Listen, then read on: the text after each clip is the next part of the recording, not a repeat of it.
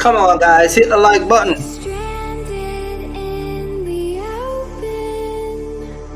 Hit the like button.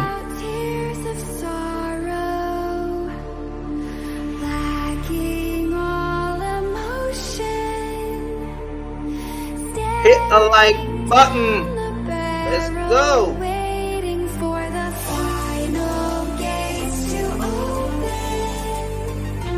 Some of you guys are waiting for the sign of the gate to open. It ain't gonna open.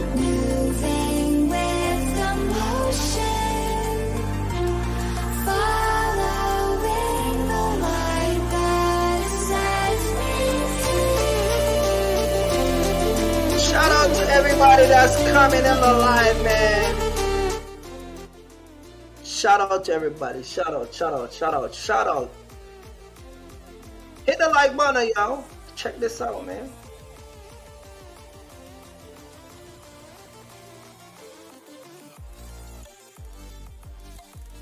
Yo. What's good? What's good? What's good? What's good? Shout out to everybody, man. Mark Brown. I see Mark is strained. Mark is strained, man. 360 Republic. Yo, man, listen, man. Let me drop my email. Let me send you my email. Let me drop my email so you can send me an email. Hey, man, I'm gonna call you guys out today, man. I'm gonna call you guys out, man. Let's do this, man. All right. What's the email? Mark Brown, man. You gotta stay put, man.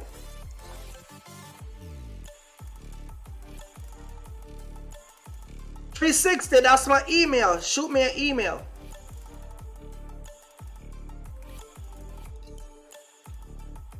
Come on, man. You know you're dealing with the best when you hear the best, you see the best, you know the best. There you go. Good evening, everybody. How is everybody's doing, man? Sorry I'm on the live so late. But I want to talk to you guys today, man, and I'm going to be talking about people that are running their trucking business 1, 2, 3 red light, you know. Now, I wanted to do some stuff today, and I didn't get to complete what I was doing, but I guess I'll have to do it again. But I'm going to just tell you guys based on my own observation with a lot of people, you know, that I've talked to over years of doing this whole box truck thing and just running on my own. Shout out to Sons of Light. I am in North Carolina. Yo, man, y'all don't even know when listen. I was in Charlotte, North Carolina yesterday, downtown, running around, taking over, burning gas. I went to a lot of restaurants. I never see nobody out there. See, when I come to y'all city, y'all don't even know. Charlotte, North Carolina, man. Shout out to Charlotte, North Carolina. I was downtown. I drove by the NASCAR museum. Was over by the college area, looking at a bunch of pretty girls. Nice girls was over there too. Nice single girls was over there walking around. They were walking around. They have no man. They were walking around in Charlotte. All right. I was down there yesterday in my semi. All right. Just as I talked to you guys, I was downtown in Charlotte. Make a stop in Charlotte. Matter of fact, let me see. I got pictures, man. Let me see if I can pull up my pictures. Because I was even taking pictures of building that I think I might move in Charlotte and live in Charlotte. Let me see if I can find the photos. Y'all think I'm joking, man. I'll be coming through y'all city, man. Let me see. Y'all be thinking I'm playing games, man. I go to North Carolina, South Carolina, I go to Memphis, Tennessee, I take over, man. Y'all be thinking I'm playing games. I was in the Charlotte area, running around yesterday. All right. And yeah, let me see if I can find it. I'm gonna look for the pictures and tell you guys where I was running around, taking over Charlotte, North Carolina. How are you guys doing, man? Good evening. As you come on in the live, hit the like button. Shout out to Vernon. Shout out to Nick, moderator. All right. Shout out to you guys that's popping in. Shout out to everybody that's coming in. Hit the like button. Today I'm going to be talking to you guys about running your trucking business in the red, and I'm not going to make it too difficult for you guys. All right, because a lot of you guys are running your trucking business in the red because number one, you're misinformed, right? Oh, you over by 40. You over by 40. You over by 40. Let me see. So you were over by 40. I know where that is. Ain't no girl over there, man. You ain't got no girls over that, man. You gotta go down to Charlotte, North Carolina, man. I like cities where I can see girls, man. You ain't got no girl in that. You got all that areas is a bunch of farmhouses and them ranches and all that stuff. Yeah, I like the city, man. I gotta take over the city. So I was in the city, man. But shout out to everybody, man. But yeah, man, we're gonna talk about this whole entire running in the red, running in the green, running in the red. A lot of people are being misinformed. People are being misinformed when they were coming in the box truck space, and yeah, a lot of people lose money. A lot of people lose money. So I just want to tell you guys, let me say this, okay? Let me say this. If you start running in the red, oh man, let me see what my boy say, man. Come on, man. No, man, you ain't got no girls over there where you at, man. Them girls over there, they're not even cute. They out of shape. They probably fat. They like their mama more than all they love their man. You know what I mean? I like girls in the city, man. Girls in the city, that's wild. You know what I mean? We can take over. You know what I mean? I went in a store yesterday. A girl took my order and she was like, "You got an accent. Where are you from?" I'm like, "Jamaica." And she like, "Jamaica, come on." I told you, man. All right. So I'm gonna look for these pictures because I took a lot of pictures. Shout out to everybody, man. Let me stop give trouble because Kenisha is crazy. So let me get back to the program. All right. But yeah, guys, what's up, James? We're gonna talk about running in the red, running in the red, running in the red. And I want to tell you guys this, right?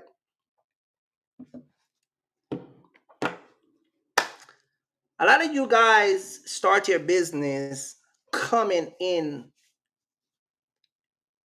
You are already destined to come in the red anyway. So let's just talk about it. You are already destined to be in the red in a few months. And I want to use a YouTuber as an example. Okay. I never talk about this guy because, a lot of these YouTubers, they're how can I put it? I don't want to talk about YouTubers because I said that a couple months ago. I'm not going to talk about no YouTuber. But there is one particular YouTuber. I'm not going to mention his name. If you know, you know. Now, it's not any of your top 5 YouTubers. So for all you guys who like to think that I'm talking about your top 5, it's not none of those guys. It's a total different guy. I use this guy as an example because he's one of the guy who saw partial video. He saw me post a partial video. And he made a comment, said that people who are running partial are running their truck illegal. That's what he said. I never forget it. A matter of fact, I was going to put up his video today, and I say, I'm not gonna do it because what I'm about to tell you, I just don't want to put a light. I don't want to shine a light on him. So he used to be an OTR driver. He used to be an OTR driver, and I post videos and do my live and I talk about partial. And he said, this is his words out of his mouth. People who run partial are running their truck illegally. This is what he says, right? Again, if you watch YouTube and you know, but it's not any of your top 5 YouTubers. Shout out to Devante. And so a few months ago, he posted a video how he lost his box truck business. Yeah, you heard right. He's no longer, he doesn't have an MC number. He doesn't have the company because the company shut down. He's not even, I think he's get rid of some, guess some of the truck or whatever, right? So he said, you guys who are running partial or running illegal, right? Now let me tell you why he was put out of business. And maybe he should have called me. Yeah, you should have called me. I would have fixed your problem. All right? I would have fixed your problem. He was put out of business because he was pulled over multiple times, not one time, multiple times by DOT. What was his violation? He had more hours of service violation than anybody else. A guy who said people who run partial, he's running illegal, was the master of running illegal. You see how these black folks stay on the internet? That's why when you dig hole, you gotta dig two. Because the guy you accuse of running illegal is the guy that still stay in business. I never can understand it. I never can get it. Somebody please make it make sense. People accuse smart people, experienced people, people that got their finance together, they got my backbone is stronger. You ever notice these new YouTubers come and they like to take shots at the old guys, Yeah, you running partial, you have to be doing it illegal to make it possible. This was his words. Not in business. So I got a question. If I'm running illegal, because it's kind to him, partial is an illegal game. If I'm running illegal, how is it that they caught me, how is it that they caught you, but they never caught me? How is it that I'm still running, but you crash and burn? I never can get it.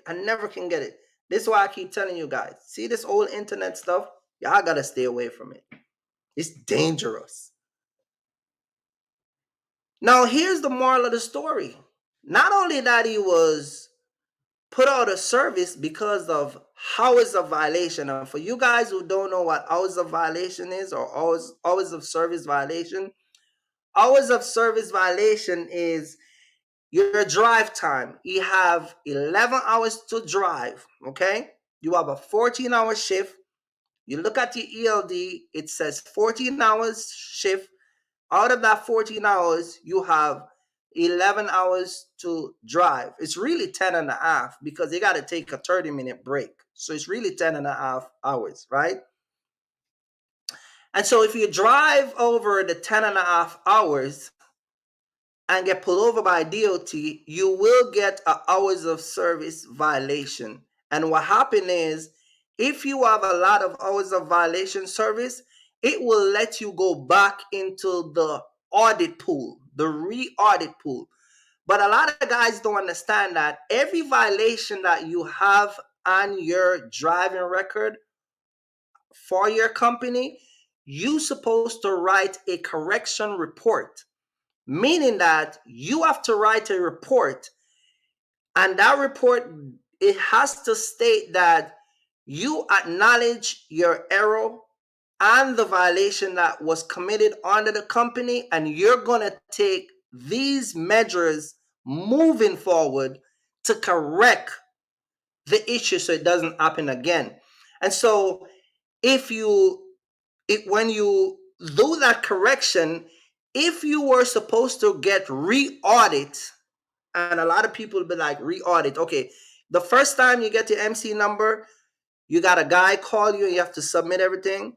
Okay, so if you go back in the audit pool, you have to now show all of the violation that was committed, you now have a plan how not to get those violations committed again. Okay? And so when a DOT officer looks at that, he's going to say, okay, so you're going to have better route planning. So your argument might be, well, I'm having these violations because I'm bad at managing my route. I'm not fully understanding the direction to take, or I'm always caught up in traffic, or the broker forced me to take the load next day, right? And so when you go before an auditor to get re-audit and he looks at your plan not to have those violations again, that can determine keeping you on the road or just take you off. But in his case, he never did anything. Shout out to Grace Logistic. He never did anything. He's busy worrying about me and my partial. And so when he goes before, when he get pulled over by an auditor, or a DOT officer, and there's no correction, or he's not taking the step to make correction to the violation that is occurred, they just shut him down. See, you should have called me. I could have helped you with that. You see what I'm saying? So a lot of guys who are coming out here not understanding what to do, you get these violations. I got a lady named Miss Penny.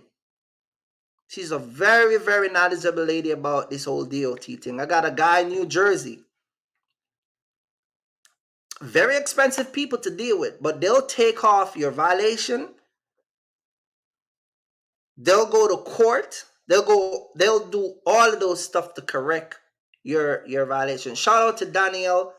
Shout out to everybody that's coming in alive. Hit the like button, because we're going to chop it up today. So he was running in the red, right? He had brokers that was forcing him to run over the road and run over his hours. And so he was running and running and running and keep getting caught by DOT. And so DOT finally, I talk about the Berkey. Mr. Berkey finally pulled him over and take a deep dive look at his record. And they say, my goodness, every other week you have a violation. And so they just shut him down, take him off the road. All right? So he was running in the red, and then he was telling everyone in his channel that he was making good money. Now let me explain this to you guys. If you make $150,000 in 6 months, and whatever you make the 150, but then you end up have to spend back a majority of that 150, or you lose the business all, technically you never really make that. See, in business, you got to make money to keep it. When you make money and lose it, you never really make anything. You get what I'm saying? So he makes a lot of money because he was running over the hours, but now he doesn't have a trucking company. All right. So he was running in the red. Let me give you some indication that you're running in the red. Let me give you some indication. You're running in the red. Okay. If you have 50,000 in the bank and you start a trucking business, and your 50,000 just keep going down and down and down and down and down and down till it gets to 21,000 and 15,000, and then you just lose it all, That's a big indication you're running your business in the red. You're a red runner. You get what I'm saying? You're running in the red, right? You're just not making no money. You're feeding the business more money than what it's taking, right? Planning. You're running in the red, planning. Most people don't have a plan. Shout out to Grace Logistic. You don't have a business plan. So you just come out here and you have these guys who are just running their truck and they don't have a business plan. They don't have no just booking load. It's like whatever, right? So we have those guys who come out here and there's just no business plan. They have people come out here with 20, 40, $50,000 and then they're in the negative, right? But one of the biggest indication of you running in the red, the biggest indication is when you start to lose your mind. Oh yeah, I'm gonna explain that to you. I know people who are stressed out, people who got anxiety. I know people who are. I got a buddy right now out of Bronx, New York. When you talk to him about trucking, he gets really upset because he lost so much money from trucking. Shout out to Young World. Come on in. As you come on in, hit the like button. He lost so much money that whenever you talk to him about trucking, he gets really, really upset. He said, "Man, I don't want to hear nothing about trucking," right? And he loses his apartment. He used to have an apartment in he used to have a two-bedroom apartment in Connecticut. Shout out to all the Connecticut driver. Shout out to the state of Connecticut that you got to pay to live there, like 3 times the amount in other states. It's crazy in Connecticut. But he loses his apartment. He doesn't have any of the trucks that he used to have. He despised trucking. And he asks me all the time, "Man, how you do it, man? How you keep running the truck?" And we were talking a few months ago, and he said, "Man, you a smart guy because you jump in the semi at a good time and, blah, blah, blah, and, all that stuff, right?" So that's when you know you're really running in the red. It's when you start to lose your mind. You get what I'm saying? Now, I spoke to a lot of people over the years, and you know, a lot of people. I can say this to a lot of. I can say this because I know a lot of people have what is they're very nice. They have nice personality. They're not aggressive. They're very cool. And brokers take advantage of people like that. And if you're not too careful of being nice out here, it can put you in the red because everybody will take advantage of you because you're nice, you're very cool, you have a very soft, you never get mad, you know what I mean? And people prey on that, you know what I mean? And those things can put you in the red. You got to be a beast when you come out here, you know what I mean? You got to be a beast. You got to be, you know, you got to be very aggressive. You know what I mean?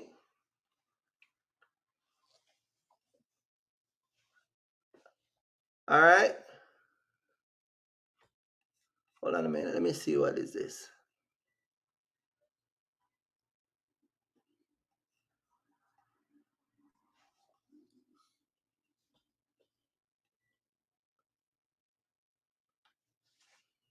Hold on a minute. Let me see. So Daniel and Young World, I'm not paying attention to the chat. So uh at Young World, what does that mean? Let me go and what happened, Young World? Let me drop the link and see if I can find out what's going on in the chat because you guys know that I'm here. How do you do this again? Control V. Young World, jump on the live. Let me hear what's popping, man. Or Daniel. Because I don't want no beef. The only beef supposed to happen on the live is me.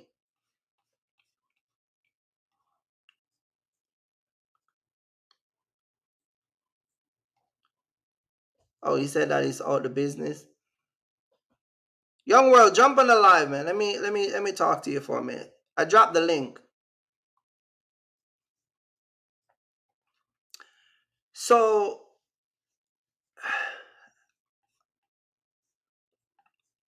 a lot of times, here we go. What's the word, Kirk? What's Kirk going the on? Stretch? You in Atlanta? Yeah, I'm home. I'm in Atlanta. Atlanta got a lot of girls, right? You said what? Atlanta got a lot of girls, right? I More wouldn't than know North nothing. Carolina. I wouldn't know nothing about that. I'm in a relationship, so I Let me don't see know the what they. passenger seat. Let me see the passenger seat. This guy. No, I mean I'm just keeping it honest. Like, So I'm married. So what that got to do with beautiful girl in Atlanta, man? What that I got to do with mean, anything? yeah. There's a lot of Georgia peaches out here. If that's what you want me to say, there's a Come lot of on, Georgia. man. You know what time it is, man. What's good, man? Yeah, What's but up? What's happening? I see you and Daniel was talking. I think there was a beef, but yeah, you don't have nah, your truck no more. nah, it ain't no beef. I mean, I didn't make it, man. I didn't make it, man. I told you, right? No, I mean, you ain't specifically tell me what I it is. told you that rent a box truck stuff ain't gonna work for long. Yeah, but it's beyond that. I didn't enter correctly, bro. I feel like whether it was rental or whatever, I didn't have the capital, man. A lot of people think because you have the startup capital that you're good. Mm-hmm. You need the extra capital, man. You need that extra, you know. Uh-huh. So what happened? You you returned the truck and that's it. Well, actually, to tell you the truth, like I'll just be honest with everybody. Everybody doing a rental route. This is what happens, Mm-hmm. right? And I just want y'all to be aware. I just passing this information along. When you rent these trucks, right, they got a certain balance that they're willing to pay to keep you renting the truck. So I had 2 trucks break down on me. Then I had the third truck, and somebody in my neighborhood, because the truck, I live in a cul-de-sac, I live in a community. Somebody in the community cut one of the lines on the truck. I don't know. I think maybe a neighbor or somebody I'm not cool with, whatever. They cut the line on the truck. Daytime, I do my pre-trip, I go on, but for some reason I ain't cut on the damn headlight because I'm just going to drop the load and drop it for the oil change. It was supposed to get serviced. They was talking about the headlight. So with the 2 breakdowns in the headlight, they said I reached the ceiling of cost. Once you reach that ceiling of cost, they're gonna investigate. They said quote unquote do an investigation. But here what kind of funny business they did, and I'm gonna keep it short. I dropped the truck off for service on Monday. They tell me about the headlight situation on Tuesday. All week they telling me they're waiting for this part. Long story short, the next week I'm like, all right, cool, I'm supposed to be getting the truck back. Why they tell me Enterprise come pick up the truck? I'm like, but I gave y'all the truck. I gave Southern Tire Mart the truck. So long story short, Enterprise called me like, this is the goal, it's investigation, blah, blah, blah. But they just say investigation as like a fancy word of, we trying to assess how much we lost to how much we made with you. Because they was making a lot of money with me. I was Right. paying a lot, if that makes sense. Uh-huh. So, but in the meantime, they got the truck, they got my deposit, and I still got bills. So I don't know how they want me to pay truck insurance and So all types of stuff like that.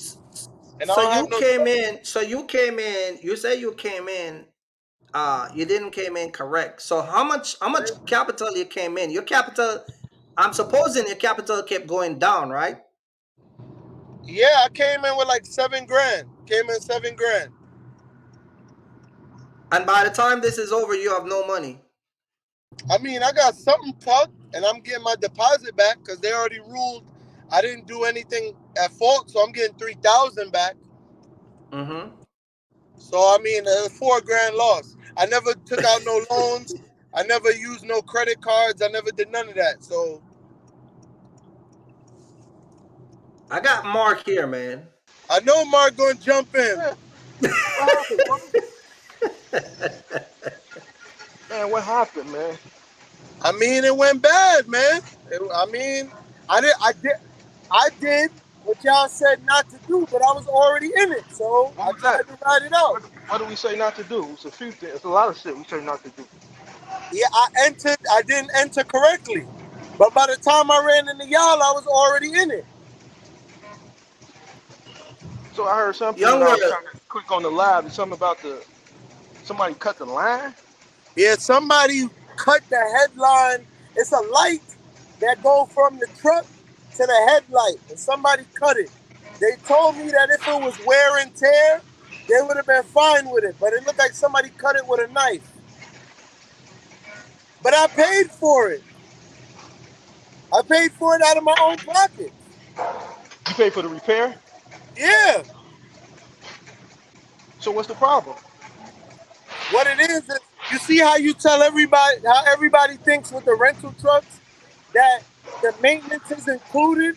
Yes, maintenance is included, but there's a ceiling. There's like a quota. If you pass that quota, they taking the truck from you. That's why I was just telling people the other day. People want to argue me down and shit. You pay for the maintenance. You You pay pay for for Yeah, the the I mean, maintenance. maintenance, The right? maintenance is built into. It's See, here's the built thing. into the They, fee. they, they buy trucks every year. They can estimate what they're going to spend yearly on the maintenance. So yeah, when these people say this dumb shit, this is why I get upset because this is how you know people aren't business. The truck makes money. They don't spend any money on the truck. Truck pays for itself. So when the Right. maintenance starts to exceed that yearly maintenance budget, yes, they're going to take the truck from you because you. It's just like insurance. Why you think they stopping the insurance down in Florida for them people? Because they talking about this upcoming hurricane season. It's too much of a liability. oh no, So after that, they're gonna get rid of it. yeah, yeah. And like I said, I just want people to I just want to help whoever I can help with my story, if So that makes sense. insurance, can you hear me? Yeah. Yeah, So yeah, yeah. You're back. Now, insurance, insurance companies not going to invest in something when they're at risk of not making money. So the rental company, when you become a threat, right? When you become a threat, and that budget, you start tapping into that budget where they finna spend more money on you than they gonna make. Yeah, they're gonna cut you off. This is a great example of proof that you do pay for the maintenance. yeah. So yeah, So Young World. I never believed that I wasn't paying for the maintenance. What people that don't have rental trucks say that. Mm-hmm. Look, it's a different. What a lot of people is doing. First of all, they're lying. They're not going to get business rentals. They're going to get personal rentals and running a business. I actually went and got the business account with Amazon, with Enterprise, and did Mm-hmm. everything proper. All my paperwork, everything is straight. I did everything proper. It just I that month just waiting. I can't like don't get me wrong. I could still stay in it if I want to stay in it. But it's just as of right now, I'm not gonna lose all the money I have. That's not smart. It's time to pause, regroup, and see what to do next. And I think Mm-hmm. the solution is again, but with better capital and a better position.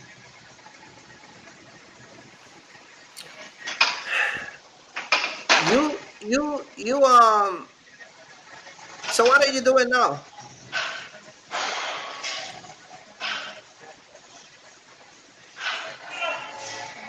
what I happened to keep him? losing him. He's driving, so So wait, I was in and out. He said hold the on, hold truck on. the truck truck Young World, overran him. I'm not hearing you. He's on the road, so he's a bad connection. Yeah. When I seen it in the chat, I was listening. That's why I didn't check in on the chat. I was listening.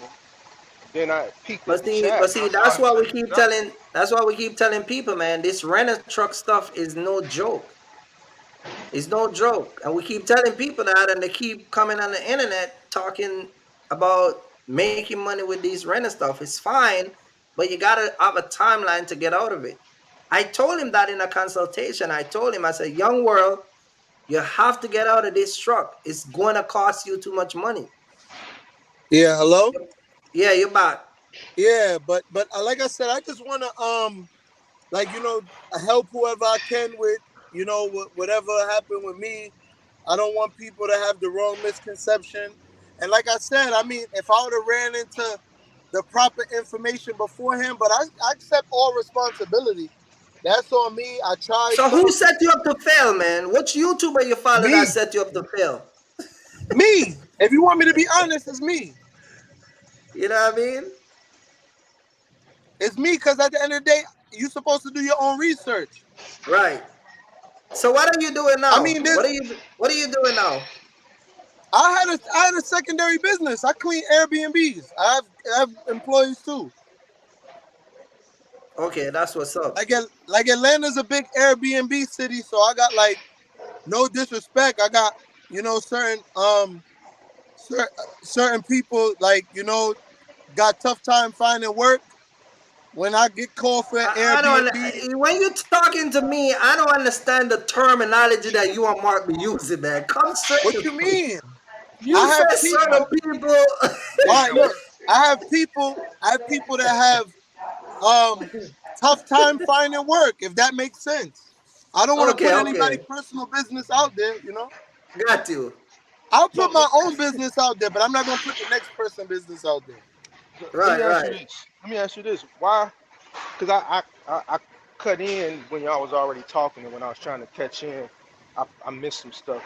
So I understand the Go ahead. maintenance budget. That's just business. So I get it.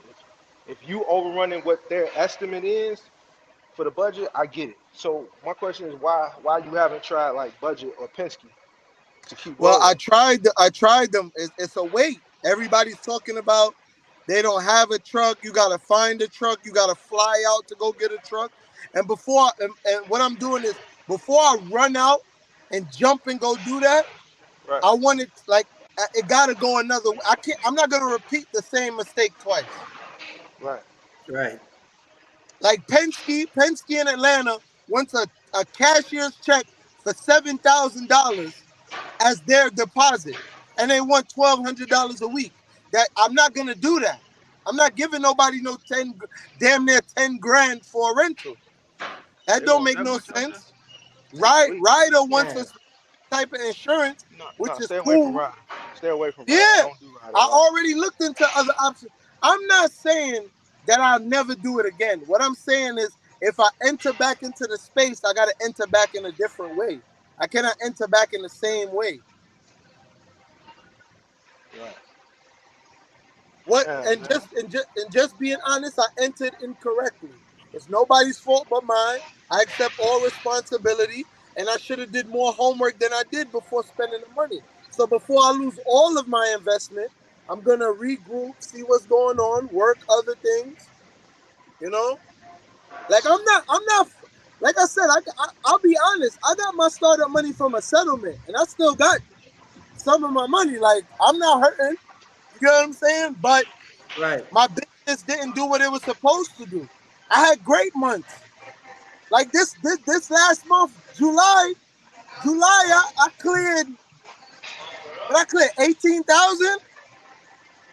In You get what I'm profit. saying? I did 18,000 July gross. I mean, but some people ain't do 18,000 from January. So you know,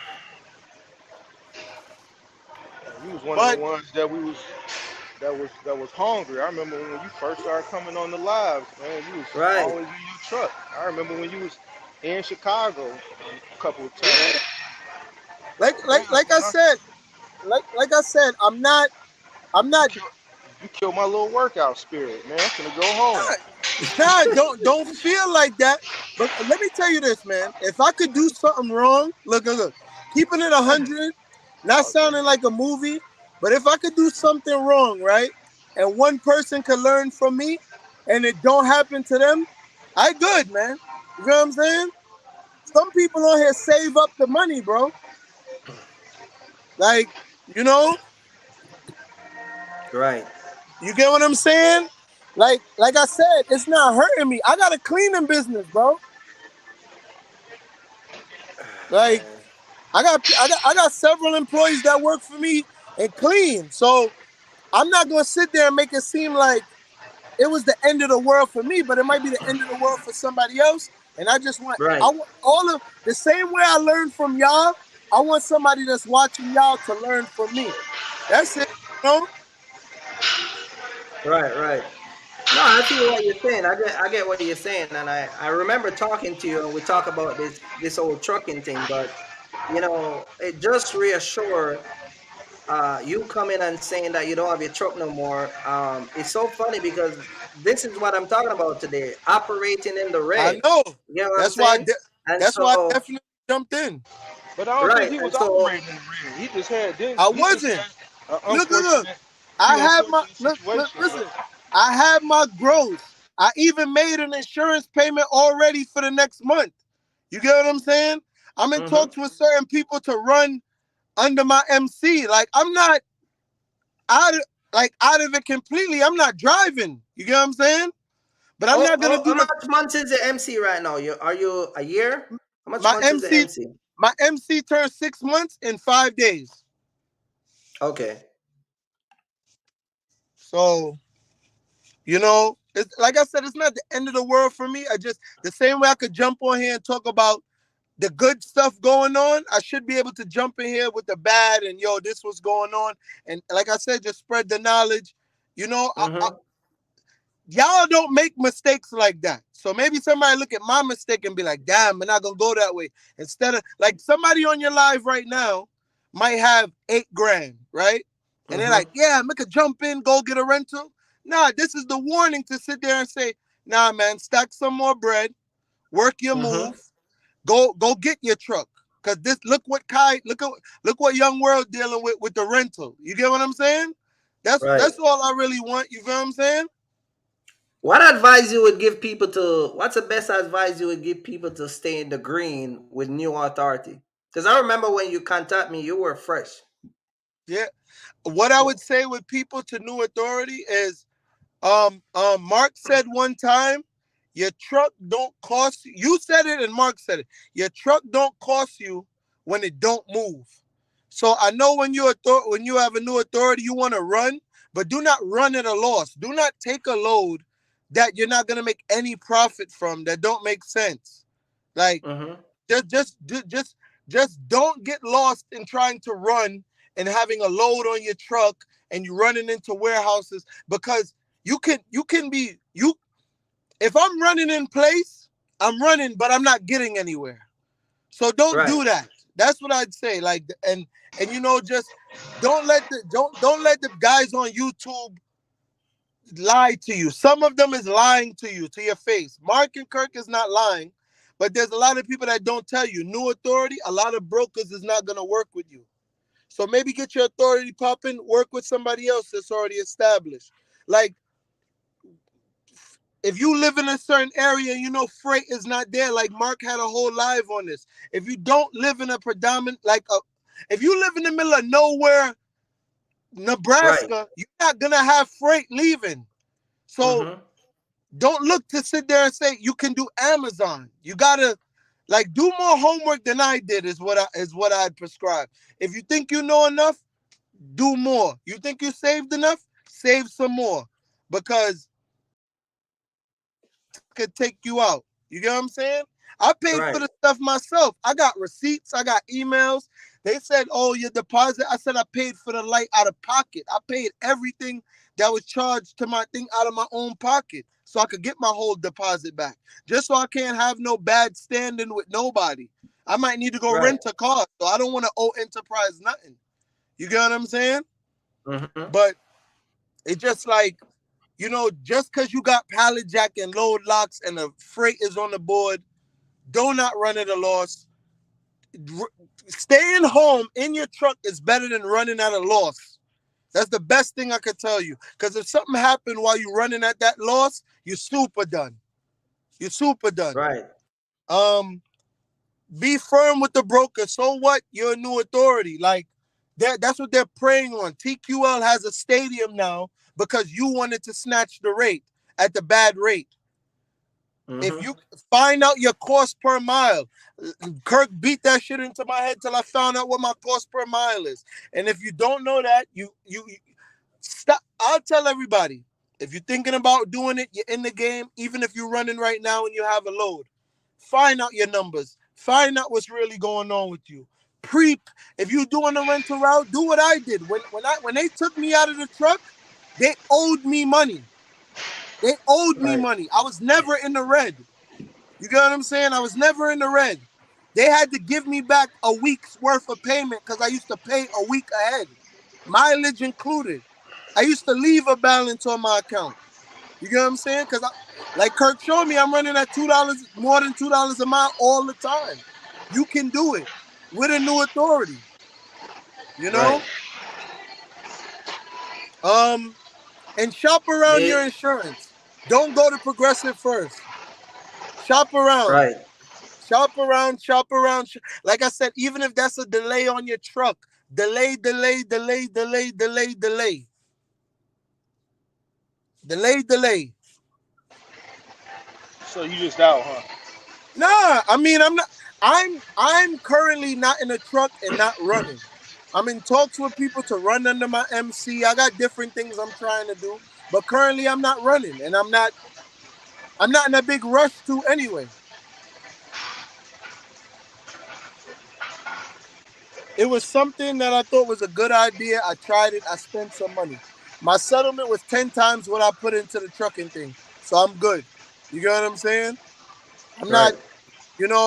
like I said, it's different Let for me me ask you. than for the Let next me person. ask you a question. Let me ask you a question though. If given the opportunity to come back in come back with your business, is that something that you see that you will jump on that opportunity If if I you buy were a supposed truck, to come? if I buy a truck, Right. if I, if, if I was to get the money, the capital to get a truck, have a mechanic guy go with me to go see about the truck and do it Mm-hmm. like that to lower my costs because I had an insurance at a certain rate because it was a rental. The rental cost at a certain rate. I was paying And that's what 560 a that's week. what I literally just tell someone Yeah. that when you have a rental truck, the insurance is higher. Let me kill all theories. Mm-hmm. Penske is the highest. Ryder, if you want to get a truck from Ryder, they'll give you a decent rate, but you need trucking Uh-huh. insurance and you need additional insurance from them. You're gonna have two Mm-hmm. insurance policies. Budget, if you break down, you cooked. And good luck finding a truck. I'm in Georgia. They said the wait is at least 8 months, unless I go find a truck and then call them. Enterprise has the best rate, and the best you're gonna be paying is $520 a week. With tax, that's $560 a week. The lowest your mileage is gonna be is 18 cents a mile, and I got that contract in January. Right. You hear what season I got the contract? $560 a week, 18 cents a mile. Now that sounds good, but unless you're running at $2 a mile all the time, you're gonna be kicking out thousands in mileage. Right. I've had $560 a week I'm supposed to pay. Why am I paying Enterprise $1,200? It's because I'm going crazy on the mileage to make the money. Right. Just because you're running a lot don't mean you making money. I was running 6 days a week. You know what I'm saying? There was weeks No, I I'm like, I'm remember. still losing. Man, I don't think I need to say nothing in this live, man. You just proved my point. You take the show over, man. Like I said, the same way I run into you guys and you guys help me with my business and steer me right and do the right thing. I talk to Mark, I talk to you. I don't want Right. somebody else to make the same mistake. Enterprise does not care what's going on with the load. They want their money. Progressive don't care what's going on with the freight market. They want their money. So before you go into this game thinking somebody's gonna feel bad for you or help you out or move something around, enter correctly, save your money, try to get in as low as overhead as you, and that's the way you're gonna be successful. If you don't do it, going in there to waste money. Not everybody has a situation like mine to where I'm good. To where I'm Mm-hmm. good still. Like I'm still riding around 2023, you get what I'm saying, car, because all of that was taken care of before I tried to get into the business. You get Let me what I'm ask saying? you a question. You said that you said budget was they made a lot of money off of you, right? Enterprise. How much My truck was, enterprise? Yeah. How much money you were paying them every month? we What had was a your rental contract. cost every We month? had a con we had a contract for 2,100 a month.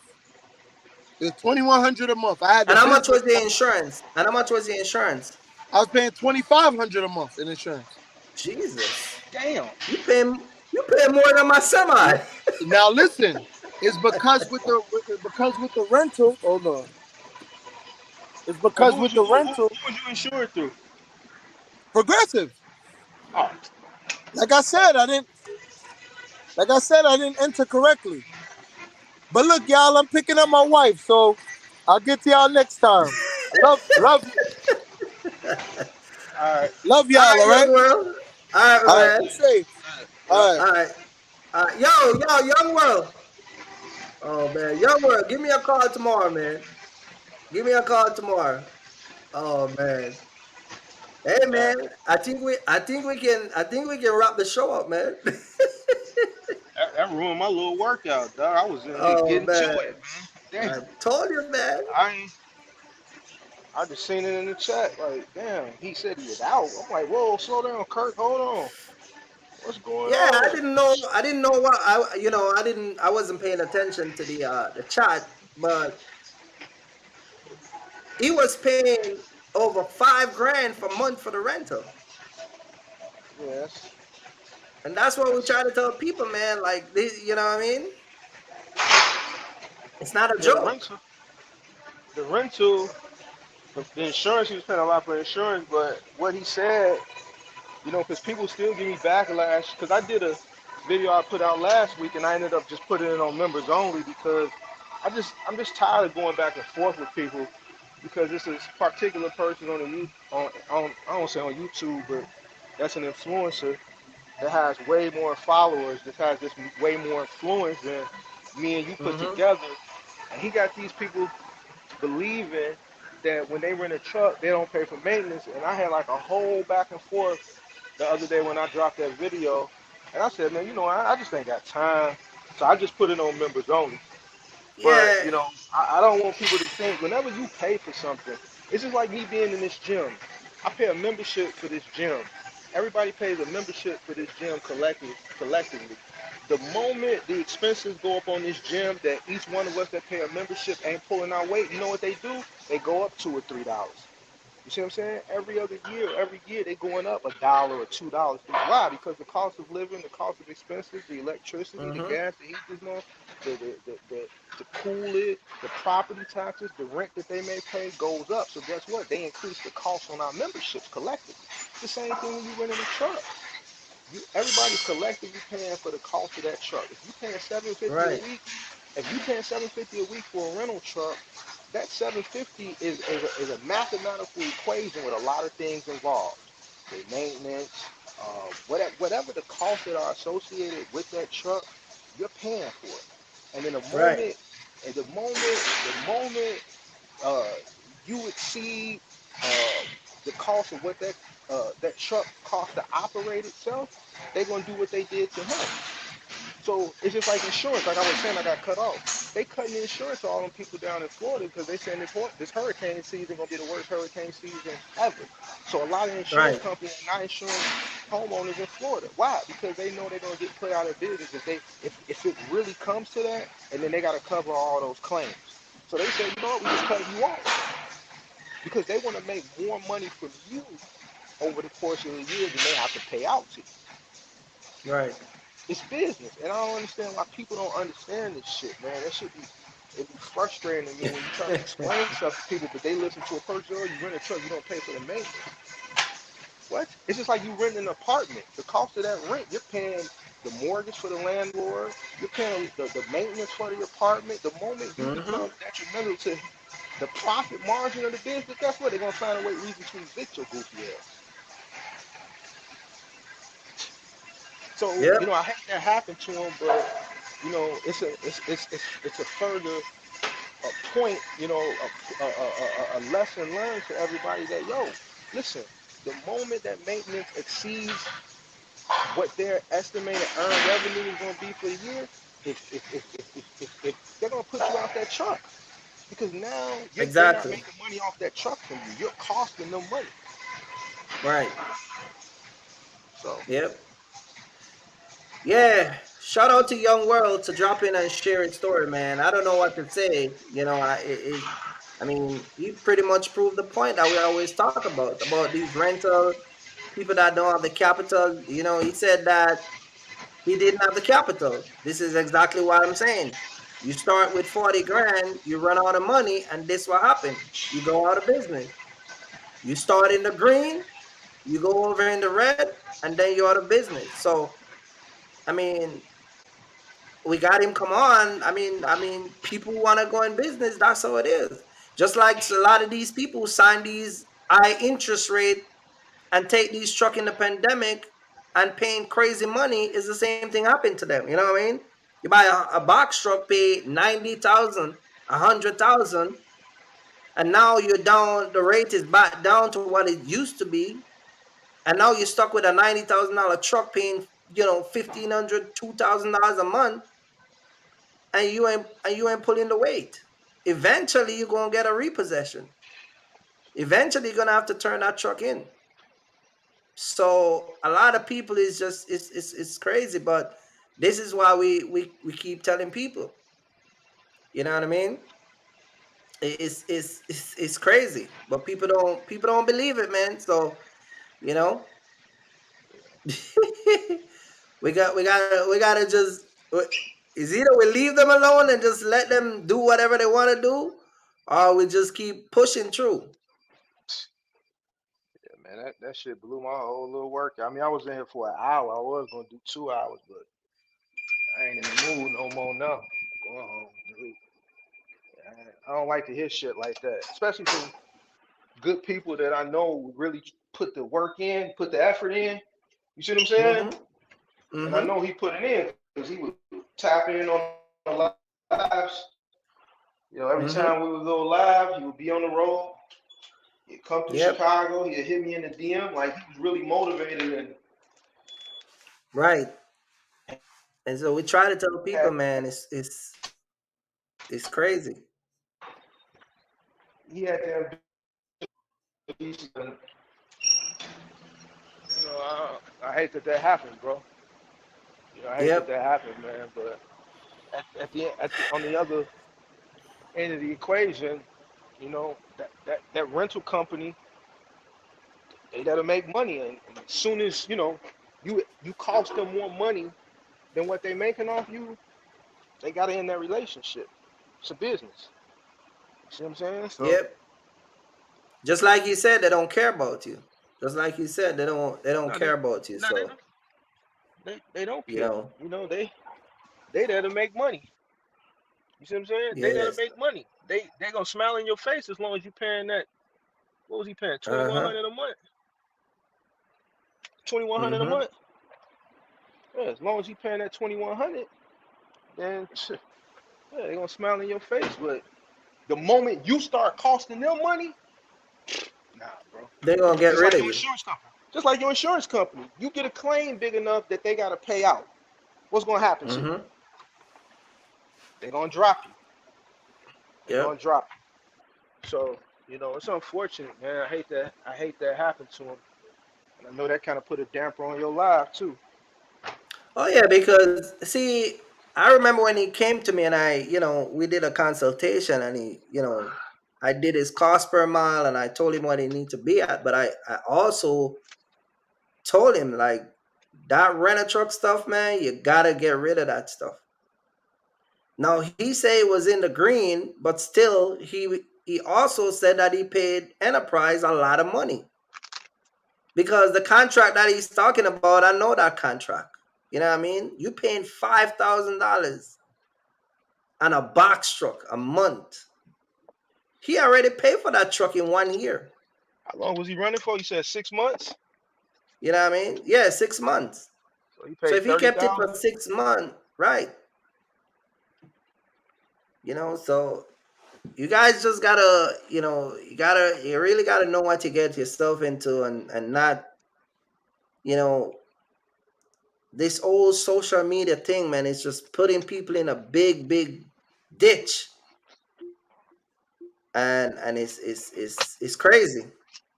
It's crazy. So hey, shout out to Young World. He said He it was what? came, huh?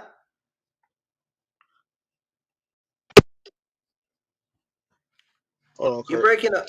Yeah, You're breaking up. Yeah. What about now? You can hear me now? yeah, I got you. You hear me? Yeah, I got you. Yeah, well, sorry, I was switching over. Yeah, But you yeah, he get, yeah. said, I'm getting a yeah, feedback. I'm getting a feedback. Oh, hold on. What about now? Yeah, go ahead. Yeah, go ahead. Is he still getting the feedback?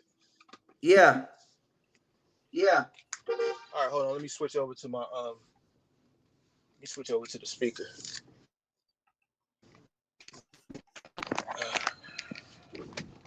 Hold on, get out this but garage. yeah, guys. That's what we're trying. That's what we're talking about today, man. We're here, um, talking about running this business and talking about this trucking thing. And I see Devante early on said that that's why he's been very patient. So a lot of people are watching the live and just watching and seeing, a lot of people fail, make mistake, and I wouldn't say that Young World failed, because he get out of it. The only thing I can say about him, at least he know when to quit. You get what I'm saying? A lot of people don't know when to quit, and that's another damaging part. All right, so yeah, you gotta know when to call it a You day, gotta know man. when to call it a day, man. I'm still getting the feedback. I'm still getting the feedback. Hold on, I gotta switch it over to speaker. All right, switch it over. But yeah, shout out to Ray. Chicago is in the building. Um, let me explain this to you guys. A lot of you guys don't understand how these rent a truck company work, right? If you got to put $150 away for your maintenance, towing and all of these stuff that you got to do, it's the same thing. The rent a company, they do the same thing.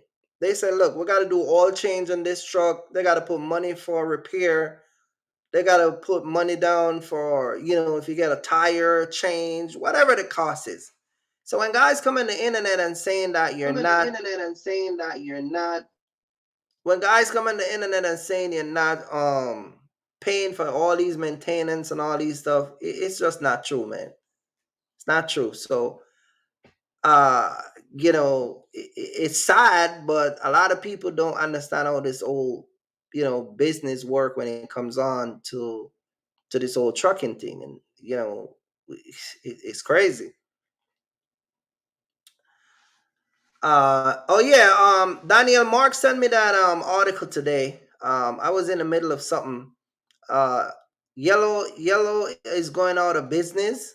They're going out of business. As a matter of fact, Surge Transportation is also went out of business, and they had, like, I think it's 120 employee that filed for bankruptcy. Guys, there are 17 trucking company, mega trucking company. Let me say this again. There are 17 mega trucking company that went out of business since the pandemic, since the pandemic over. We're past the pandemic, and one of the number one thing that put those 17 companies out of business is they started to realize that taking $5,000 and $4,000 for a full truckload from New Jersey to California is not profitable business. You understand? So this is why I try to tell you guys all the time. Running your truck across the country.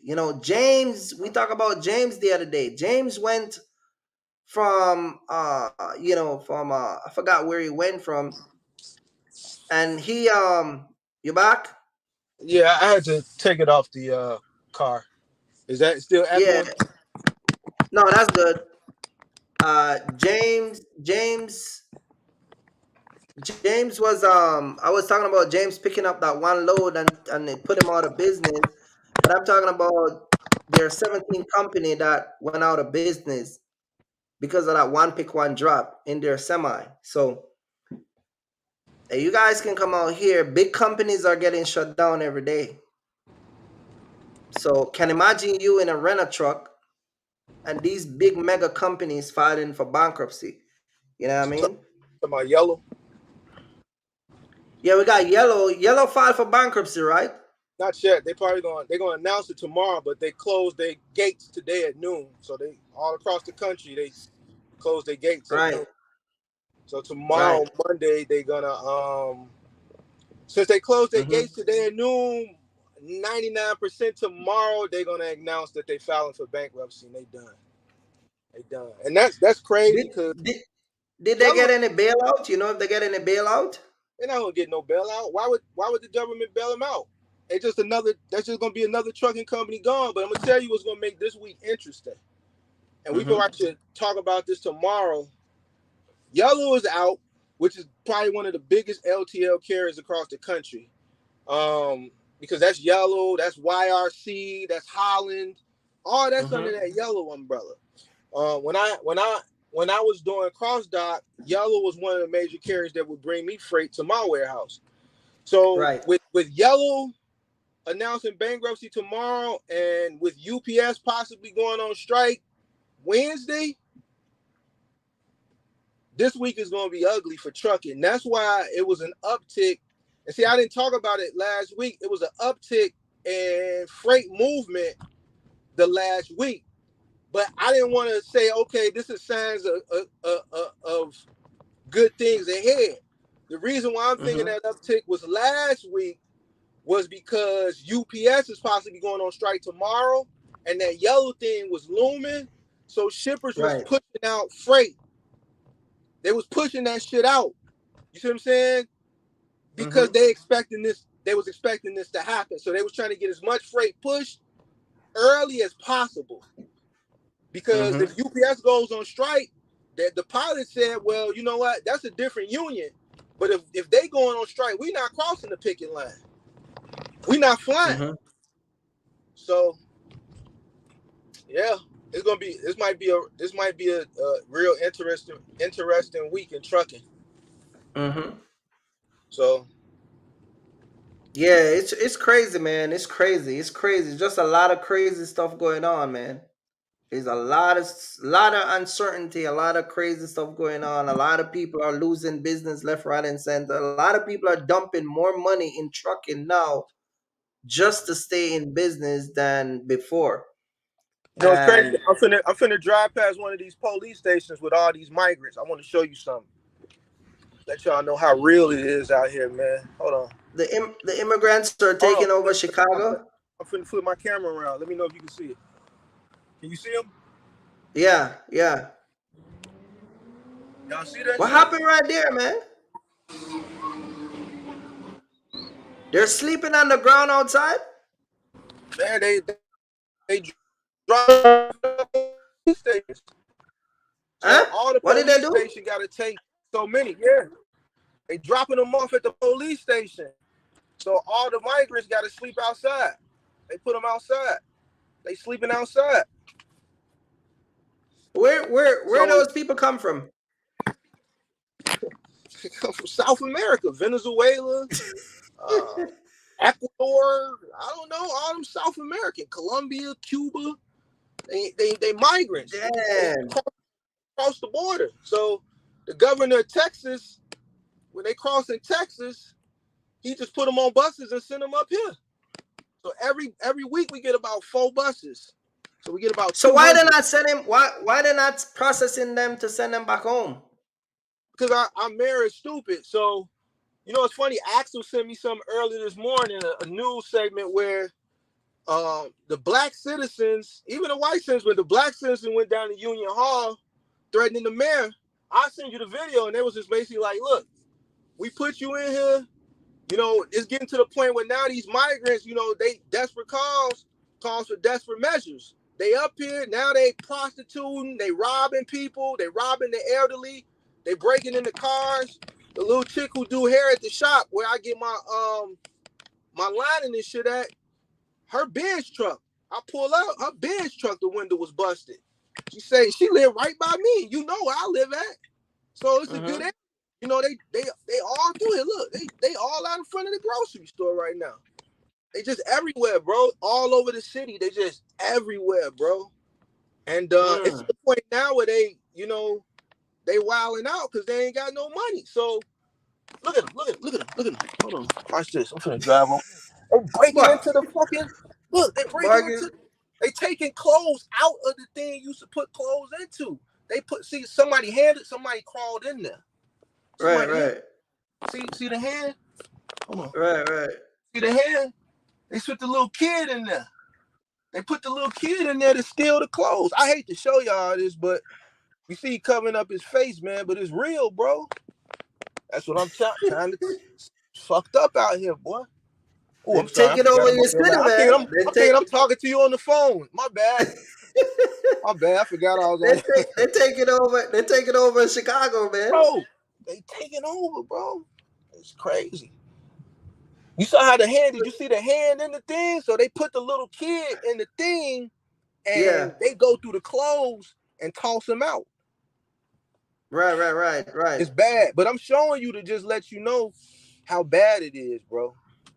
It's bad, bro. They getting to the Yeah, point I where know. I they know. starting to wild out. So anyway, they went down to City Hall and it's like, look, either y'all gonna do something or we gonna start hurting them. I'm gonna send you the video. They told the mayor that. They said either you gonna do something or we gonna start hurting these people. Oh, so that's why they sleep at the police station? To protect them, kind of, because they ain't got nowhere to put them. So here's what they doing. So every week, the governor of Texas sent 4 buses up here. He sent them to Chicago. He sent them to Philadelphia. Right? Boom.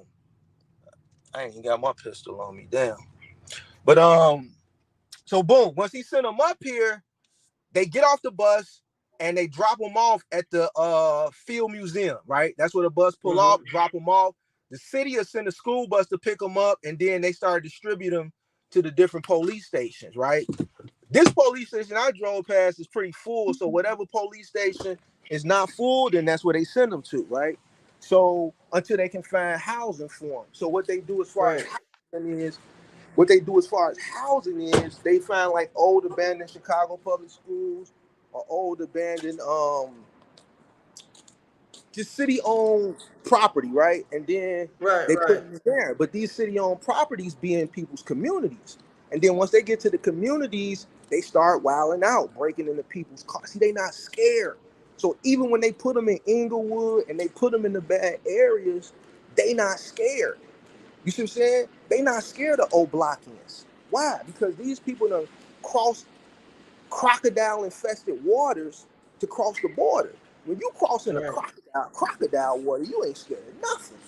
You see what I'm saying? Right. So it's to the point where they jaying down on Chicagoans and they prostituting, they robbing them, they breaking in the cars because they don't have any money. Desperate cars call for desperate measures, and they're not vetting out the people that cross. So like remember in 1980 when what was Buddy from Cuba? What was his name? Fidel Castro. Castro, yeah. Remember Castro. when he started doing what was it, the Mariel boat lift or whatever that shit was called back then? And he was sending all of Cuba's worst of their worst over to the Miami border. So what To they doing, Miami, yeah. right? So it is some migrants who are trying to flee for a better living, but it's also a bunch of crooks and criminals from South America too. They not vetting them out. So the Mm-hmm. worst of the Right, worst, right. the worst of the worst is it's bad, bro. It's bad. Man, I'm telling you, It's what is bad. this word coming? You said that they in Philadelphia. I mean, I don't live downtown. I rarely go downtown unless I'm going to the city. But I gotta check that out. I gotta check out that. Yeah, I gotta check that out. What are you talking about? it's rough right now, Kurt. You saw how he put the Yeah. little kid in the little bin, the Right. They put them in the little clothes, where you donate the clothes, and then you know what I mean? yeah. So they all in front of the grocery store and stuff, man. That's why the Yeah. grocery store got security now, because what they do is they'll come in here and they'll just take stuff and walk. It's crazy, bro. Damn. Mm-mm-mm. Yeah, but man, it's crazy, man. We probably should talk about that tomorrow, man. You know what I But the mean? migrants, man, let's talk about yellow. That We're gonna migrant, talk about yellow tomorrow, man. But yeah, it's crazy. And like I said, man, we talk to people all the time and try to tell them, man, like this trucking thing and this money and this old box truck thing is not a joke. It's not a game. We keep pushing through. We ain't gonna give up on telling people the truth, man, because seeing Young World come on and saying that he's not in the game, the business no more, and what I mean, the enterprise is crazy. It's crazy. yeah, It's crazy. I hate that happened to him, man. That kind of, I was getting in Yeah, the gym. I was trying to step out to the little spot, man. Just trying to, yeah. since I'm swolled up, man. I'm probably gonna stay in the house now. Because I like Young Oh World, man. man, I yeah. like Young Young World World. is a cool dude. Yeah. You That know, shit ruined him, my little spirits, him man. and Big Oz got the same energy from Him North and who? Carolina. Him and Big Oz. Big Zoe. Big You know Zo, what? Big Zo, Big 'Cause Zo. yeah, Big Zoe. See, they both from I think Big Zoe from I think they both from New York. They're both from New York. Yeah, Yeah. yeah. They got that New York vibes. So they got that hustler. So they got Yeah. that big city hustle mentality. Mm-hmm. Bro. They hungry. You see what I'm saying? Yeah. So It's crazy, man.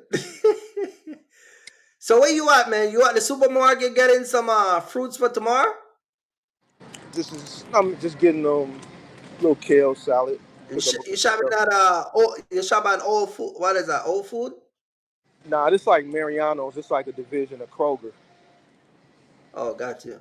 Whole food, man. I shop there from time to time, but not really, man.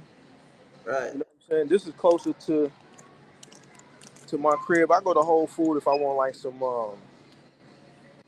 some coconut ice cream because I can't eat like dairy products. So like they got like good like Right. almond milk ice cream bars and stuff like that. That's what I'll go for. But other than that, Yeah. Kroger is cool. Man, I'm telling you, man. I was gonna. I didn't have to. I don't think I have to say nothing else, man. I'm gonna drop the link and see if I can. If anybody else want to come and share the story about having a rent a truck, man, and you know what I mean, or if you used to rent a truck and now, or if you're running in the red, or whatever your situation is, I drop the link, man. If you want to come on and share your story, and just let us know. Young World pretty much come and sums it up, man. You know what I mean? And it's important for people to understand, like, coming in this trucking business is not, it's not cheap. It's very expensive, and a lot of stuff that promote on the internet, it's not the way. It's not facts out here. So it's sad to see him, leave. He said he's gonna come back in anytime he's ready, but he's a cool dude, and we can we're still gonna watch a channel and learn. But if anybody else having, see, I already know these stuff. You know what I mean? What he sent to me, I already know that. I already, I know people that been in the business and used to being in the business and all of that stuff. So I already Man, know that a lot of people, you know, lost thousands of dollars. So it is what it is. The only thing we can do now is just prevent a lot of people from going down that path. You know what I mean? And understand what they're getting into. So it is what it is, man. Matter of fact, I got a question for you. I don't know. I know you was watching the live earlier when I start, man. You remember that YouTuber I talk about? Well, I think I sent you the video that was running. It was running in the red and just running. Remember that video I sent you about that guy? He's not in business no more. I sent it to you like maybe 4 months ago. Was he like a was he like a foreigner with like an accent or something? Nah, it was a American guy. He was I American. sent you the video. Yeah, I sent you the video a couple months ago. He's not in business no more. You're not talking about the one that was in the Enterprise show, right? Nah, this was a guy that had his own truck, but he was running illegally, and he get put out of business by DOT because he was running over his hours of service. I remember the video you sent me. I just can't remember who the guy was. I remember the video though. It's not the guy with the He was the accent. guy who said he was saying that if you're, what do you call accent? Like American accent Oh, he's or African or something. immigrant? Like it's yeah, he's like some type of immigrant or something, right? No, he got an accent, but he's not. He's a what you guys call country American. Like he's from the deep south. I don't remember, but he's not in business no more. I sent you the video. He was saying that people who does partial is running illegal, but he was running in the red the whole time he was here. So I just wanted to highlight him because a lot of times people come out here and they don't know what they're getting themselves into, and it's like you come out here and you lose all this money, lose your business. I don't even know. I don't even. I was gonna bring his channel up, but I gotta look back to see his channel. Um, but yeah, I just wanted to highlight that because again, people come out here and run these trucks and lose thousands of dollars. You understand? So it's sad to see, man, and it's sad to hear people horror story, but hey, that's the price you pay to coming in business. You know what I mean? I know tomorrow we're gonna be on the Wise Man podcast. You know what I mean? So we can talk about all the destruction that's going on in trucking. You know what I mean? It's just, it's rough out here right now. It's It's rough rough. out It's here. rough. Yeah. You got big companies like Yellow. Uh huh. We lost you. Hello. Yeah, yeah, yeah, Hold on. yeah. You got big companies like Yellow, man. You know it's a problem. Always have to be Yo, constantly you hear me? creating. Yeah, yeah. You're still here. Oh, now Mark gonna drop back in a minute. But yeah, guys, come on in, man. Don't forget to hit the like button. It's your boy Kurt, man. We're talking about running in the red and the green. You guys see that Young World was here early on. And yeah. Yeah. Yeah, it's messed up though, Kurt. Uh yep. Uh Daniel, if you have a question, jump on the live, man. This guy like to Hey, your boy Daniel is here, man. Hit the link, Daniel. That's your. Oh, that's. I guess that's our boy. Yeah, that's our boy Daniel, man. Oh man. Oh man. Daniel, hit the like. Hit the like, hit the link and come on, man. Cause Daniel was one of them big, Daniel was one of them big Amazon relay supporter, right? He Oh, was word. one of them big, oh yeah, he Hey, he bring was him up. Cause He I got was one that called you out about Amazon back in the days, man. Say oh, you he don't know what did. you're talking about. Oh Yeah. man. I will bring him up then. Got some questions.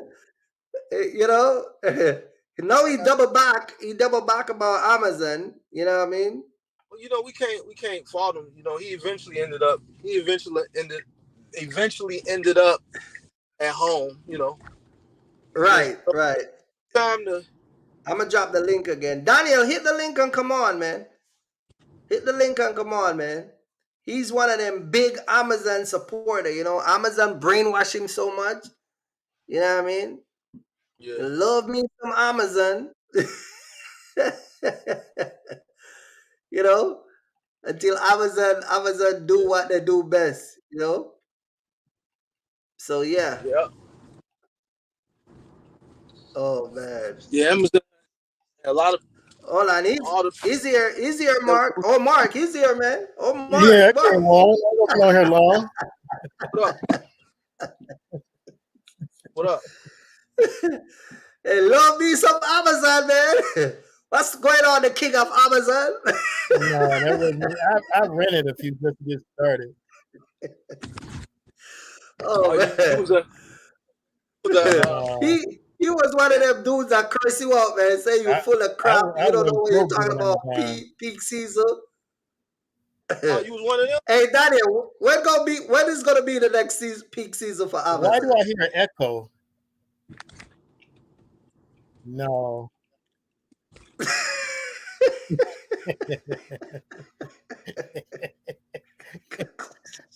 it's gonna be this Hey, year. Mark, talk to this guy, man. I'm done, man. Don't get Mark started, please. Hey, Mark, he So called you out when you talk about peak season with Amazon. He was one of them guys, man. I'm I'm upset gonna with tell you Mark. right now, man. I'm upset with Mark why? because I wanted you to bench press 500 before you left the shop. You want me to do what? Bench press that 500.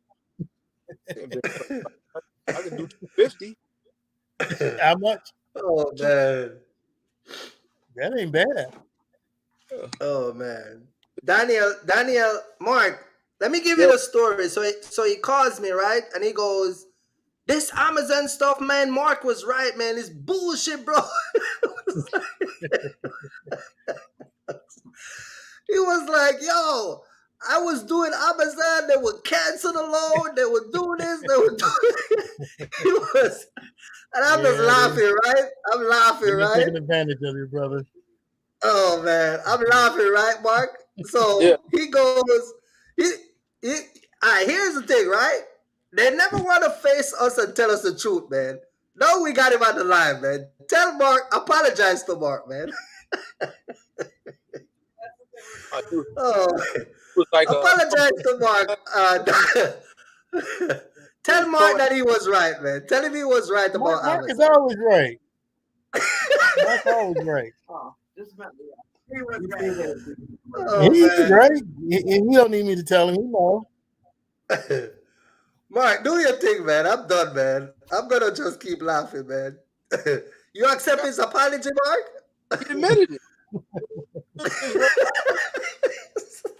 You can't beat up on somebody that admit they wrongdoing.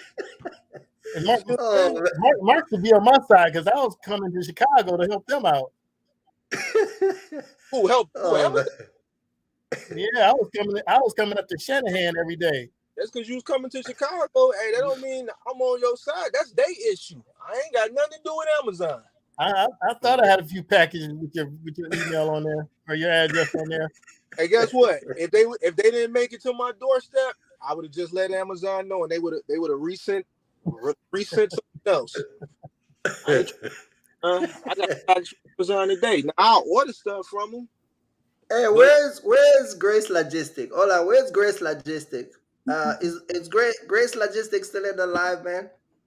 Cause he's another big Amazon supporter, man. I'm gonna call all of these not Amazon guy out today. Amazon no more. He running Final Mile. You Oh, running with Grace Logistic? you running with US Pack. Yeah. I think it's Grace Logistic or 5 Star Logistic. What is it? 5 Star Logistic. One of them was doing Amazon. 5 Star. Well, I think both of them was doing it. 5 Star Why am I Logistics. hearing? 5 Star Logistics running with Amazon, I think, but not Grace. Grace running with Grace running with US Pack right now. Right. And Daniel was a big. He sell his soul to Amazon. He, I did my share. he cursed Mark out. He cursed Mark out when Mark said there's no peak season. He said I you're did my. trash. He said you're trash. You don't know what you're talking about. You don't even do Amazon. You know But that's you what know he said what? about you. You know, I never had over a B. You said I don't even think I ever made a B. you So I never said that about me. I never seen a good load. You said that about me. What?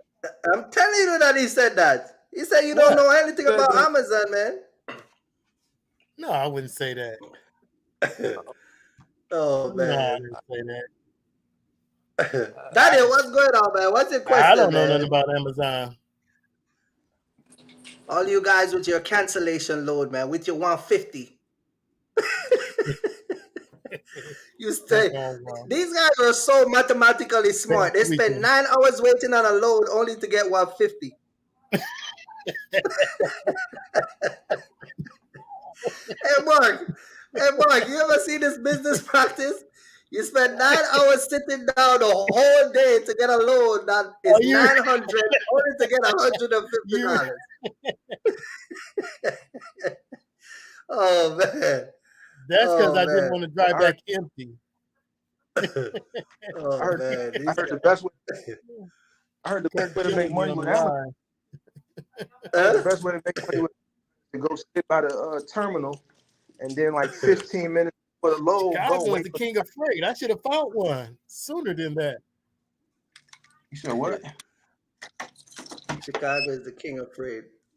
Chicago is the king of freight. Yeah, you should know that. You right back. I don't know why I could never find one. A lot of people went off my authority. They would say your authority isn't good enough. New enough. Right by Chicago. One more time. Ain't you right near Chicago? I'm right there near it. So what's the issue? About an hour drive. So what's the issue then? I still gotta listen to some more lies. Oh man, you tweaking. He's tweaking, man. What's your question, man? You say you got a question. What's your question? Let me see if I can help you on the line. Let's do a consultation on the line. What's good? You got the two best guy right here. You got Mark and you was talking about one guy. You were saying a guy lost his MC number because of the violation. Oh, Heidi, are you tired, boy, today? Because you're probably check if you have YouTube playing in the background. If you got the next window open, you'll hear a feedback. Yeah. Okay. You got it? That sounds better. All right. What's your question? You was talking about one guy, how the DOT officer or somebody put him out of business. Mm-hmm. And you said that they took his business. And I was asking, is he allowed to get back into business since they put him out of business? Because they can shut your MC off and let you correct whatever violation that you have. But if they terminate your MC and the trucking company you can't come back out. Really? No, can't come back out. Unless you just go get another MC number. Which is illegal. So don't let your wife apply for yours when you damage yours. She would have to, because I ain't going back into the workplace. I can never do 95 again. Yeah, well, she's going to have to do something. So if you get put out of service, if they shut you down, then yeah, they're pretty much, you're done. So what kind of violations would that would it take for them to do something like that? Hours of service, a lot of hours of service, driving past the wait station, just not complying. If you're not following the Yeah, compliance of the okay, FMCSA, you okay. know, so if they God, if they deem you unsafe to be out here operating and they shut you down, um, a lot of people don't know. Like, when you get these hours of violation, whether you got drivers or it's by yourself, you have to write a report. You have to write that you're going to correct it, and this is the measures you're going to take so it doesn't happen the next time. But a lot of people leave it like he does, and what happened is, because you do nothing, they just keep catching you and catching you and catching you. Eventually, you're going to run into the wrong officer and they're going to put you out of service. Hit you right back. You see what when I'm I saying? first started, I was forever running by way stations. I mean, I would just okay, it don't concern me. Uh-huh. Yeah, well, see, if you don't know, that's one thing, but by law, every truck over 10,000 Yeah, I make pounds sure is I stop at supposed to every go one in. now. I mean, it is what it is now. Right. So you gotta make sure that you follow the rule. And if you don't follow the Yeah, rule, they're gonna put you out of service. What amazed me is that same guy, let me see if I can find his channel. That same guy, you know, said that if you're doing partial, you're running illegal. And turns out he was put out of business because of running illegal. and it's So this guy at this gas station whose brother runs trucks, and he said mhm. he's do about 80 to 90 hours a week. And I was trying to ask him how can he do that? That seemed like that's illegal. He wouldn't tell me, but I'm gonna go back Uh-huh. up there and talk to him some more and see what he say. But He said that he was doing what he was doing. about 80 to 90 hours a week in a semi. 80 to 90 hours a week in a semi. Uh-huh. Yep. Yeah. So I'm like, how can he do that? And he didn't really want to say then, but I'm gonna go back up there and press him on it. yeah, well, there's a lot of shady stuff out here. A Yeah, lot of shady I stuff like to that know how goes he on gets out around here. it. I mean, because it's Um, times where I was driving from South Bend to Ohio. mhm, Then I would pick up a load up in Indianapolis and then just drive home on mhm. PC, personal conveyance. Right. So You I can't didn't know if use that it. was illegal You, or not. you, you were driving from where? South Bend, I would start in South Bend, take it to Uh-huh. Ohio, then find a load in Indianapolis, then drive back home with the Right. load on personal conveyance. Okay. So you're not supposed to do that. But You're but not. I seen one lie before where the guy said on your personal conveyance, mother trucker to be exact. Mother trucker was saying that because he Mhm. had a guy on there. I guess he used to be a DOT officer, and he was saying Right. that you can, if you in personal conveyance, you can go anywhere. I don't know On about that. that's This is what the government say. This is what the government say.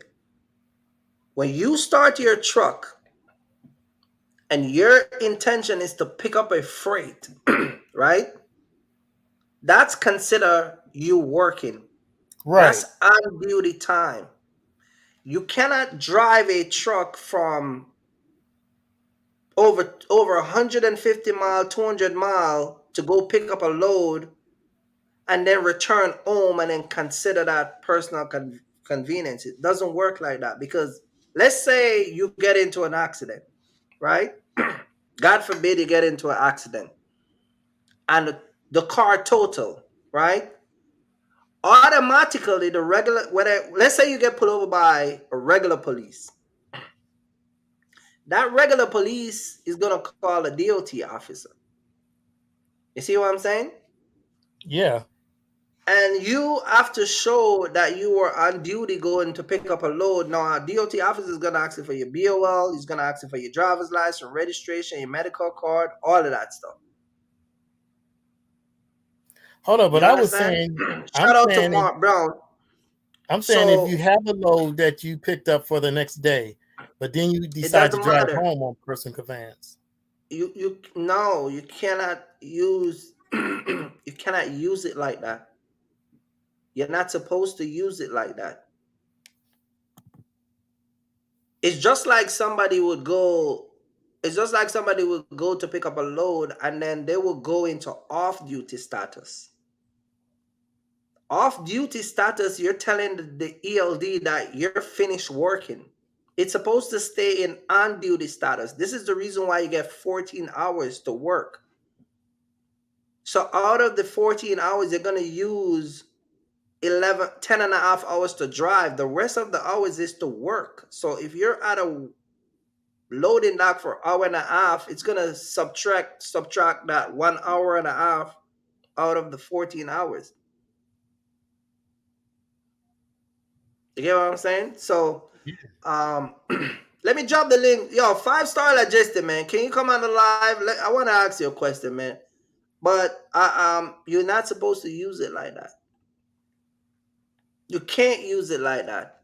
Anytime you go in the truck, you do a pre-trip inspection, and you drive and you start to drive, your clock's supposed to be running. You see what I'm saying? So lucky for you, you never get caught. Yeah. Oh my gosh. But you I can't was horrible when I do first it. started. No, I wouldn't try it now, but because now it's like, if I don't think I'm gonna find something going out, I'm not even coming. I'm not even going out. Or if I can't Right. find something going back, I'm not even going out. Right. So you I, can't do it. You're not I supposed to lost do too it. much. You're supposed to go on duty, do your pre-trip inspection, write up your BOL. Now a lot of people don't put their their BOL information in the ELD, all of that stuff. And then you run I back know. home. And I then know. tomorrow morning you get up, if you have a 9 o'clock delivery, whatever, you just drive over there, clock back in, and you go All over right. there, and that's it. But you can't run the truck. You know what I mean? You put your BOL in every load you Every take. one, every one of them. Once you have a BOL, 5-star. What's going on, man? Good evening. How we doing? Mister. Hey, man. Long time no see, man. Long time no talk to you. Hey, Kirk, let me ask you a question. Talk to me. So, where do you think I'm from, stateside wise? You from Chicago? No, Virginia. Oh, you from That's why I Virginia? gave you. That's why I gave you that tip about coming down through Delaware and not taking 64 Oh, yeah, yeah, and going. yeah. I'm mixing you up with Grace Logistic. Oh yeah. You know what happened to me that day? I'm gonna tell you what happened to me. I did deliver the load taking that same direction, but unfortunately I couldn't take that direction back up because they got a height meter at the bridge. And Mm-hmm. because the load was off the truck, the truck raises up. So I had to turn around and drive through Richmond, Virginia. So I had to use one of my gas card and then report it stolen so I can save him money and gas. What? Look at Daniel's face. He's like, I gotta try that. No. No, it just cost me more in gas, man. It just cost me more in gas. Because I had to drive through Richmond now to come up, you know what I mean? Through 95 and come around. Yeah, so that was a good idea. That was a good info for that night that you dropped. But what's going on, man? Talk to my man. Are you running? Where you running? You running at Amazon? So I run predominantly Amazon, but I dabble with the DAT load board. Uh-huh. Whenever I'm very specific about what I run with Amazon because my deadhead to the one sort center in Virginia is, pretty substantial. So I only go up there if it's worth it, money wise. Mm-hmm. So I it has to make sense for me to move my truck. My deadhead to the nearest Amazon to me was, I think, 110 miles, close to it. So see, for you would have to find a load that's coming back down towards your house, and it has to make sense money wise. Well, that's what I did. I picked up in Chicago and brought it back to my state, which is in Indiana, South Bend, Indiana. I always deadheaded there, but I always had a load coming back, and it just got to a point it wasn't worth it. And now they ask you to send in a picture of yourself. Have you done that? I have. But you know why they did that, right? Because you have all these people that are sending random people to pick up loads, and they just get a badge and they're not really assigned to they get a visitor temporary badge, so and they're not really a contractor assigned and approved by Amazon. Yeah, and a lot of drivers, contractors are using multiple names. So when their hours under their name is run out, they just jump in, 5-star logistic name, and then they run on to that, and then they jump on Daniel and they run on to that, and so they keep rotating it. So now they're like, nope, we need a badge. You get scanning at the gate. If you're not in the truck, you're not gonna get in or whatever. But it's just like he was saying earlier that a semi guy telling him that he was running 98 hours. You know why he's running 98 hours? Because he's manipulating the ELD. Yeah. He's probably having two usernames. I was curious on how he was doing it. Yeah, you probably have two usernames set up. So you have one with D Willis, and then you have one with D Johnson. And so he logged in between both of them and keep running. See what I'm saying? So so if you get stopped, you can just show them the one with the less hours. Well, no, because if your last stop was in Chicago 2 days ago and you get caught in New Jersey, a DOT is gonna question that. But if I'm coming from Chicago, if I'm coming in Chicago and I'm done with my 70 hours, my 70 hours run out in Chicago. Kirky Fresh run out in Chicago. I log on to Kirky Fresh 2, right? I run to New Jersey, and on the way down on the highway, I get pulled over by an officer. He's going to want to know, how do I have a load on my truck from Chicago and now I'm in New Jersey? So it's not going to add up. So you would have to have two different ELDs on two different devices. It still would be having two ELD doesn't make a difference of having two different username. They're going to want to know how you reach in Chicago. Your history is only going to show from Chicago to New Jersey. How do you get to Chicago? You see what I'm saying? And you can't say the truck was being fixed because you got to show a receipt. You can't say you have an ex-driver because you have to have a log for that driver. So how do you pick up a load from Chicago back to New Jersey, but there's no record of you going to Chicago? You understand? Yeah. So it's a risk. Every time somebody do that, they're running a risk. You get what I'm saying? You have to show that you were in Chicago from Jersey, and then from Jersey you do a reset, and then you leave from Chicago back to Jersey. But if your ELD show that you're from Chicago, especially if it's not your home state, then they want to know how you get there. You understand what I'm saying, 5-star? They want to know what trip took you there. So if you jump on a different username after your 70 hours is out, your old Kirky Fresh that record is not going to show up on the new one.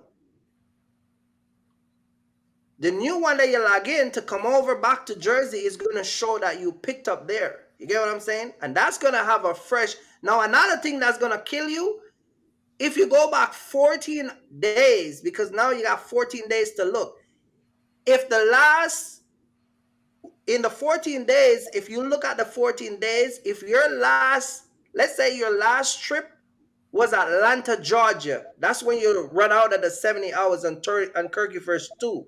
They want to know, how do you leave from Atlanta, restart in Chicago, and now you're in Jersey? It's not going to work. But people do it. Hey, people do it. But you're going to get caught one day, because you have them DOT officer that I talk about that is trying to get his name on that wall, the Berkeys, and he going to look. And once he caught you, it's over. You get what I'm saying? My thing is this, man. If you don't know to use the ELDs, one thing. But if you're intentionally using the ELD, don't try to scam me if you don't know what you're doing. Right? Don't play games, because they're gonna catch you. Somebody's gonna catch you. I wouldn't do that. Somebody's gonna catch you. You got people who unplug it's no different from someone who says, okay, my 10 hours is over and I'm gonna unplug my ELD. I'm gonna unplug it and then I'm gonna run because I run out of time. Because the broker told me I gotta get from Chicago to Pittsburgh. So you're talking about a 7-hour drive, right? So you unplug it and then you run. Well, your last destination was Chicago. So when you unplug it, that officer is going to see that the truck reappear in Pittsburgh. Well, how did the truck get there? And once you connect it to the ELD, to a Wi-Fi, it's going to bring up all your unidentified driving and that truck was being run. Because that truck is still picking up information. Yeah.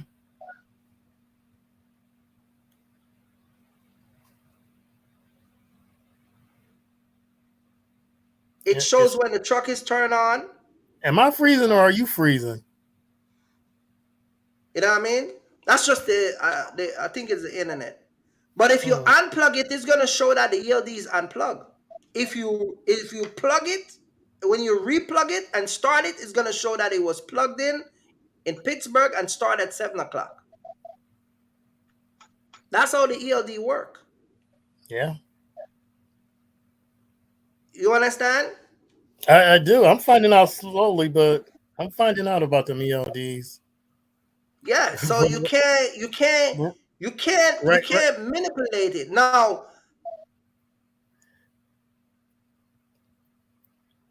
right now, mine's is rigged up.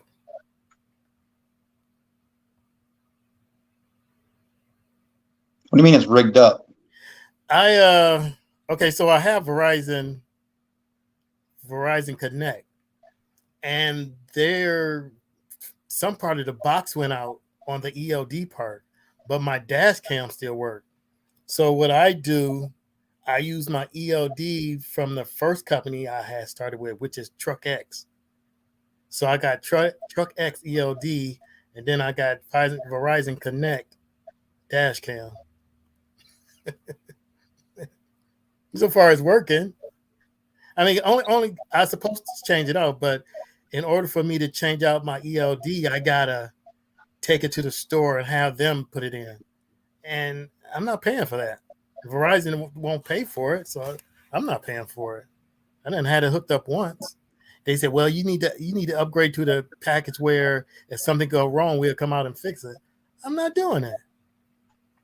I'm not doing it. You're going to either cancel my subscription or come and fix it. So I got 2 different ELD companies for now. I mean, you got to go tear up the whole dashboard and all to change out the brain. I'm not paying them to do that. That's like an extra $100.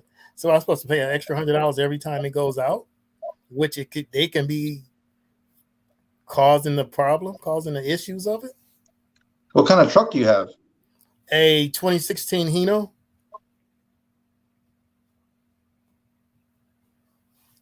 300 some thousand miles. It runs good, but oh, you change clothes and all.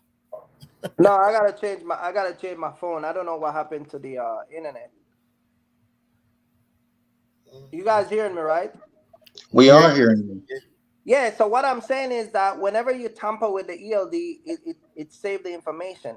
It keeps all the information.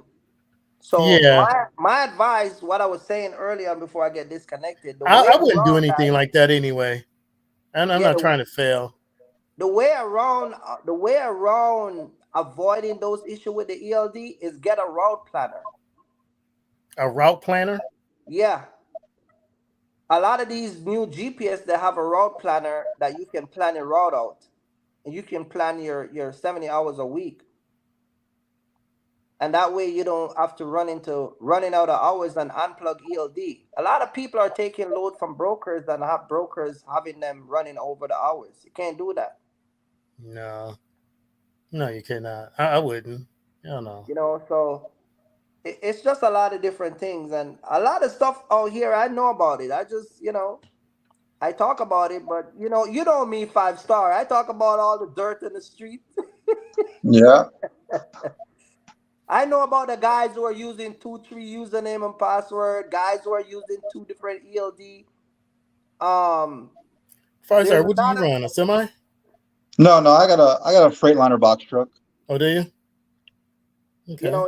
you got guys out here who's just doing a lot of different things. So like Mark would say, it's not my business. So I just let them do what they got to do. You know, they get caught. It is what it is. Yeah. Someone said in the comment, they're talking about the 150-mile radius. Even with the 150-mile radius, the law said that if you're running within 150-mile radius, you do not use you don't need a ELD. You don't need a ELD, but you have to stay in that 150. 150-mile Yeah. radius. Yeah. Now, you go if you're running a route, technically you should have a timesheet. But Kirk, even if you are staying within that 150-mile air radius, when it comes for your safety audit, the DOT officer is going to want to see your timesheet. Exactly. That's what I was gonna say. You need a timesheet. You need to document your time. And a matter of fact, I'm gonna drop a gems. I'm gonna drop something on you. If you run within the 100 and if you would run within uh the 150-mile radius. Let's say you have an MC number, you can go over the road or go anywhere, right? But you're mainly local. You can run 7 days. They call it the 8-day rule. You can look it up. You can run 7 days in the state within the 150 mile and run 1 day over the road as long as you're back in the state on the 8th day. And you won't have a violation. But you have to use a logbook. You understand what I'm saying? No, say that. Explain that one more time. You can. If you're running in Indianapolis, 150-mile radius, right? Okay. For 7 days, you can run in the state for 7 days. Let's say on the 7th day, you get a route that take you to St. Louis, right? You can run to St. Louis using a logbook, deliver the load you're delivering in St. Louis, and come back to Indianapolis. As long as you're back in Indianapolis on the 8th day, you don't need an ELD.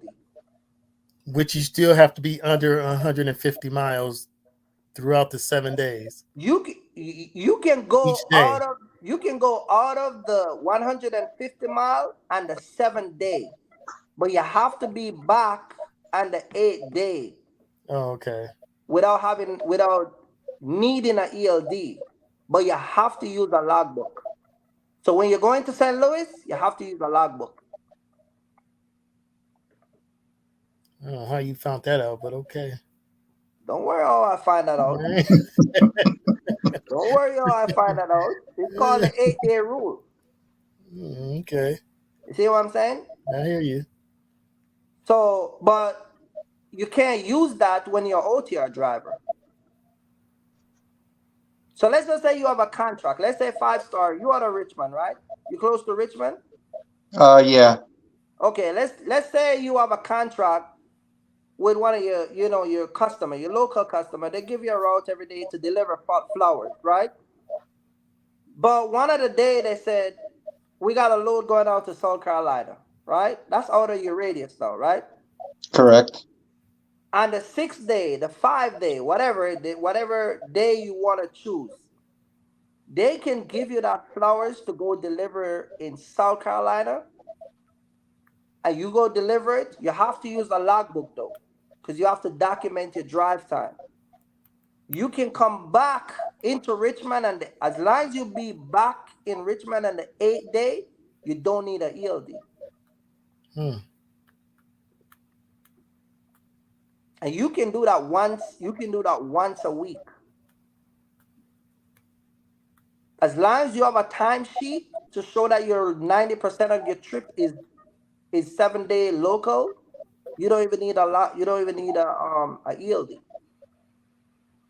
and you won't get fined because you're not an OTR driver.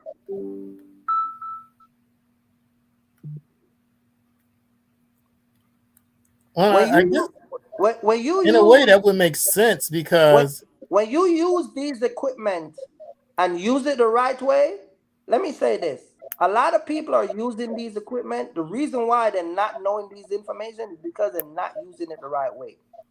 When you use these equipment and use it the right way, you know more than a person who is trying to use it. trying to scam it. So that's why I know these things, because I use it the right way. I'm not trying to cut corners. See, I'm interested to know how to use it. Mm-hmm. But that method that I just I think that's the told way you, I am. I want to use yeah, it the that correct method I way. just told you cannot use on an OTR driver, because you only can use it one day out of the week anyway. If I pick up a load going somewhere, it's gonna be 2-3 days before I get back. So it's not gonna work. But guys like you who have a box truck, if you have a contract and your customer wanna send you somewhere, send you there, yeah, you can run it and come back. Get your logbook. This is why they still make these logbooks. You notice they never get rid of the old logbook. They still got these regular logbook, because Yeah, I got local drivers still use this regular logbook, but those logbook also used for 1-day trip outside of your radius. And it doesn't matter if you're a semi or a box truck.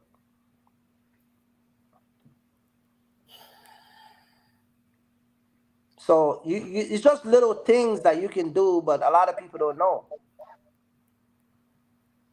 I mean, in a way that makes sense because if you only allow, say like you go out on a Monday in your own state and you only allowed to do 150 miles, that shouldn't take you more than what 4 hours, if that. Mm-hmm. And then you still got the rest of the day. So by the end of the So week, you still be under hours. so Daniel, don't get it confused. It's 150-mile radius. You can Right. drive 250, 275 miles as long as you stay within that Yeah, radius. I meant to say miles. Yeah. Yeah, Yeah. as long as you stay within the radius. Right. Right. Right. I So had a buddy. I had a buddy. He was working out of Philadelphia. He had to meet a truck down in Maryland. Anybody who come to Maryland know that if you drive on 95, there's two wait stations, one on the left, one on the right. Right? He's going down 95. He get pulled over. The officer asks him, "Where are you going?" He said, "I'm going to meet a truck to pick up some pallet to bring back to Philly." Right? It was over the 150-mile radius. He had a logbook. Right? The truck was empty because he was going to pick up a load to come back. And the officer said to him, "If you get stopped on the next side," because sometimes a lot of people don't understand, even officers don't understand the 8-day rule. Just show them the inspection paper that I'm gonna give you. And you just, if they have an issue, just show them. It's called the 8-day rule, but a lot of people don't know about it. But in a situation like I still use my ELD. I mean, rather if I'm staying under 150 miles, I still would just use the ELD. You should be using it because number one, Yeah, I mean, it just it's better to use it and get familiar with it than don't yeah, use it and don't know what you're doing, and that's what a lot of people do. yeah. I would just use the ELD no matter what. You understand? So it's better to use it, get accustomed to it, than just not using it. I think the law book is too time consuming. A lot of people don't know to use the log. The logbook is actually easy. It's easy, yes, Yeah, but I could just turn on the ELD and go. The right. law But book, those you got to sit lines, in. see, I can sit here and explain the logbook to you. It's real easy. But see, a lot of people don't know how to calculate the total hours of drive time on the logbook once they use it. A lot of people get confused there.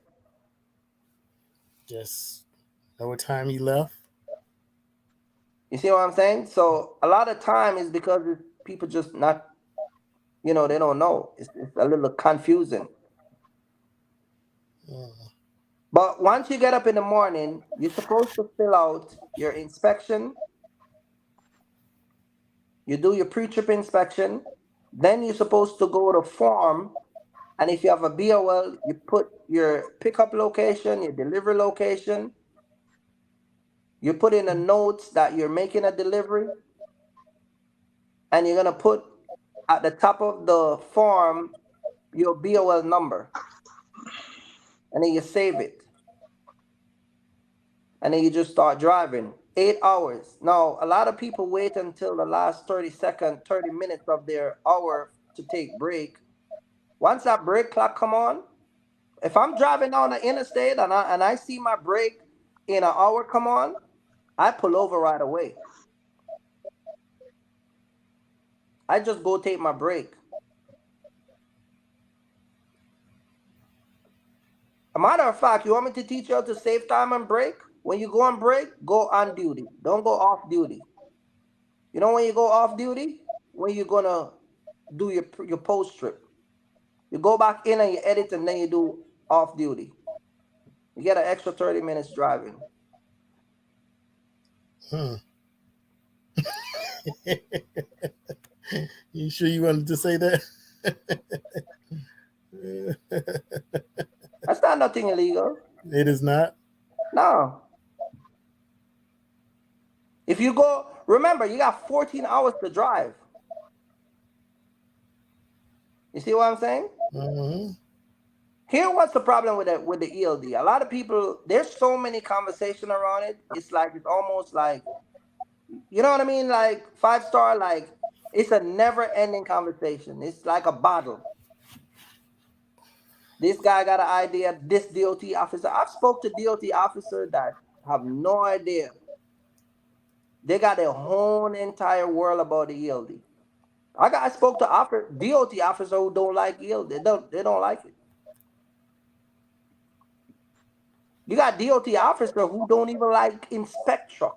They don't like anything about. They just want to stay in that little booth and y'all just pass with the right way. That's They're it. the type They of don't people I want. like. Huh? They're the type of people I like. Oh yeah, you got guys out here Oh that yeah. they just want to ride the clock. They don't want to sit Mm. down and talk to 5 star and talk about this, that, and a third, and you overweight. Mm. You know what annoys me is when you pull into a weigh station and you get up and you're on the scale, and the guy in the booth says, "Oh, hey, I need you to help me calibrate the scale. I need you to back up a little bit, and then back up some more, and then back up some more." It's like it's wasting my time. And Damn. they Right. and they only do it to box trucks because they're so small. Mm-hmm. They're not gonna have a semi backup. I never had to have that happen, but Well, a lot of times when they tell you back up is because some of those scales are old. That's why sometimes you see they change the scales. And so sometimes you might be tipping too much to the right or to the left. So they tell you to come back up because they want to balance the scale. You know what I mean? But this old ELD thing, I mean, I talk about it a lot. I mean, can you, this is a big question. We got people in the chat who want to know, can you cheat the ELD system? You can't cheat it. I don't think so. You can't cheat it. The only two things you can do with that ELD system, you can either tell the truth or just lie. There's no unique way how to go around it. And but you mentioned something about editing it. Let me show you what I'm talking about. I'm gonna give you an example. You can edit the ELD. So I'm gonna show you what I'm talking about. Let me see if I can pull it up and show you. They are I gotta get Wi-Fi in this thing. There are things you can go in it and edit and make changes. See what I'm saying? Mm-hmm. So you can go in and just edit. Okay. You see all this line right here? I don't know if you see that line? The blue line? Yeah. That's how long I'm been off duty. So if I tap on that line, this screen comes up. See where, I don't know if you guys can see it. It's kind of like, yeah. Okay. And then I can go in and I do inspection. And this is the form that I've been telling people. You see where, let me see if I can, okay, this word right here, I don't know if you guys can see it, but there's a word right there that says form. Yep. You got to fill this out. So I can read it to you. It says right here, vehicle, and you put the vehicle number. You got your vehicle number. Trailer, you put your trailer number. Destination, if it's 700 mile, you need to put that you're going 700 mile, right? Your vehicle abdominal reading, your shipping documents, your documents from your BOL, you need to put that in right here. The driver, the name of the driver is there, the carrier, which is a company, the address.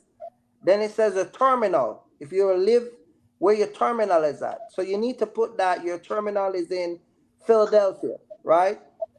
If you have a co-driver, you need to put the co-driver in. From, FORM, you pick the load up in Indianapolis and it's going to Chicago. And on the notes section, NOTES, you put that you're doing a delivery. And then you save it, right? So that's how you use the form. And you sign off on all of that stuff. Had never seen that. Oh man. And then if you Dang. go, That's when you thought you heard it all. I'm gonna show you. Let me. I can't even. If you look at this right here, you see. I don't know if you can see. You see, I got a little blue spot right there. Yeah. Okay, so I can go in and I can tap that blue spot and I can edit it. And instead of have me driving, I can go and change it to on duty, off duty, or I can put it into sleeper bird. See what I'm saying? So there's a lot of stuff you can do. But I thought if your ELD in the truck registered that your vehicle was moving and it registered at driving, I thought that was locked out and you can't edit that driving. Yeah, you can still edit it. Oh yeah. Oh. Is that before you sign it? That's before you sign it. Exactly. Once you sign it, you can't edit it. Okay. Once you sign it, ain't no more editing. Wow. Right, 5-star? So all these changes you see right here, all these drive time, if I wanted to go in and change it, I just edit it. Let me teach you something about this. Every time you hit edit and start to make changes, it's going to let you re-sign. Yep. Hold on, say that again. Every time you edit. So he's saying, let's say you ran a load yesterday. This guy want to snitch on us today, man. This guy is trying to get us. He's saying, let's say you ran a load last night. Right. And at midnight you signed your log. But today you woke up and you realized that you needed to change something from yesterday's log. If you Right. go in and make a change, you have to re-sign that log. Oh, You okay. have to re-sign it. Okay. Okay. Hey, come to me. Hey, man. Come to me and I'll teach you about the goodies of this ELD. I'm coming. As soon as I get my A going, as soon as Now I get my A taken care of. let me drop a gems on you. And I'm not advising people to do this. There's a way that you can drive the truck with the ELD and it never register to your it never Yeah. register. Damn. You can drive your truck more than 100 hours. You can drive nonstop. You can drive 24 hours. Kirk, I knew you knew. When I asked you that question, I knew you knew. Listen, you can drive more than 24 hours in this truck and never stop and go in and add every drive hours back. You can use this like a logbook. Hmm. Literally. Wow. And some So people, I know some people in the chat already knew that. not everybody knows about it. Wow. I got a guy who came out here and his brother, I think his brother or his cousin, he came to me for mentorship and his cousin or somebody drive a rig. And he called me one day excited. He said, yo, do you know about something? I'm like, of course I know about it. Hmm. I knew you knew. It's one thing that you do to this ELD when you use this iPad is one thing you do to this ELD. I just This, got my iPad the other day. this iPad right here, one thing you do to this iPad that will change the whole course that you're driving. And guess what? You get pulled over in a DOT officer. This guy get pulled over and still get inspection and pass with the method I'm talking about. The DOT officer not even catch it. Damn. That's a gem right there. But I That's ain't gonna part of tell you. that's part of a gem because you didn't Go say see your what it. top 5 YouTubers. They'll tell you. I'm at one of them. Top 2. Right, Daniel? Yeah. You go, started to it. your, go to your top 5 YouTubers. They'll tell you what it is. 5-star no. I, You know. 5 star, you know? You know. 5 star, you know what we're talking about? I don't know what you're talking about, man. You know why he incriminated himself. Mhm. Oh man. But hey man, I don't use those stuff. I know about them. I know a lot of stuff about this ELD, but I don't see with me, I'm a businessman. I'm not trying to cut corners. I don't come on YouTube and tell people how to break the law. You get what I'm saying? Yeah. A lot of stuff I need my that people rest. talk about, I know about it. Man, I need my I'm a rest legit anyway. guy, you I don't know? want to drive 24 hours. So it's just little things that you can do, but I wouldn't advise nobody to take. They call it quote unquote hack, right? Because that's the new terminology. Hack. Mm-hmm. At the ELD, you Mm-hmm. know, all that type of stuff. So Hack the insurance, at the hack insurance, whatever. at the ELD, yeah, it's all a hack. I'm not into the hacking thing because once you get caught, it's gonna cost your Let's company. hack the brokers. Yeah. So I've been sitting there for a while, and you can see that I've been off duty, and you know, but I wouldn't tell nobody. Don't mess with the ELD.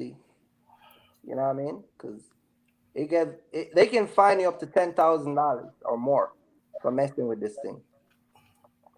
You know If what I they mean? catch it. If they If catch they, it. not if they catch you, it's when they catch you. Mm. You know what I mean? So Yeah, yeah, but then they catch you and they put you out of service Yeah. for, that's what happened to a YouTuber. That's what I'm saying. They caught when they catch you, they put you out of service. You're done, and they're gonna Liability. fine you. Liability. See, every time you sign this, you certify that you're telling the truth. So if you sign it and saying that you run 24 hours and you sign it or whatever you sign, or even if you run over the clock and then personal, you run a 10-hour trip on your own personal time, and then you sign it, they're gonna lock you up. They're gonna throw away the key. I'm gonna do a ELD live one Sunday, but I ain't gonna tell nobody how to break the bank. But yeah, because I think a lot of people don't know to use it, especially with that form. A lot of people don't know that form. That was the first I ever seen that form. Yeah, it's a form there. You need to fill it out. Everything needs to fill out. Hmm. You do your pre-trip inspection. You do your form. You do your by right You when can you're do doing your your pre. you can Listen, really do your form the night before. no, listen. By right, when you're doing your pre-trip inspection, you're supposed to have your ELD in your hand. You're supposed to be walking around with this thing in your hand and inspecting the truck. And if a light is out, you edit the light. Right light is out, going to be repaired as soon as possible. You get what I'm saying? You're Yeah, supposed to be checking off everything. And you're This supposed to be on duty when you're doing your pre-trip inspection. Yeah, you're supposed to be on duty. that's some bull right there. Yeah, you're supposed to be on duty. On duty. That's taking away time. It's not take on where you guys get that from. On duty does not take away time for even drive time. It doesn't. Being on duty does not take away any drive time. It runs into your 14-hour work shift, but Right, not drive time. exactly. Yeah, it runs under your 14-hour drive daily work hours. Hmm. When you stop that truck, when you stop that truck and you go in and you edit your drive time and put it on off duty, you're not supposed to do that. If you go to a broker tomorrow and you pull up and you dock up at the dock, you're not supposed to take this ELD and then go in and then put it into off duty status. That's bullshit. That's not how it works. You're supposed to leave it and then automatically it's gonna go into on duty. Because you're on duty, you're still working, you're on duty, not driving. Then once you get loaded and leave, it's gonna automatically go back into driving. It stays like that for the 8 hours that you're supposed to work. So when you pull over for your first 8 hours, you're supposed to go and then put it into off duty status because you're gonna take your break and the note should be 30 minutes break. Once your 30 minutes expired, you don't even have to put it on duty anymore. It's gonna automatically restart the brake. And then once you start to drive, it's gonna automatically go back into driving status. If you stop 5 more times along the way, it's gonna go into on duty status. When you drive the next 2.5 hours, 3 hours, you go back and you put sleeper berth off duty and you're done for the day. Stop, go in and edit driving and put it into off duty status. You telling the drive, you're basically telling us that you're done for the day when you put it in off duty status. I usually don't use off duty until I'm done for the day. So just like he just said a while ago, like 5 Star said, you gotta leave it, let it automatically do. Listen, man, when you put this thing up in the morning after your pre-trip inspection, the next time you touch this is when you're taking break. That's it. Then you select going on break. You select going on break. You Then you go have to. in, So right? when you start driving again, do you just let it start on its own, or Yeah, because once your break is up, you're gonna see the new hours for your break time gonna reappear. Your balance of your drive hours is gonna show, and then you don't need to go and then put driving. it'll You don't have automatically? to do that. Just leave it. It's just like if you're driving down the highway and there's an accident and the traffic stops. If your truck is stopped for 2 or 3 minutes, your ELD Right. automatically goes into on duty because you stopped moving the vehicle. Exactly. Exactly. Hmm. I got people who pull up at a shipper and they go in and they're like, "Oh, okay, I'm here. Okay, all right, boom. Okay, off duty for what? Oh, because I don't want my clock to run out. Your clock not gonna run out. You gotta let it stay on duty because that's the 14-hour allow for you to drive and do your work.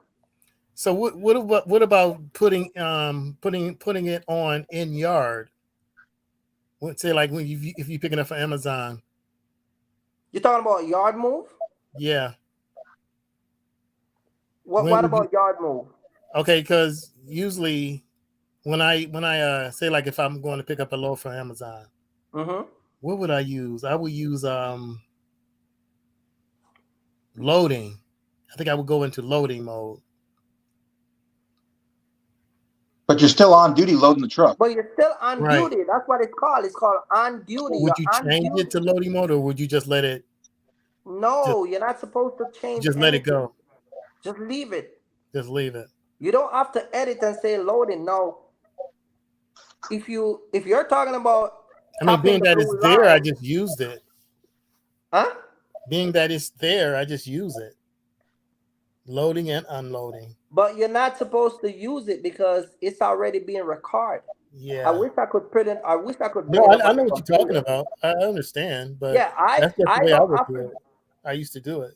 If you look at mine, So like when I'm picking up an Amazon and I'm loading, my ELD says I'm on duty, and the notes say loading wherever I am, whether it's whatever Amazon facility I'm at, it says loading that facility. Okay. See right here. Let me give you an example. Look at this right here. This right here says that I'm gonna read this out to you, right? This right here. Hold on a minute. Okay, on the 17th, which is Monday, it says right here, I pull up at a loading dock at 8:09 and 37 a.m. and I stay there until 10:38. It was on duty. Never touch it, nothing at all. Then, if you look at this was on duty. Then, if you go to the next line, you would see now that at 10:38, I started to drive. This is when I leave from 10:38, and it goes all the way until 11:40. So I drive for an extra hour, and then I stop again. And it goes into on duty, driving, on duty, driving. Your ELD should be going down, up. The bottom line and the middle line. The bottom line and the middle line. The only time it goes into the extreme top line is when you're going off duty.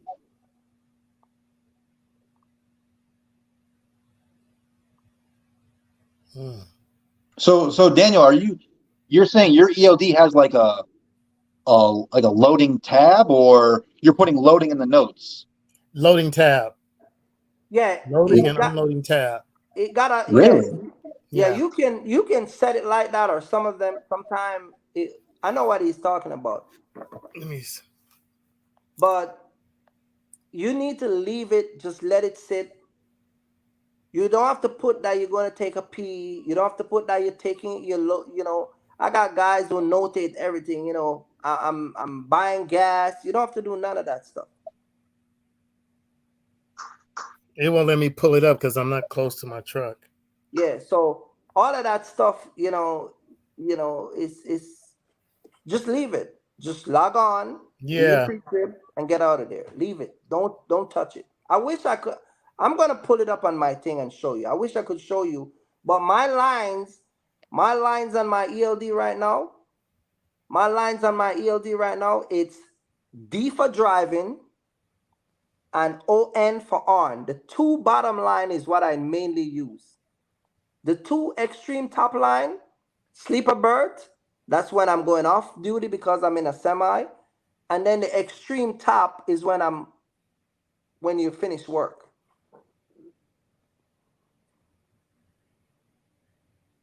You get what I'm saying? That's it. So are you in the middle of your 34-hour reset right now? Me? Yeah. Right. I got drive time because I came up, I never worked yesterday. Can you see that? I still got drive time left. Where the heck did it go? So that's how you got to use it. I know a lot of people don't understand how to use it, but you got to use it correctly. Right.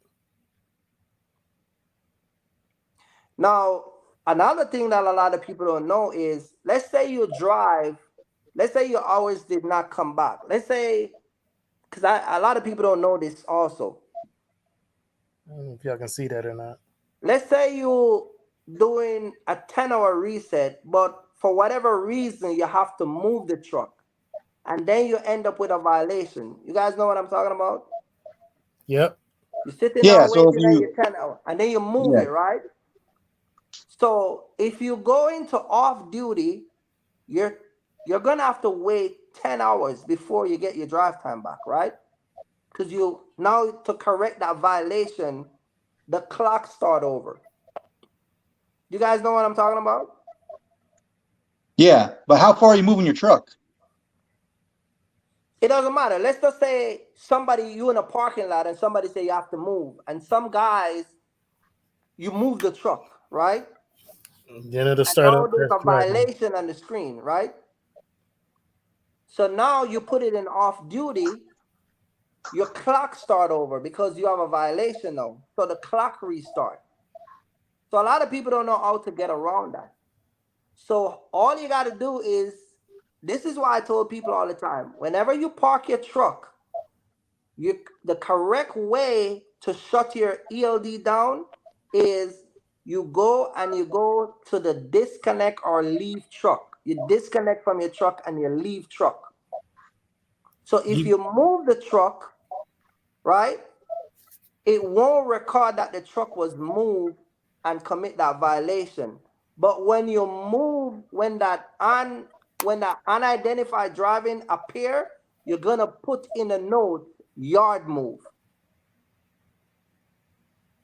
instead of end up with a violation. Because what happened is you end up with a violation and now you can't drive for quote unquote 10 hours.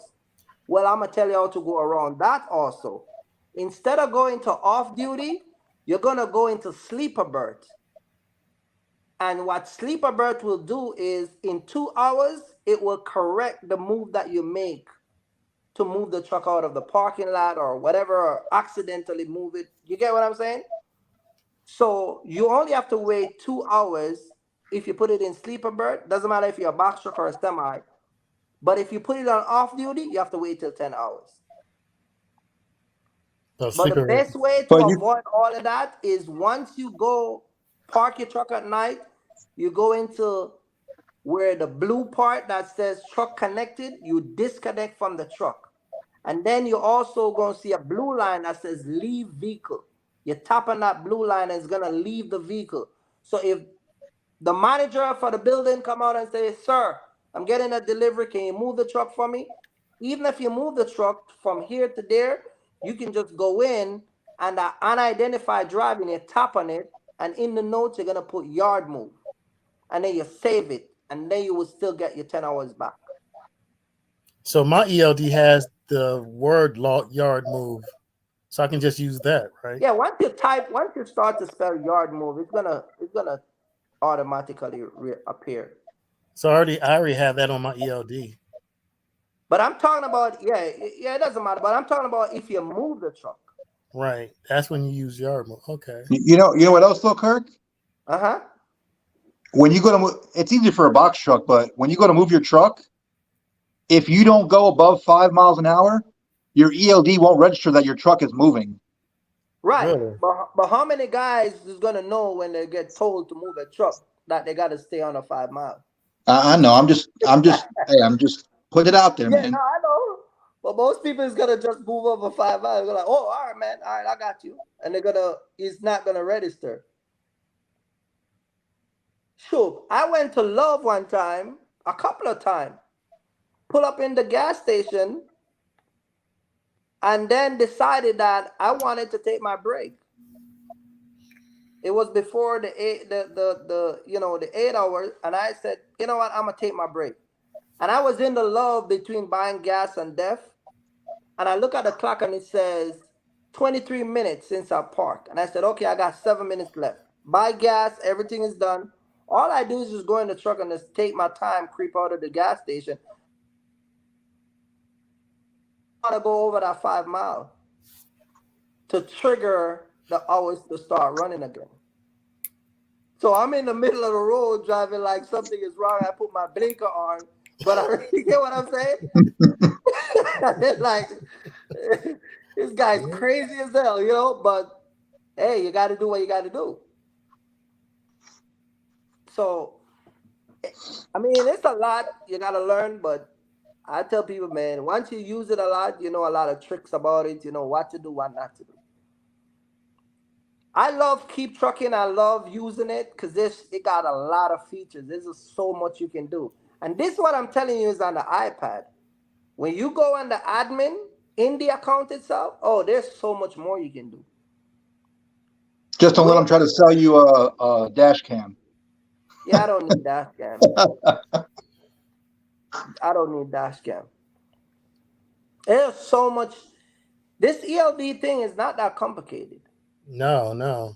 It's I mean, once someone explain it to you how to use it, it's easy. Yeah, but when you just jump in and try to figure it out, yes, I know. Somebody in the comment section said, "Damn, I've been using it wrong." I mean, you know, it's better you learn now than learn when a DOT officer give you a fine. You know. Yes, I agree. I appreciate that. I need to see. Like I said, I know a lot about it, but I don't mess with this thing because I know so much. I don't need to. I appreciate that. I need to subscribe to your channel now. You need to do what? Subscribe to your channel. You know, so there you go, man. Daniel again get a free consultation. Kurt, you a lifesaver, Kurt. I always owe you. Right. I always owe you. Right, 5-star logistic. This guy just keep getting away with stuff, man. Picking up loads, running personal conveyance back home, loaded.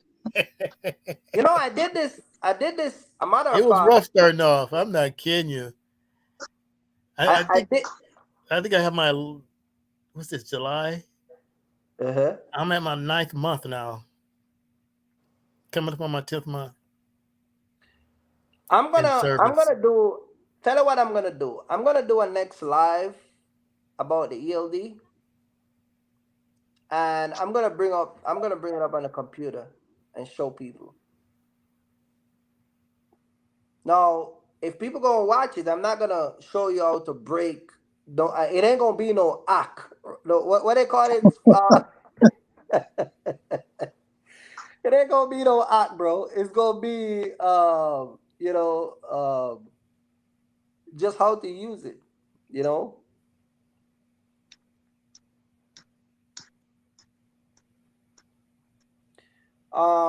Somebody asks, are most of the folks finance their box truck? So most people who buy a box truck. Let me ask you, Daniel, you own your truck, right? 5-star, you own your truck, right? Yeah. Yep. Both of you guys finance the truck, right? I don't own it yet, but yeah. Yeah, but you guys finance it under the company name, right? Yes, sir. Correct. Do you guys buy your truck before the pandemic? I started in 2022, September of 2022. You own your truck outright, 5-star? No, I still make payments. I bought it in January of 22. So what you guys have, like a 5-year loan, 4-year loan? 3. Mine was 5, yeah, 5. 5-year. So are you guys truck payments are like over $1,000? Yep. A little bit over. But it doesn't exceed $1,500. Nope. What about the insurance? Does the insurance exceed $1,500? No, I'm under 1,000 on insurance. My truck is 18. And how much is the insurance? My insurance just went down this year. Uh-huh. And they're giving me August off. So it went from $793 to $700 now monthly. So y'all got good truck payment, and no wonder you guys stay at Amazon, man. Now I see why you guys I haven't did Amazon in like probably 4 You or guys 5 are paying months. like $2,000 a month for a truck. Man, you guys ain't got to do nothing. I want a semi. So, but the question I want to ask you, right? So you guys finance a truck through your credit union. Um, I went through Penske. you went to Penske, 5 Star. Where you went at? I got it through my credit union. Okay. How long you were in business before they give it to you? Like 3 months. Daniel, how long it was before they give it to you?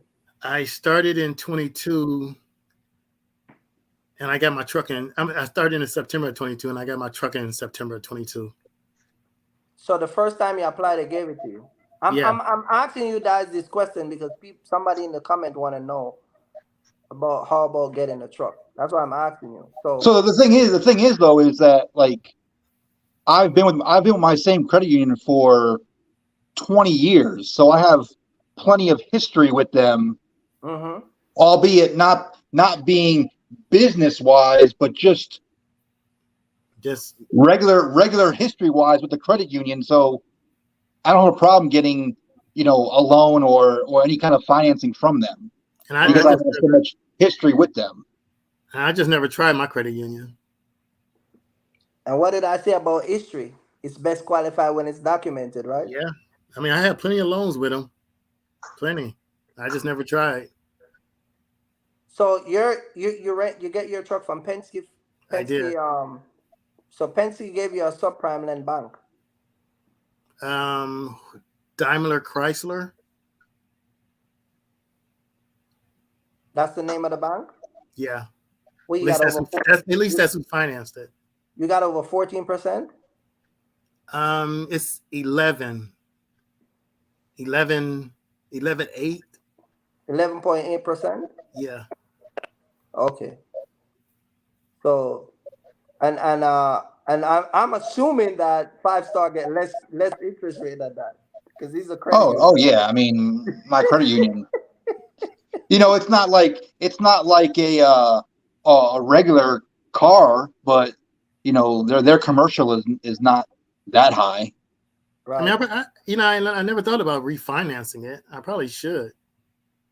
Refinance 11.5 to what now? To it depends on what they offer. To 14.7. I've been in. You keep that rate you got, man.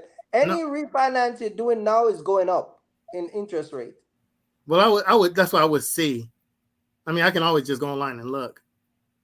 But the thing you got to worry about is if you were to go refinance, what is the bank that refinances it? What are they going to say the value of the truck is? Is it going to be less than what you really owe on it? So you're gonna handcuff yourself that way. Yeah. Yeah, but why would you? It's a 338. It's a 338. 2016. Why would you refinance 11.5? Right now, the market have a higher interest rate. You're not gonna get a lower rate. I mean, that's why I said I would check and see. There's nothing wrong with just looking. And I'm trying to get in teachers. I should have did that some time ago, but procrastinating. I can get you in teachers. Yeah, I can get in teachers.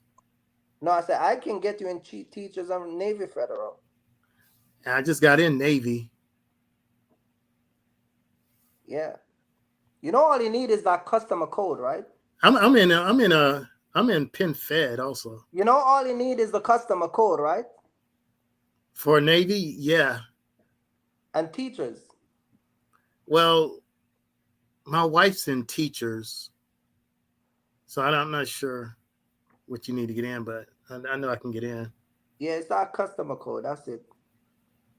If somebody like you, they can give you that code, and then you become a member.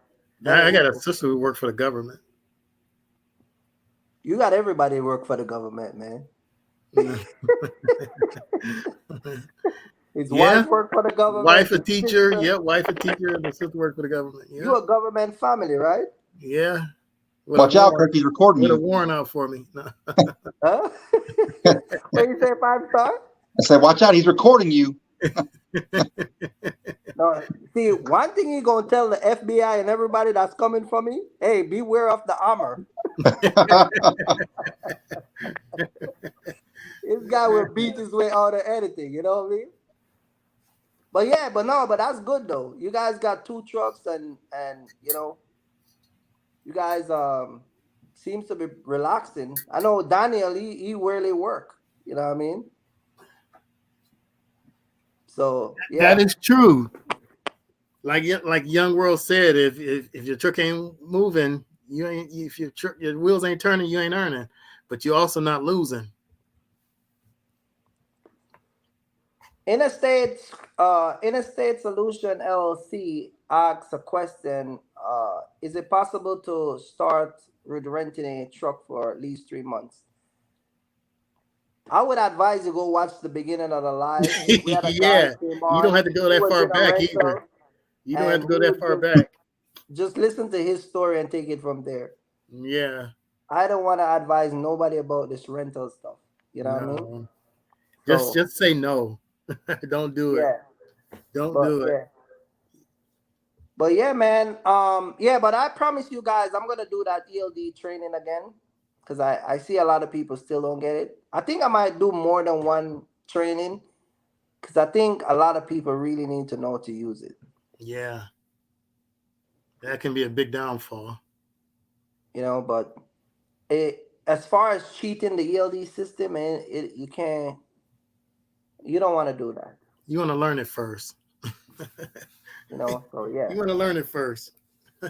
leave the cheating to the guys who know how to cheat. Yeah, I see your wife was there with you early on, Daniel. she's nosy. Hey man, that's your wife, man. What, she think you're talking to some side B? You know, who knows? Huh? Who knows? Probably just she just looking for argument for later. So you're a trucker, man. You don't tell her that you got a lot of girls hitting on you. You're a truck guy. Well, she know that just from the neighborhood.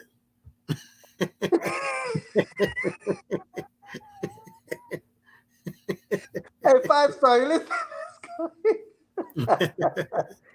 He was in the No, live earlier on. His wife came through. She was I, like ain't- walking I don't like have looking time. for I don't have something. time for that. I You don't have know? time. Mm-mm-mm. I need to get to work. That's what I got time for. Hey, don't follow me, man. As Mark tell you guys all the time, I talk tough on the internet, but I really sleep on the couch. Something like this. This is my bed. That's what I saw. Hey, 5 star. He's been sitting on the live for like 5 hours on the couch, man. What's up, Daniel? Man? You got problem in your house? This is my cave right here. This is my cave. So you don't got no TV back there?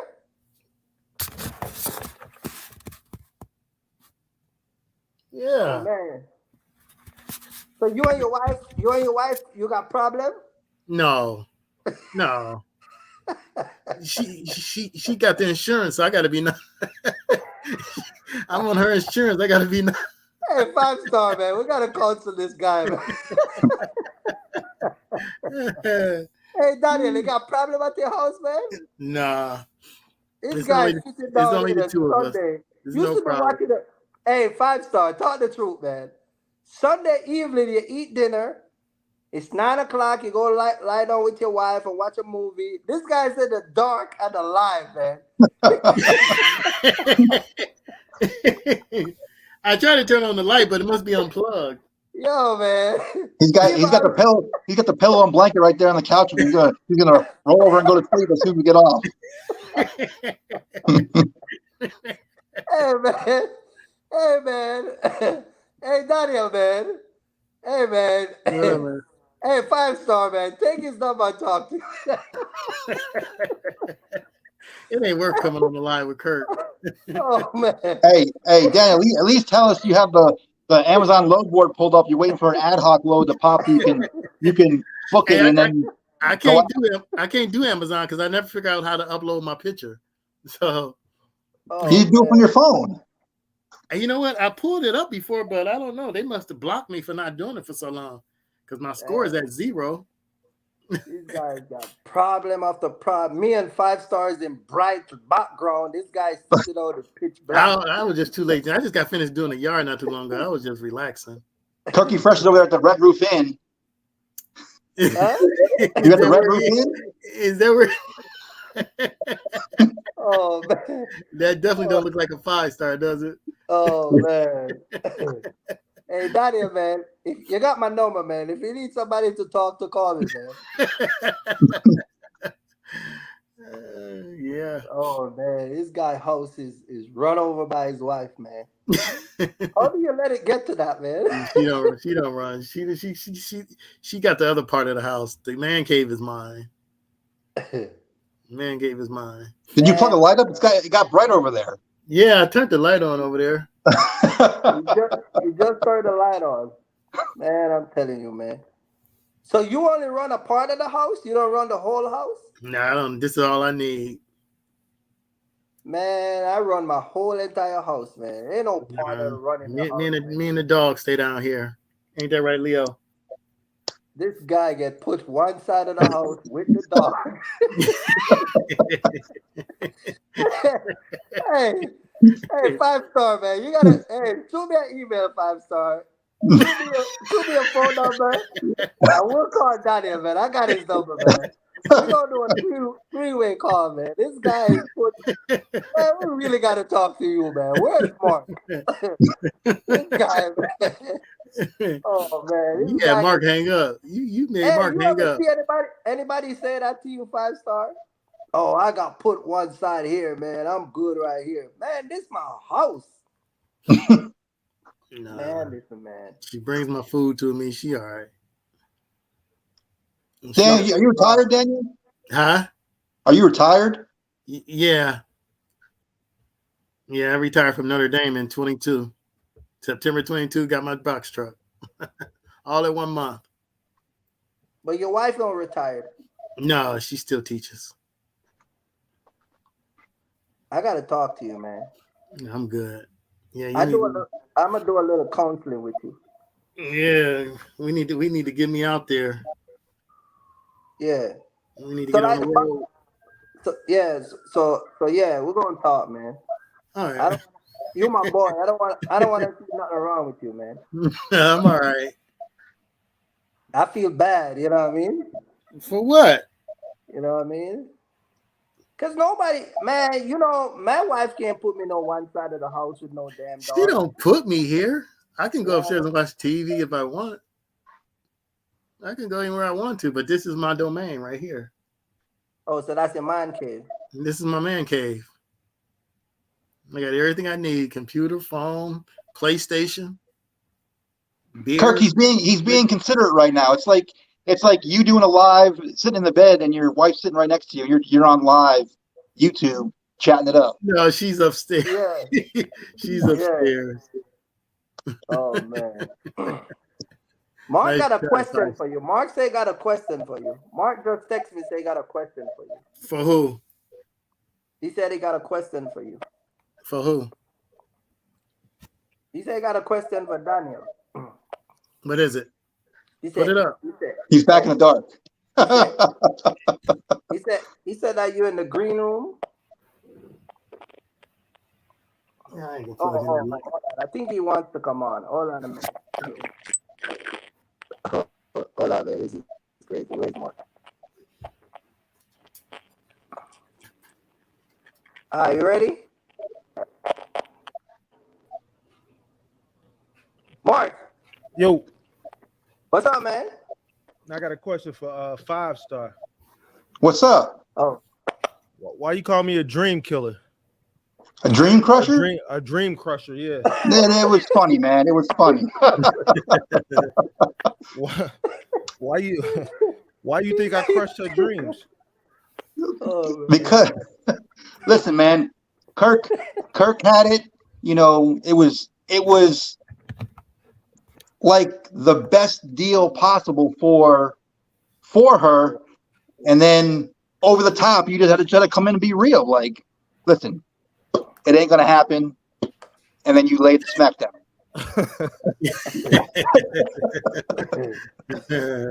Hey, 5-star, if you get a deal like that, what would have happened, man?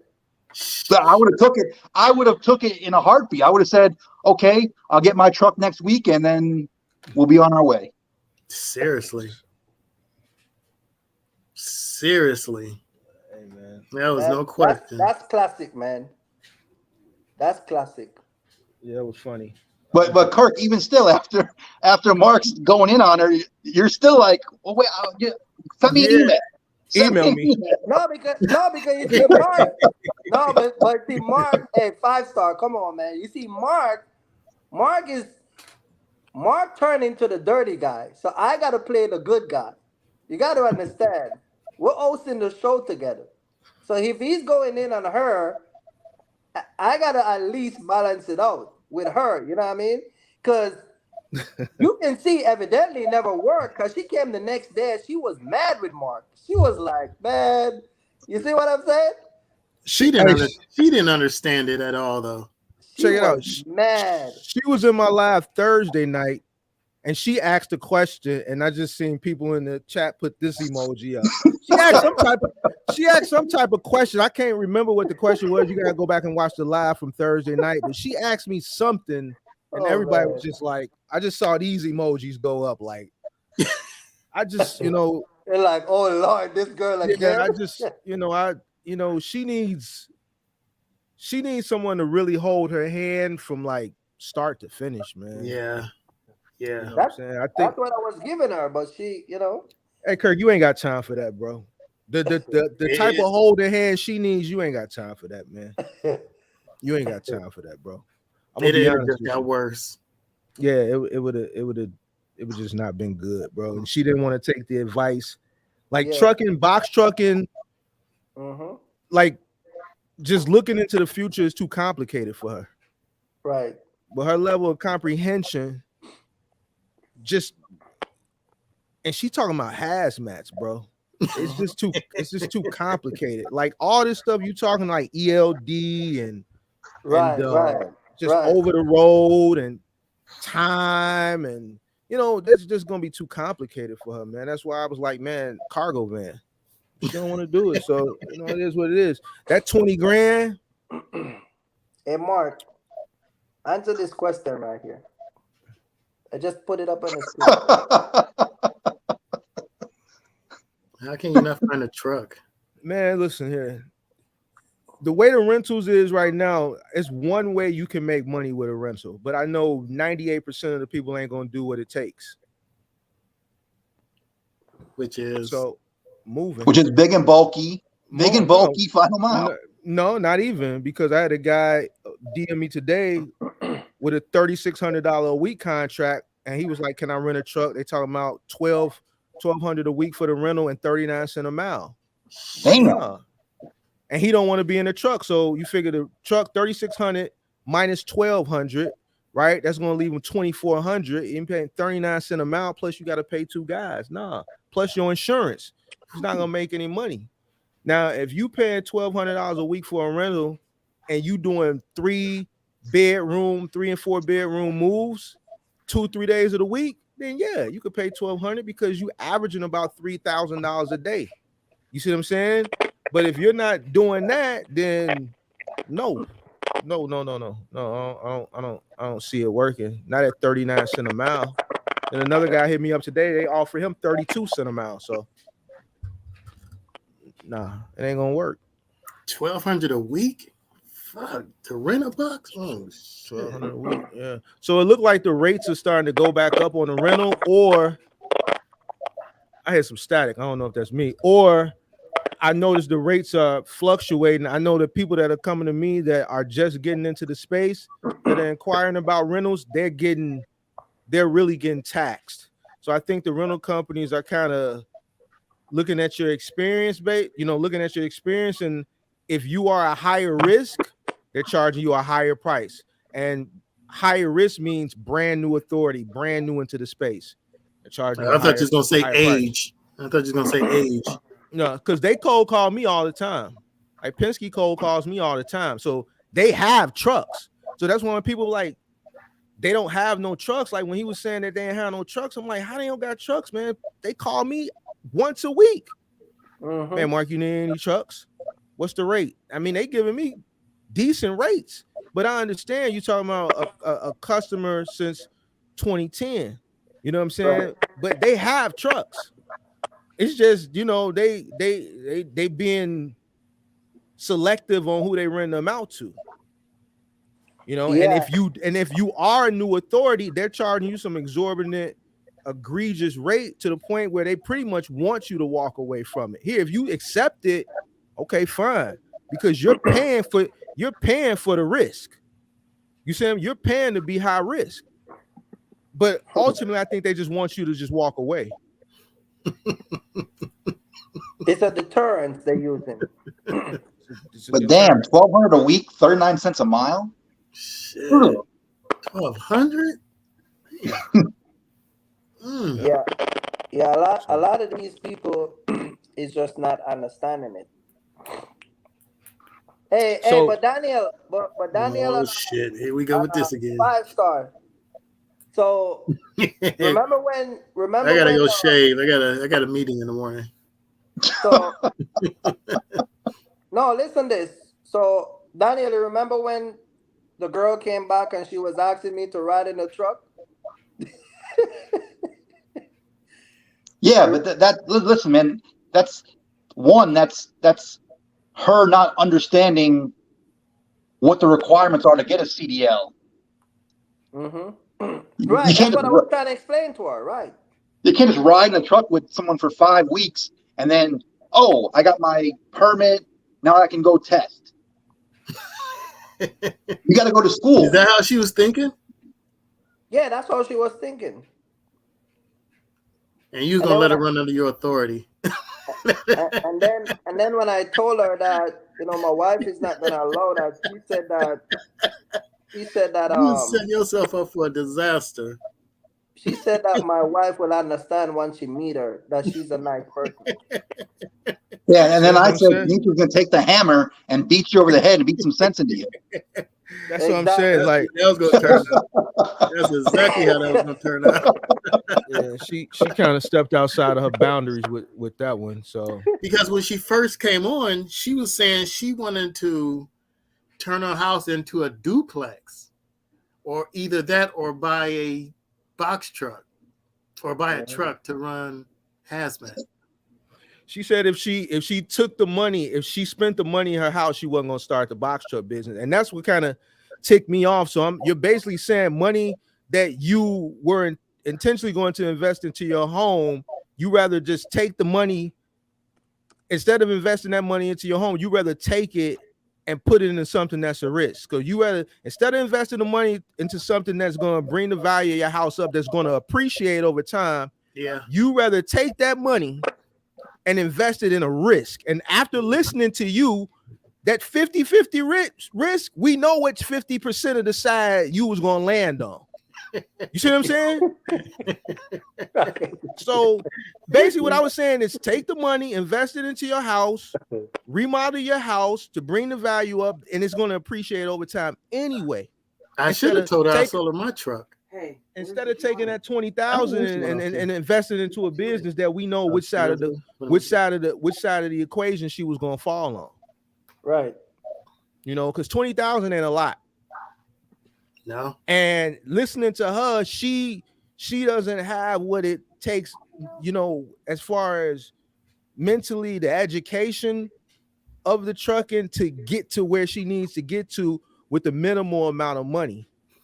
You know, we already saw James when he had a minimal amount of money. You see what I'm saying?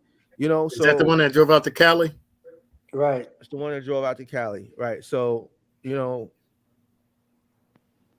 Mark go hard on her, man. I didn't go hard on her. What I did tough love. I tried. Saved her. I think he saved her. She wasn't listening, bro. So I was really trying to scare the shit out of her to the point where she just said to hell with it, because I know 99.9% she's not going to make it. Everybody saw that.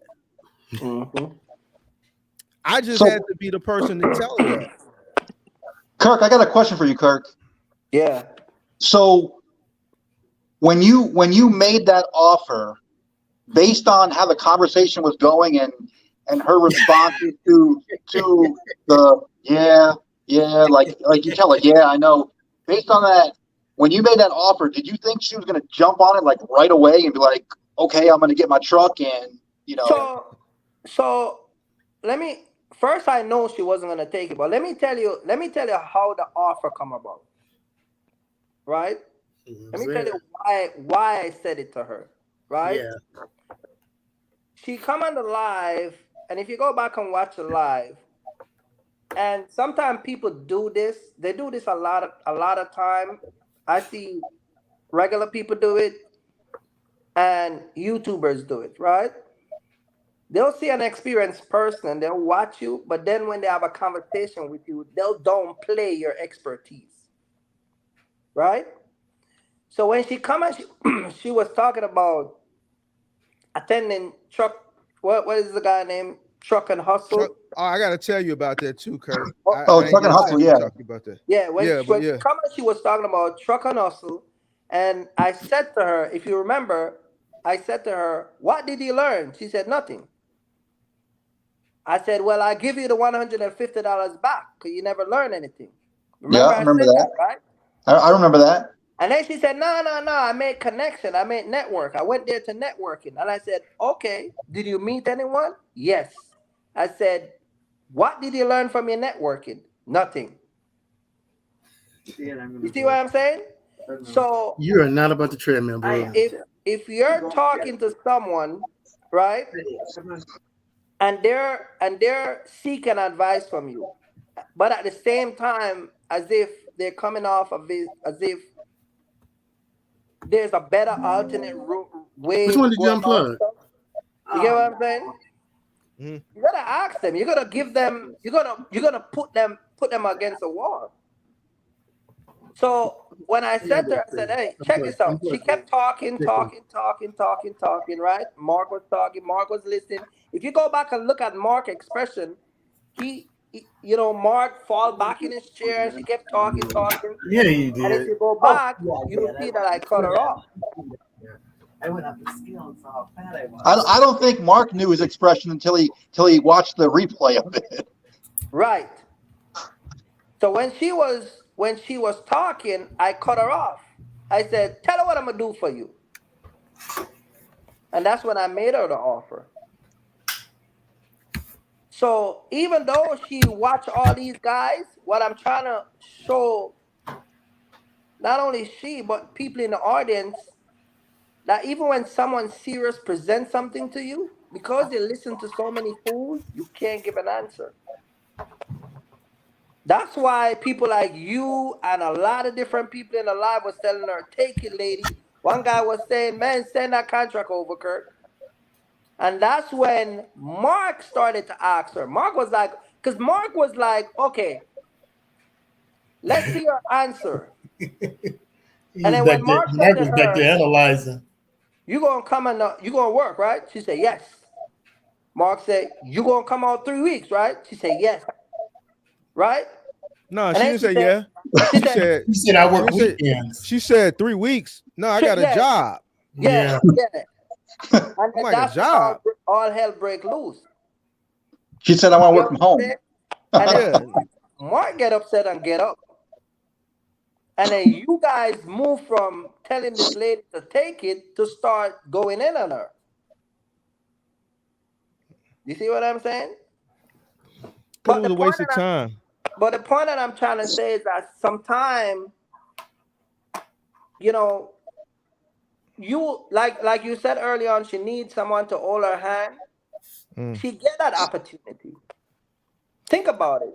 You weren't going, Kirk. You ain't got the time for this. You don't have the time, No, bro. no, Like, no. I'm not talking about the time. I'm just saying that regardless of what, she get the opportunity. But because she's not business ready, because she's not prepared, because she don't know what's going on, it's like, you know what I mean? Offering her that is useless. It's better offer it to somebody that like Young World. You get what I'm saying?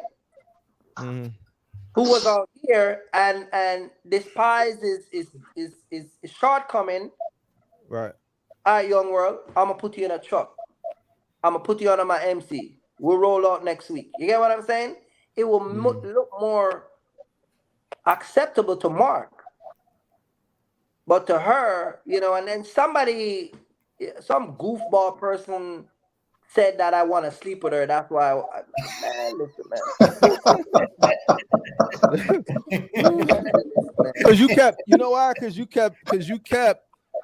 Somebody say I'm Like, trying to get the box. Persistent of giving it. Because after I had exposed just all the inconsistencies, see, the reasons, like I always told you, if you just let a person talk, they'll tell on themselves. That's why I was just sitting back. Once I saw the first two inconsistencies, I just leaned back in my chair and I just kept letting her talk. It was so many inconsistencies that once I did start going in, I forgot a lot of them until we went and reacted to it the next day. And I'm like, damn, she did say that. Because every single thing she said, because earlier in the thing she said, man, I want to quit my job. I've been here a long time. I want to quit. But then when I said, man, so you finna get on the road 2-3 weeks at a time? No, I got a job. I can't just leave my job. I want to work from home. How you gonna get in the box truck and work from home? Like you got an autonomous truck that's can just pick up the loads and drop off the loads themselves? How you gonna work from home? You want to do OTR, you want to do hazmats, you want to do all this stuff, right? Because somebody else done told you, well, this is what pays it. I want to pick up batteries. Like, you've narrowed it down to what you want to pick up in a box truck.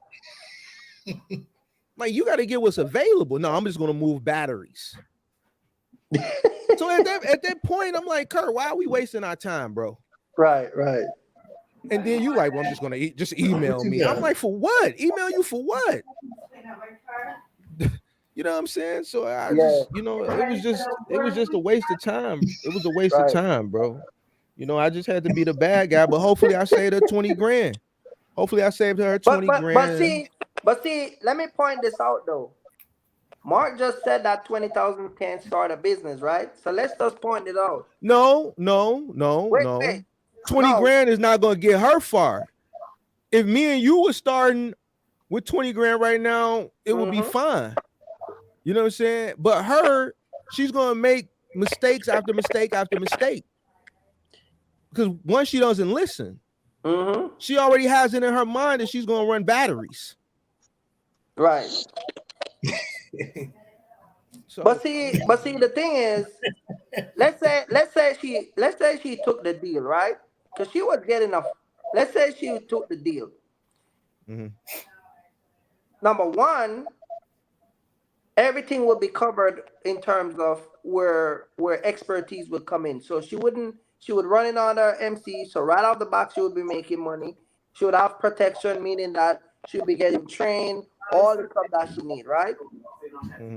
So her startup would have been a little bit less if she had took that deal versus if she goes on her own. Because that's what you try to explain to her. That's why she was doing the whole entire house thing, is to get the money. You understand?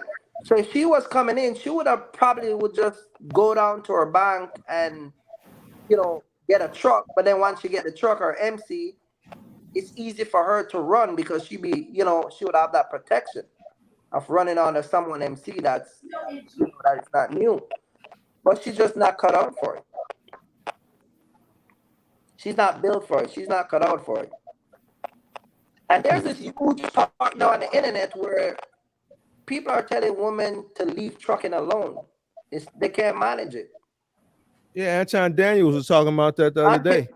Yeah. He's talking about it now. It's like, tell these women to leave trucking alone. It's not easy. You know, you got a sassy trucker that went to Dubai to start a trucking business. She went over there, get mad, and get locked up. See, the thing with I don't even want to really talk about it, man. Because, you know, I was talking in my live Thursday, and there was a woman in the live, and she said, I'm going to unsubscribe to you, and like this, that, and the third. I have a son. No. I was in the live talking Thursday, and there was a woman in there. I was doing the presentation, and then when I went back, I saw the context, and she was like, man, what do you mean you're going to take food out of another man's mouth and this, that, and the third? I have a son. You know, everybody in the chat just went in on her. I think the thing with the women are outside of the fact that as far as the labor aspect of it, I think they too emotional. So this when like lately I've been talking about how it's cutthroat. Like you got to take what you want and things like that. I think that aggressiveness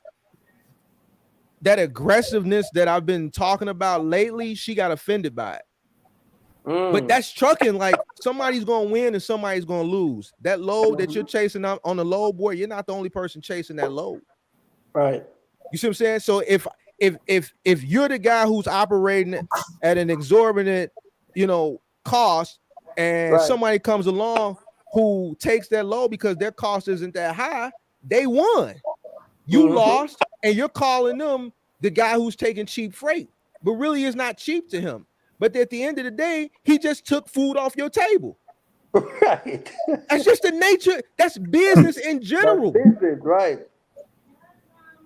And this is why, I didn't see it, but when I went back and looked at the chat, like somebody put, man, your son wears a dress. Like they really went in on this lady. So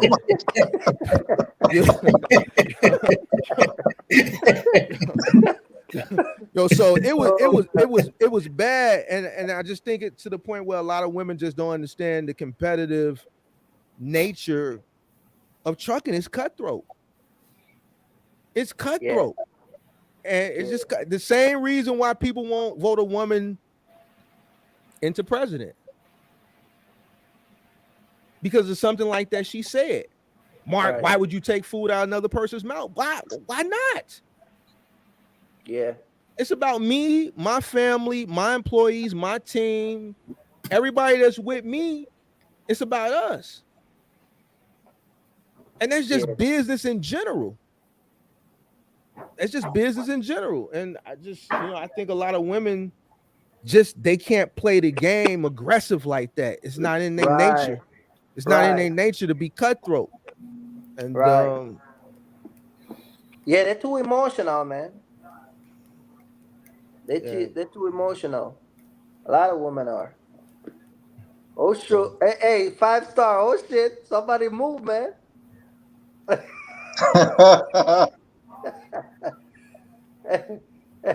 Hey, Daniel, you get shift around? Hey, Mark. Oh shit.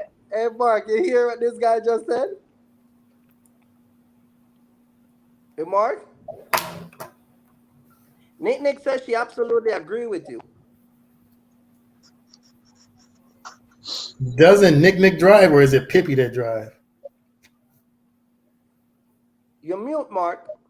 We're not hearing you. No, Pippi has employees. Nick drives. Pippi does final mile, so she ain't. Which working. one got their CDL Class A? Was that Nick? That was Nick. That's the one that was at the restaurant, right? Nick drive.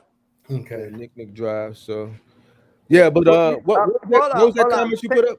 Hold on, Pippi do final mile. Yeah, she final mile, big and bulky. Oh, really? But see, why Pippi wins is because her guy handles the day-to-day as far as the in the field work with the employees. So he's the liaison. She really doesn't deal with the workers, but she says she's divesting. She's probably going to get out. I think the claims are, Oh, Mark, I got a question for you. What's up with Truck and Hustle? They were here yesterday. I didn't go, but I saw the contents. They had Jadakiss here. Jadakiss was here. And the dude for Truck and Hustle was trying to get everybody to sing "We Gonna Make It," but people in the audience wasn't really singing along. But Jadakiss was there, and I guess he just invested. He started a trucking company, and he was just talking about the peaks and the valleys of it. But he was in town anyway. He just happened to come back for that. He did a show at that same club Friday night, and then he came back yesterday for that trucking event. I'm sure they paid him, but yeah, he was there. It was a decent little turnout. But so Jada, what's his name? Jadakiss. Jadakiss is gonna start a trucking company? I think he did. He started one already. Yeah, so I'll keep my 150. Yeah, I didn't see I agree. me personally, I didn't see the value in it. I mean, not me per se. I mean, they had tables set up and people was just sitting down. They had a few speakers. Jadakiss spoke. I mean, if you go look to Truck and Hustle, his Instagram and look at his story, you can pretty much see what went on there. So I would have just from the story, I would have been pretty upset if I would have paid 150. Why? I might. Sound like somebody got something going on in their background. Hey, Mark. I think we gotta take on this counseling thing with Daniel, man. Take on what? You said take on what? I'm about to go. Out in the dark for 3 hours, man, and then his wife come and tell him to move. Oh, yeah. That's because she's about to treadmill. Oh, wow. Hey, he said 5-star. He was just here talking about not his man cave. It is. It is. Oh, he got kicked out of his man cave? Oh. No, she's about to treadmill. It got loud. I can go back down there. Yo, Oh, man. come on, 5-star, man. Mop me up, man. He showed a big ass TV just now, Mark. About look like about an 82 inch. He said, "It's me and the dog. We're down here." And the lady and his wife walk in the back while you were talking and says something to him, and he had to get out of the room. His man cave with the dog. Oh, man. Wow. Hey, Daniel, did the dog get to stay down there? You gonna say with the dog? Hey, Mark, you see why I tell you a lot of these guys don't run their house, man? You see what I told you, man? Hey, man. I heard they say something about some happy wife, happy life, man. Listen here. Thank you, sir. Hey, check this out. I'm like, I agree with Anton, man. I agree with Anton, man. Not me, bro. My house, my rules. My house, my rule. The whole house is mine. The whole house is mine. The whole house is mine. The whole house. Hey, you ain't got me on speaker. Hey, Dan, you ain't got me on speaker. I don't want your wife to hear that because I don't want to get you in trouble.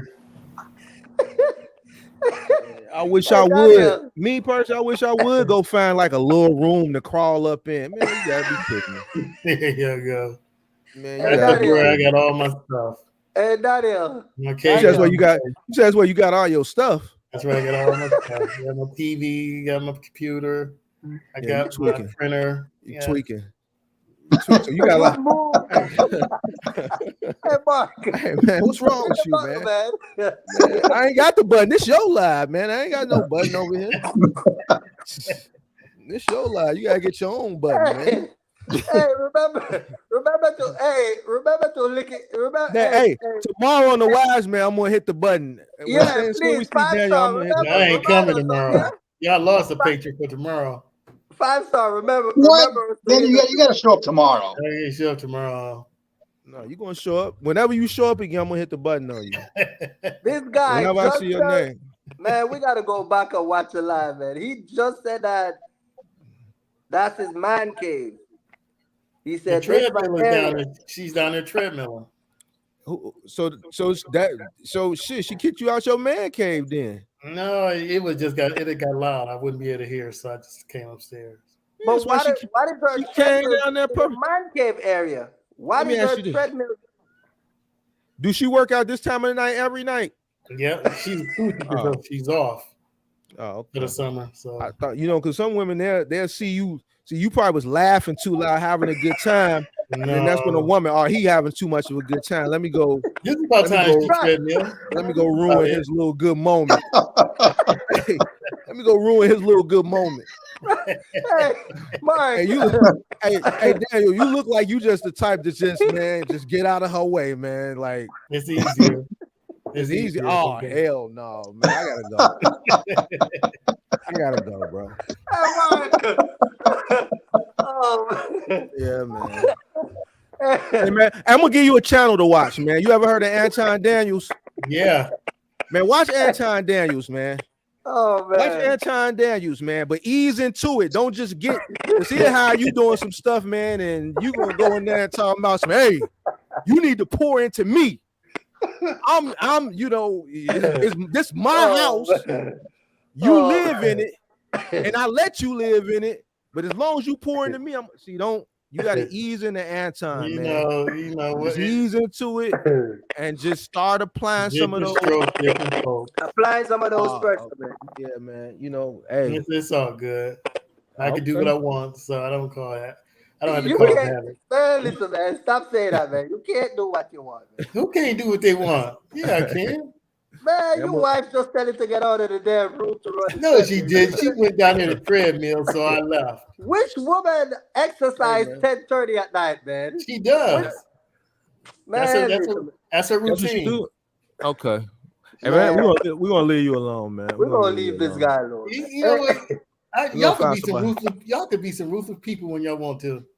Yeah. Hey, man. We ain't gonna deny that. So what I'm saying is, where you from again? South Bend. South Bend, Indiana. Yeah. Notre Dame. Oh Indeed. man, Mark is something else, man. Yeah, I'm gonna leave you alone, man, because I might get a little bit too aggressive. The jokes might be a little bit too. No, they ain't. You said we might get. I got it good. We're too ruthless. I got it good. I can't complain. When next time you coming to Chicago? I don't know. I think I'm gonna be testing all week this week. All right, let me know when you're in Chicago, man. For sure, mister. Take him out, Mark, and talk to him, man. He need a counselor. No, I ain't gonna talk to him. He cool. He married. Mm-hmm. That ain't no damn marriage. If you gotta get he just the old school married. He ain't. I ain't gotta cause havoc. I'm good. He's straight. You think Anisha could come in the room and tell me to get out? You want to use a treadmill? First of all, the treadmill is gonna be different area than where I'm at.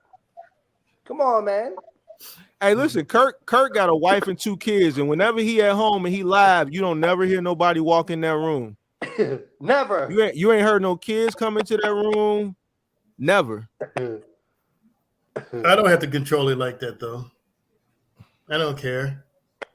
I mean, I'm not saying I don't care that they don't come in this room, but I don't care if they walk around and see what's going on. They can even come on here and speak. I wouldn't care.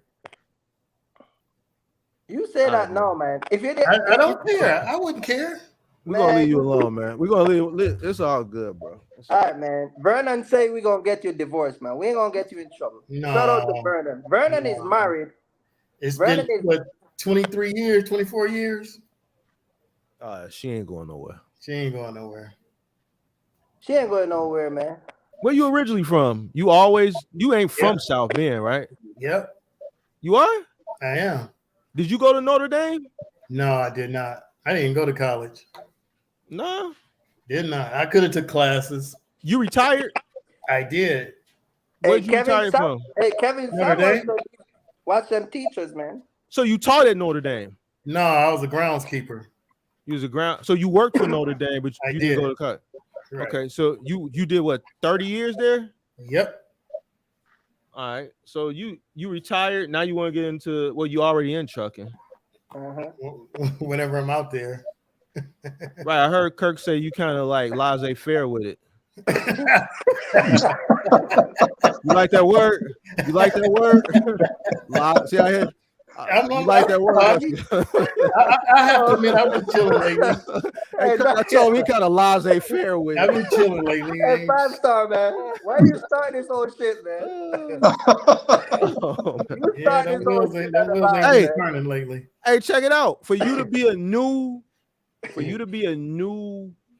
business owner and be laissez-faire, that's not bad. No. There's some people out here they need to work until they can't work no more with their box truck. So you got a box truck that you paying a note on, right? Yeah, shit. And you laissez-faire. Yeah, that's what I just said. This guy got it good. You must got it good.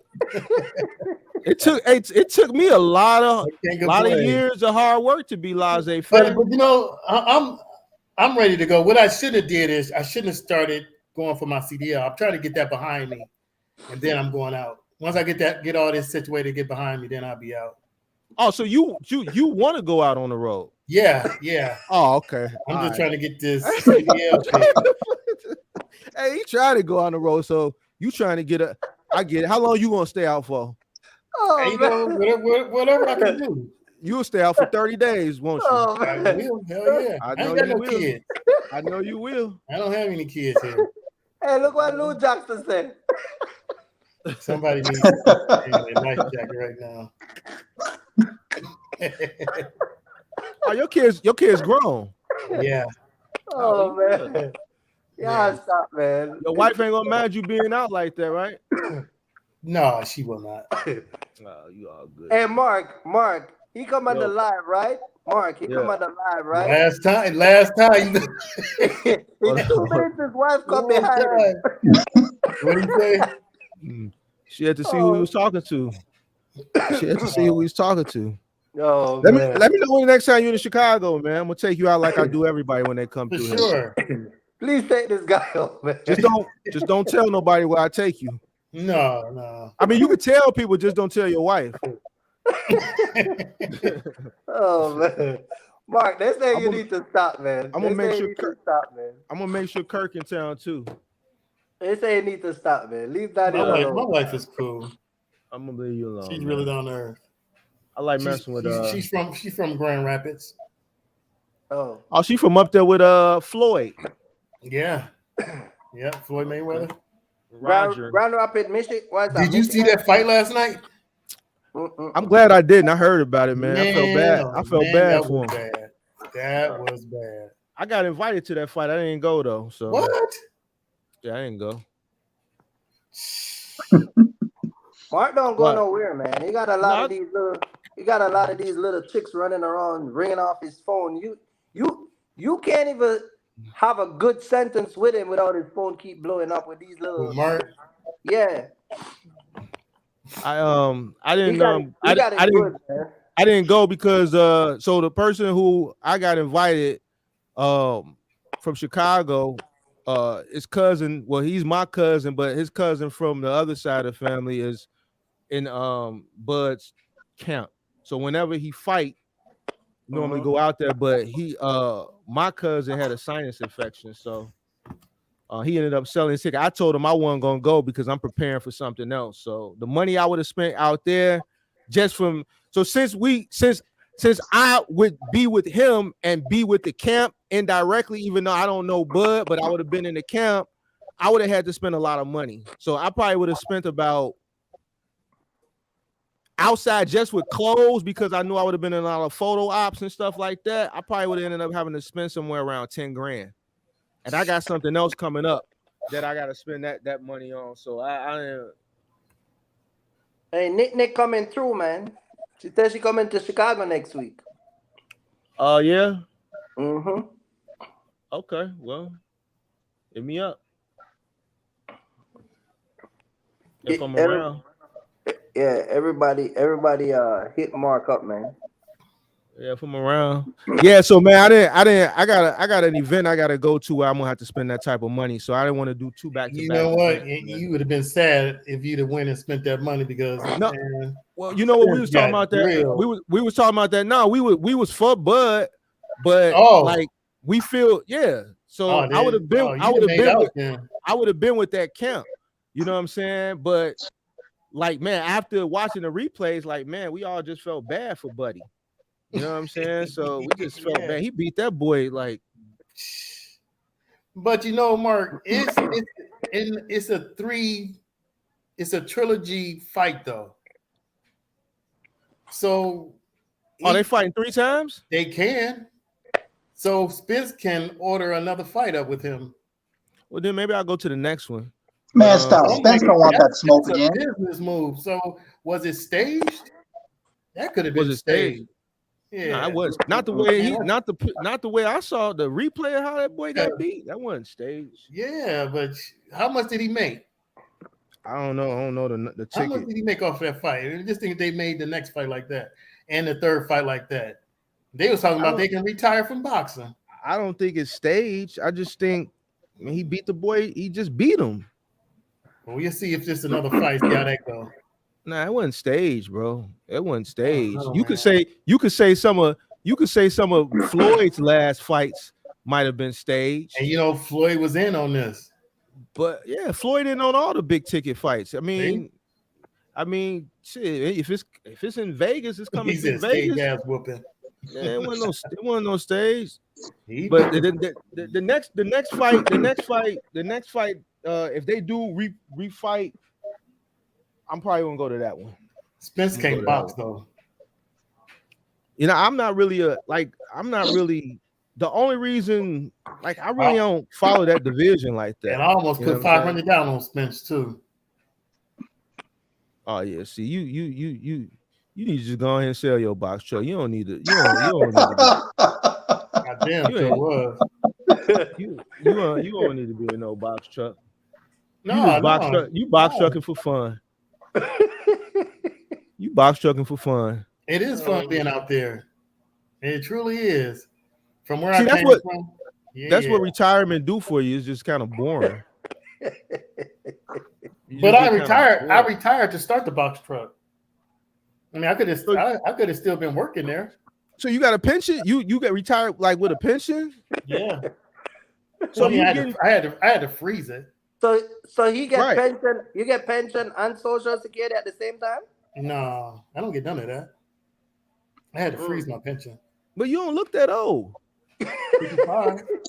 This guy is old, man. You 55 now, yo? I am. Okay. You started early. You got it good, man. Yeah, you got it good. It's safe out there in South Bend, ain't it? It's quiet. Sorry, every city got their bad side of town, but South Bend, though, that's Notre Dame. They ain't letting nothing happen too bad. Well, that's on the east side of town. I'm on the north. Wait, so I'm ignorant. Black people live in Notre Dame and South Bend? Yeah. I didn't know that. What do I look like? No, I know. I know, but yeah, they do. When we think the west side of town, Bend, west side of town is the worst side of town. Okay, because I west know side and southeast side. Because I know, like, South Bend, it's always stuff going to South Bend from like Chicago terminals. Yeah. But I just always thought South Bend was just out in the country. How far is that from Maryville? Maryville is in Valparaiso, so that's probably like an hour and a half drive, hour and 45 For real? minutes. Yeah. So no, 45 minutes. 45 minutes. Right. Or 45 minutes. Right. Because South Bend, that's straight up 94, and then I would get off I would take 94 to what? Or 30? 30 would take me straight to South Bend? Yeah. So I can go 30 would take you to 31. Uh-huh. And then 31 would take you to South Bend. Because doing 30, I'm going through Maryville, then I'm going to hit Valparaiso, then I'm going to hit.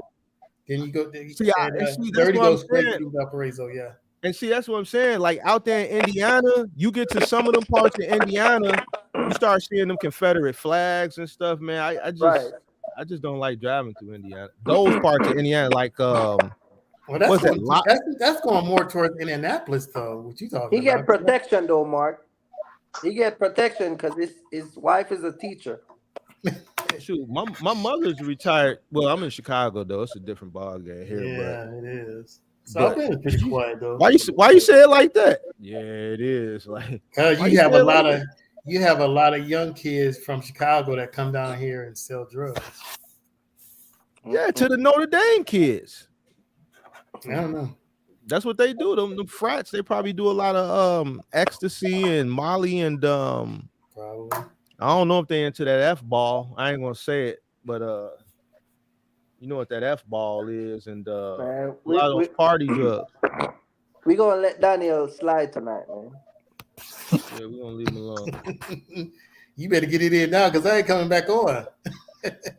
You gotta come on the live. He'll be back. You gotta He'll come be on the back. live tomorrow with Mark. On the Wiseman? Nah, You he gotta ain't come on coming the on no wise more. man with Mark. You guys be too busy. No, Right, on Daniel? Mondays? Not really. You said we could be rough sometimes. Nah, I'm good. He said we could be rough sometimes. He don't want us to say that he get kicked out of his man cave. Never that. Hey man, he the second person today that he didn't Never. get kicked out. We messing with him, but I know somebody that did get kicked out of their man cave earlier today. Nah, she's just treadmilling. Yeah, so but it's all good, man. We just messing with you. That's all Don't good. worry, Daniel. We got you, man. But you go ahead and get that semi truck, man. You gonna be laissez-faire like how you was with the box truck? No. Oh, okay. Okay. I would have had my Class A CDL by now, but I had a smart mouth towards the instructors, and they refused to pass me. What happened? Just arguing with them. Why? Because one time they was trying to, like it seemed like we was in class one time, and Mark it is was like, just a whole bunch of stuff. One time, we in class, and the guy was gonna say, "Well, if you got a felony on your record, you can't get a Class A CDL." I'm like, "That's a lie. Yes, you can. Yes, the hell you can." So it's just all type of stuff. It's not your job. You there to get the Class A. So if he got false information, that's his problem and everybody else's problem. But they're all friends, and so. But here's what I'm saying. So they kick you out of the school? No, they didn't. No, they didn't. It's just like every time I went in and tried to test, he would interrupt me. Where'd you take your CD? Where'd you go to school at, Daniel? TDI. Where? In South Bend. Okay. So now South Bend is known for being racist. Yeah, they were. I mean, they weren't up to a certain point. But you told them people, you told the instructor that they was wrong, and you trying to get something from them. Yeah. Yeah. So they showed you, right? And that's from me watching y'all. Hey, Kurt, I was coming back talking to you about that guy. Hey, no, wait. Remember, Kurt, That ain't from you watching us. That ain't from you watching us. No, I was talking to Kurt about it. What's that? The guy, when I was telling you how they were saying if you have a felony on your record, you can't get a Class A CDL. Yeah, but you never told me you were talking back to him. Yeah, I was talking shit to them. You basically called the instructor a liar. He was. He was. And you expected him to just hand you this CDL? Yo, I gave him my money. Yeah. Hey, Mark. Pass. I had to pay that out of pocket. Hey, Did they get your money back? No, not yet. I had to file a claim with Better Business Bureau. So they did you pass the test? I got all my certificates. I didn't get my Class A CDL. No. But you passed the test. You passed the written test. Yeah, I got all that. And you passed the road test. Yeah. But they won't release they won't sign off on it. Oh, so I didn't take the final test. That's the one I didn't pass. So you didn't pass the test. I knew everything, but they won't let me. They never passed the road test. They keep saying, "Well, you missed this on the inspection part." I knew that thing. Man, I read that book like blindsided. Yeah, they messing with you, man. Yeah, they are. They are. You can't Smoking in the truck smoking in the truck when I'm doing my inspection, man, they stay full of it. You can't mess with people and you trying to get something from them. You got to get it first, then talk crap. I know. I know. Come on, man. Like I was hot. Hey, Mark. You know what's funny about Daniel? He's the type of dude that come on the street and act tough, right? You can't be like. And look at him at his house. You gotta You gonna you, how you gonna try to lean on somebody and you ain't got the leverage? When you hear me talk about leaning on people, I always say another word for lean, leverage. You ain't got the leverage, so how you gonna lean on them? You need something from them. You can't lean on somebody that got the leverage over you. I gotta hit the button on you twice, man. Like whenever I see your name again, I'm hitting the button. So if you just hit the tweaking button just randomly, it's because I saw his name pop up in the chat. So I gotta hit the button on him.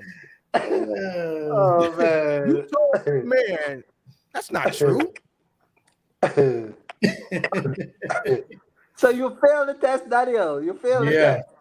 And on okay, so you know you get 3 chances on the fourth one. Blow all 3. I ain't going back. After the third, you got to pay to take it, right? Like $100. After the third, yeah. So I did pay 100 one time.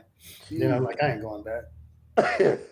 Mark, you gotta delete that tweet button thing, man. You gotta leave the. You know what I mean? Hey man, they told me the other day the tweet button is epic.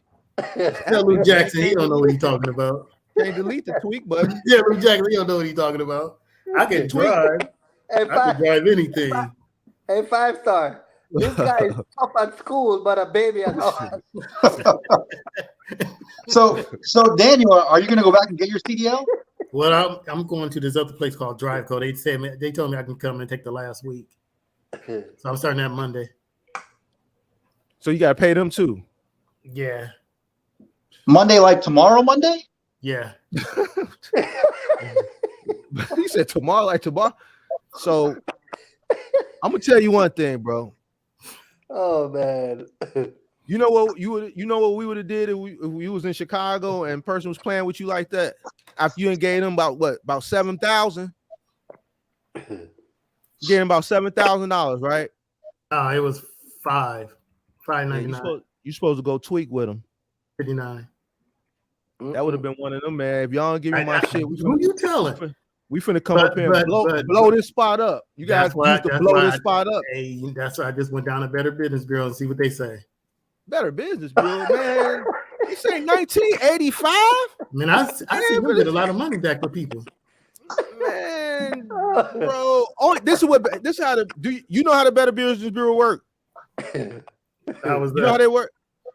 So when you report something to the Better Business Bureau, they just act as a mediator. So they're gonna contact them for you. They're gonna get their side of the story. They're gonna try to get the money back. The Better Business Bureau was a scare tactic before the internet, right? Before the internet, the Better Business Bureau was a scare tactic. And before Yelp and reviews and stuff like that, a lot of companies will want to keep a good A rating with the Better Business Bureau. But this is 2023 now. No one cares about the Better Business Bureau. Because guess what? If they be like, man, screw Daniel. What's your last name, Daniel? Daniel, where's it at? Williams. Screw Daniel Williams. You know what I'm saying? We're not giving him nothing. He failed. So what they're going to do is they're going to listen to you. They're going to listen to them. If they don't give them the money, if they feel like you're in the right, they're just going to give them a bad rating and they're going to write the report. And if anybody just happens to, let me go check the Better Business review for whatever this trucking company is, they're going to read it. But like no one goes and looks at that. That's like an old person's way of like look at something. Let me go check their BBB rating. Nobody cares about that no more. Like I'm not even registered with the BBB. Like I purposely, and then the only way you can get a BBB is if the business registers to have a BBB. I'm not registered to have a BBB. Why would I register something so that if we do a bad job, somebody can go report it? No, you don't even have to register with the BBB because they got Yelp and they got Google reviews and all this stuff. You supposed to lean on them. Like, yo, if y'all don't give me my shit, like I'm telling you, we finna come up here. I got my cousin them from Chicago. They on their way up here now. And we finna tear this up. See if Daniel, that you think you works. can pull that off? See if that works. Daniel, you there? You gonna have me waiting up here. You gonna have me waiting up here in the morning. Hey, but when you do it though, you can't look like how you just look. You got to make sure you got the face, and you got take the glasses off. Go in there, man. Just when you wake up, don't brush your teeth, don't wash your face. Make sure you still got like a little white stuff right here and a little crust, so you can have the look. Listen, hit your fist like this, bro. If y'all don't do like this, if y'all don't get my shit, bro, then just turn around like that. Be like, boy, I'm telling you, they on their way up here right now. Who's on their way up here? Listen, run me my shit, bro. I'm telling you. Or we finna send this. We're gonna leave this shit on fire. And then Daniel, see is how he they gonna react. pull that off, or you need help? No, I don't. You got it? Yeah. I really want to go a little bit more deeper, but I'm on Kirk's live, so I don't want to get him demonetized. But you know, you in Indiana, it's an open carry state, so just have your shit showing, but have your shirt tucked behind it so they can see it. But don't motion for it or nothing though. Just let them see it. I got it. You best believe I got it. Don't threaten them with it. I'm just telling you what to do. Yeah, I got it. Just as a scare tactic, but don't like motion towards it because they got it too. You in Indiana, trust me, they got it. Can you imagine you see Daniel with a? Can you picture Daniel with an AR-15? They with the NRA. Nah, he probably got it. He probably got it. I definitely do. They got Cabela's all through Indiana. I used to go to Cabela's out there and Hammond to get shells before the pandemic, and they just don't have them no more. But in Indiana's open carry. Everybody got it out there. So even if you go, hey Daniel, they got one of them switch on the 9mm.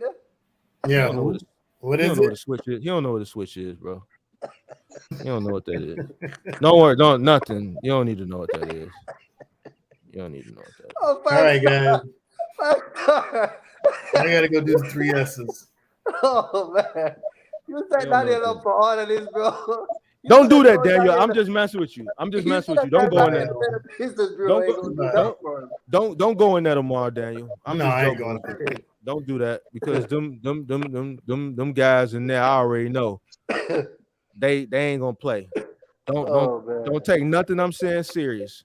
I'm just joking with you. Just go to that other company, pay them their money, and James said you should take me with the armor. No, don't do that. Don't do that. I was just joking with you, but I'm serious now. Don't do that. Oh man. Don't do that. Just pay the other company, man. Get your stuff, and then Yeah, just pay your other company and let's go, man. I would probably try to take that other company to small claims court. Yeah, do it the right way. Yeah, I would try to sue them at small claims court. All right, because leave all the destruction to us. You're retired. Yeah, you're retired. Yeah, I can easily go do 5 years and still come up before retirement. Nah. See, it's different out there. It's different out there, Kurt. What's that? Lake County out there? Is that Lake County? St. Joseph. Yeah, bro. I know Lake County rough, but over where you at a little deeper, they different out there. In Indiana, they'll just lock you up. They ain't with that 48-hour. They'll just hold you. You know what I'm saying? It's different. That's a red state. They don't play fair out there. You do not want to get locked up in Indiana, bro. Daniel, do it the right way, man. Go get your stuff tomorrow, and you know what I mean? We just joking. We just joking with you, Daniel. We're not joking, man. I got a little sense. Don't take this serious. Leave all the switch work to us. Because I don't want you to go and man, Mark and Kirk told me to come, and because I don't think you keep your mouth closed. You're gonna tell, man. Oh my God. And the prosecutor is gonna ask 5-star logistics. Yeah. But you were there looking. Put this live on private, man. Put it on private, man. Please. Put it live on private, man. You saw this going down. Yeah. After you go off, put this live on private, man. I don't want no just in case. Yeah, just told him to go in there, man. I'm straight. Man. Yeah. Hey man, we gotta pick this guy up tomorrow, man. No, he gotta get up in the morning. He gotta go take a test or something. So go take the test, man. Oh yeah. And get out of that box truck and let's get running. What you gonna do with your box truck? I haven't decided yet. You still owe on it, right? Yeah. You think you gonna put a drive in there? You think you're gonna just try to sell it? Probably just try to sell it. Trade it in, whatever. Oh yeah, you could trade it in. What year is it again? 2016. What is it? An Eno? 338. 338 Eno? Wait, you got a 338? Yeah. Yeah. You was running loads with a 338 without a CDL? I have a Class B. He got a Class B. Okay. Yeah. Okay. He got a 11.5 interest rate. That ain't bad. Yeah, that ain't bad. Man. All right. Yeah, she basically telling you to get off the live, man. She's talking to my daughter. She's talking to my daughter.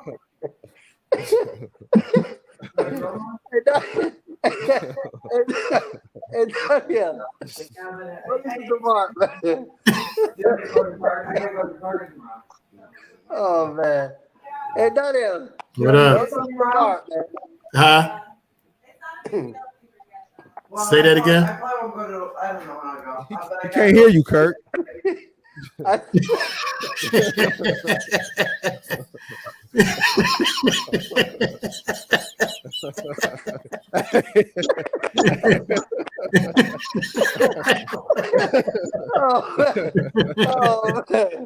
I'm out of here. I'm out of here. Y'all wild, man. Yeah, you are. Y'all wild, man. Hey, Daniel, they gonna get you, man. Hey, Daniel, go to that school tomorrow, man, and oh yeah. Yeah, we're gonna go see what you're talking about. We're gonna go see what you're talking about. Go get your CDL, man, so you can join some of our lives from on the road, man. For sure. I want to see you out on the road, man. Oh yeah. We're getting there. You'll get there. Yeah, it's all good. You'll get there. And don't go to the school and back talk to these guys, man. Cause you know what I mean. you one of them guys that be talking tough on the street, and then when you go home. Hey Mark, you know what he's missing? Hey 5-star, you know what he's missing? He missed a little bib around his neck.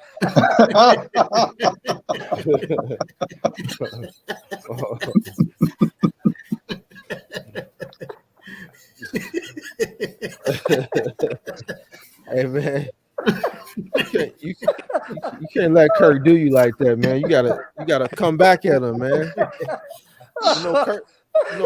You know Kirk married too, man. You gotta throw some shots back. I can't wait till I get my mentorship out the way. You paid him for a mentorship? I gotta be cool for now. Yeah. You learned your lesson. Yeah. His wife set him around the dinner table, man. You paid them all up front. You paid them in full. Yeah. Oh yeah. You better be cool then. Yeah. Cause I can't help it. So don't call me. Don't call me. Y'all dirty, man. All right, y'all. It's been real. All right, man. All right, my man. Good luck, Daniel. Good luck. All right. Yeah. All right, Daniel. Yep, don't forget your pacifier.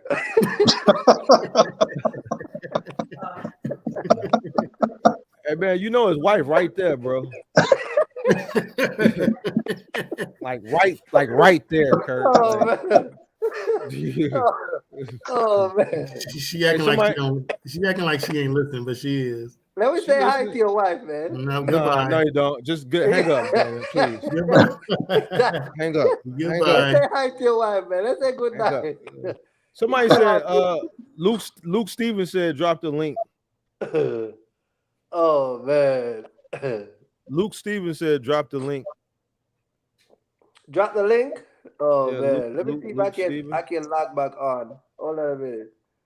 Y'all be killing me, man. Y'all be killing me. Five-star logistic, man. He set this up, man. He started this. Kirk, why you gotta do Daniel like that? This guy is no, seriously. He said it a 5-star that this is his man cave, right? Him and the dog been down there. Oh man, this guy is something else, man. This guy is something else, man. You can't do Daniel like that, man. He went to the school and beat the guy up. You know what I mean? Man, I'm telling you, man. You got the link? I'm trying to. Let me see if I can drop it. I don't know if I can drop it from my phone. I don't think I can drop it from my phone. Yeah, I'll drop it. Yeah, drop it for me. Copy it and drop it again. Yeah. Who is it? This is Oh man. What's his name? Luke Stevens. You drop it?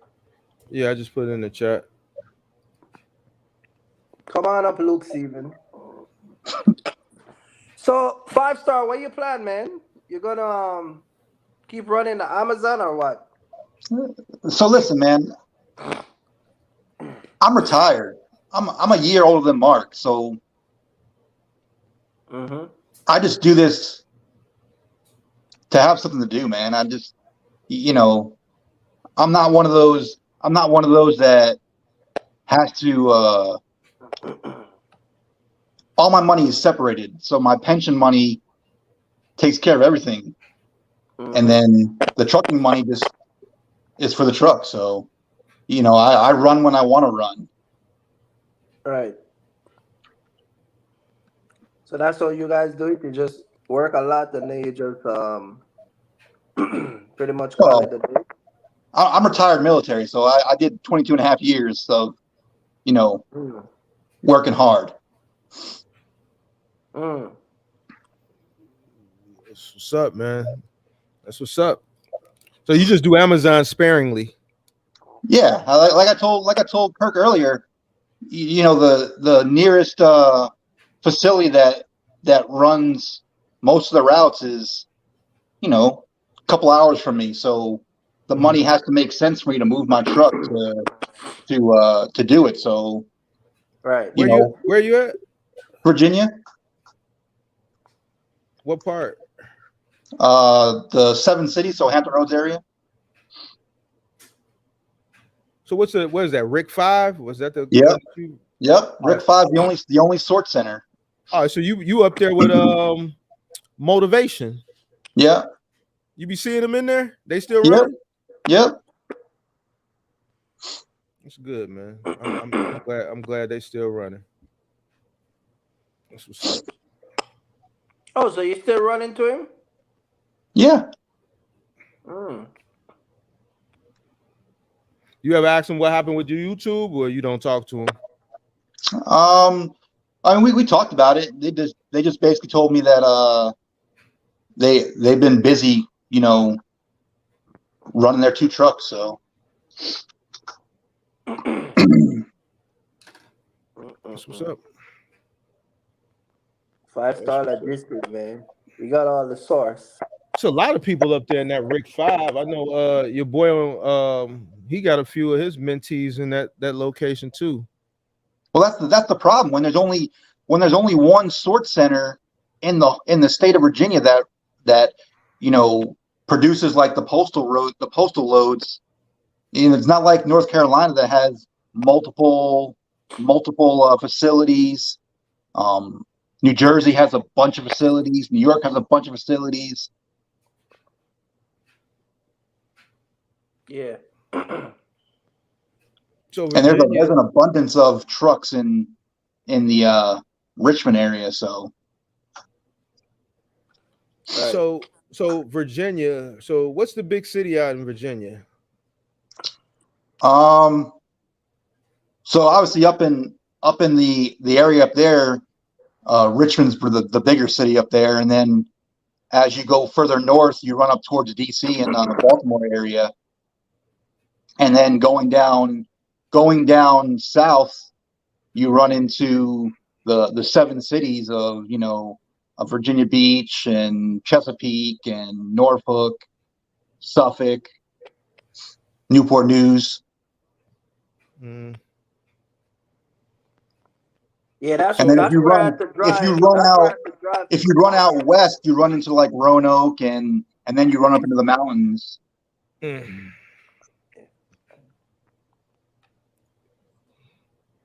So with most of those loads that are coming out of that Rick 5, they going out into the mountains to like post offices and stuff, right?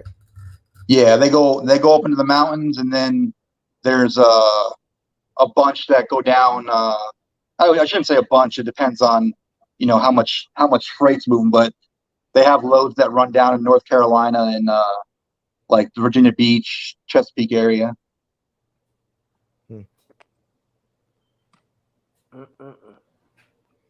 You might want to keep an eye on Luke Stevens. He keep putting 2 periods, Kirk. I don't know what that means. I dropped the link. I don't think he want to come on. Oh, I dropped the link. He didn't put 2 periods, so I don't know if that's some type of. He said drop the link, so I dropped the link. He said link, but then after that, he just kept putting periods, nothing else.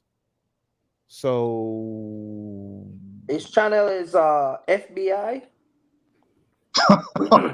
No, I think that's just his default pick. I don't think he want to come on.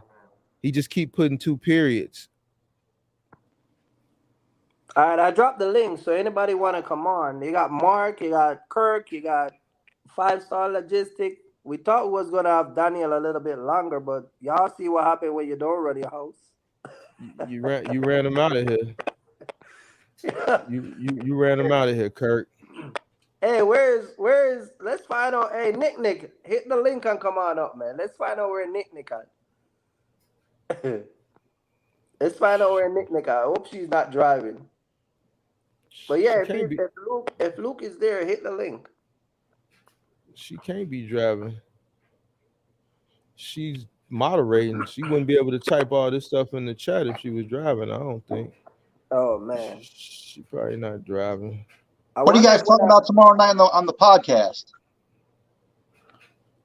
We're gonna talk about this. What was that story tonight, Mark? That yellow. The yellow. We got to talk about the yellow. We should talk about yellow. We probably gonna talk about women in trucking. We're gonna talk about probably more trucking companies failing. A lot of people, more people failing. It's just like every week is just more failing news. So more failing, and more failing. So I don't know, man. It's starting to get depressing. We talk about failing so much. But there's a lot of ways people can be successful. It's just people just don't want to adapt. People don't want to adapt or do the work that they need to do to succeed. So, yep. It's like a fight good versus evil. Right. You got people telling people the right way of doing things, and you got people telling people the wrong way of doing things, and it's like people are playing a tug of war, trying to figure out what's the right way. You still got people that are trying to come in with a rental, right? You know what I'm saying, but at a rental at a high cost. You got people that are came into the space last year. They got a truck that refused to transition into something that may be more profitable for their business because they don't want to do the work. You know what I'm saying? Because they listen to people say, oh, well, if you rent a box truck, you can make an X amount of money with like Amazon. Or, if you got a truck, you can stalk the Amazon load board, and 15 minutes before the load is set to pick up, they're going to just run the rate up, and you just need to be ready to get to the facility. Like, who wants to live like that? And then when the rate go up and you get the loan 15 minutes before you arrive and cancel. Like, who wants to live like that? I don't. Amazon is Amazon, but it seems just like everybody that people complain the most about, like they talk about Amazon. Right. So I mean, when you put two and two together, it is what it is, man. So I don't know. I guess we'll just talk about more people failing. We'll talk about yellow, and we'll talk about. I guess we need to just address this whole women trucking thing. It seems like a lot of women is getting flipped upside down in this trucking thing. Mm-hmm. So yeah, we're gonna talk about a few things, and I guess make some more people mad, and you know the time, 9 o'clock, 7 o'clock. Make some more people mad and call it a day. I just think that people don't want to. They don't want to do the legwork. They don't want to do the research. They don't want to go out and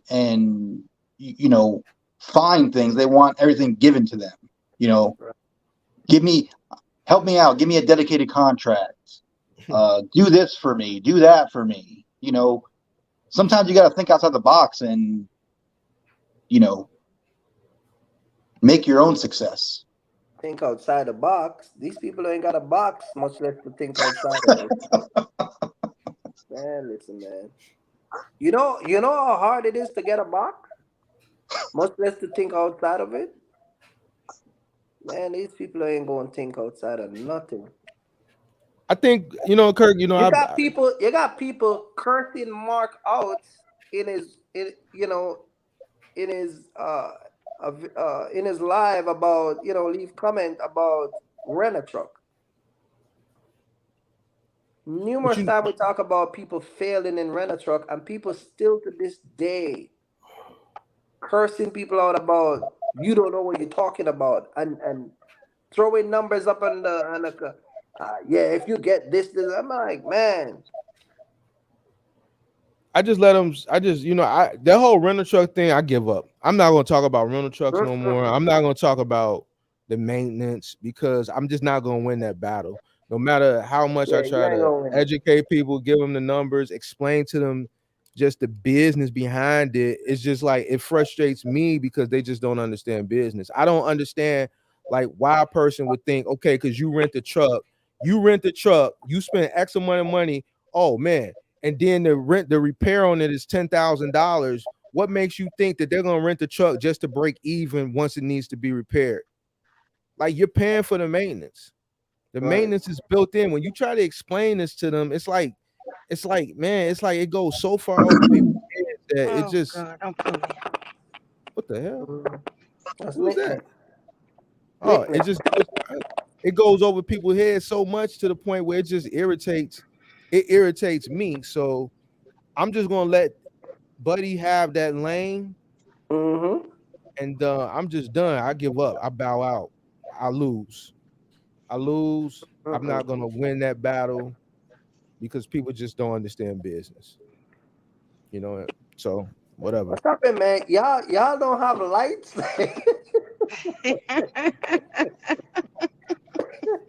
Y'all don't pay your light bill. Oh, I pay light bill. Why you in the dark, man? Hold on, let me see. Can I adjust this? Let me turn on some lights so you can say. Y'all been living at these houses.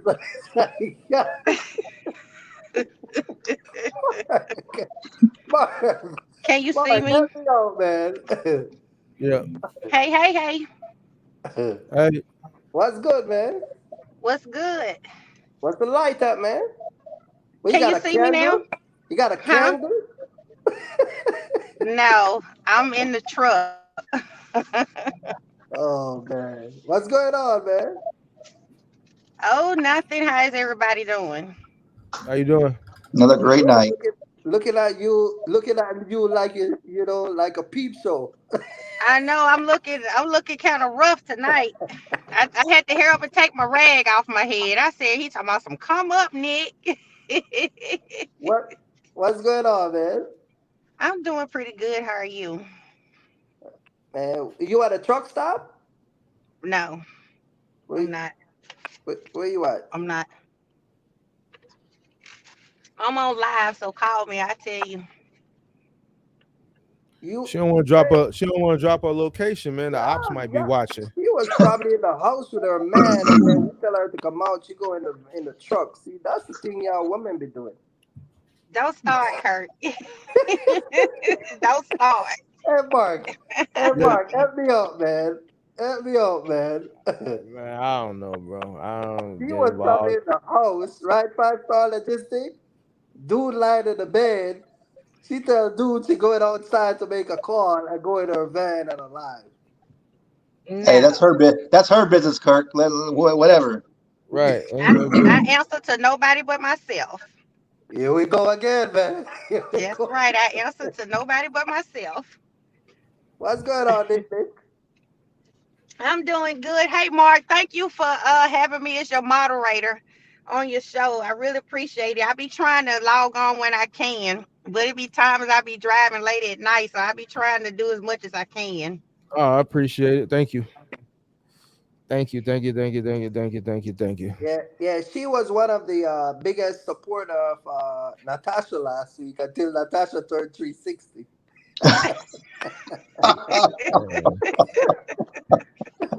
So did Mark go in too much? Did Mark go in, or Mark was right on? He was right on point.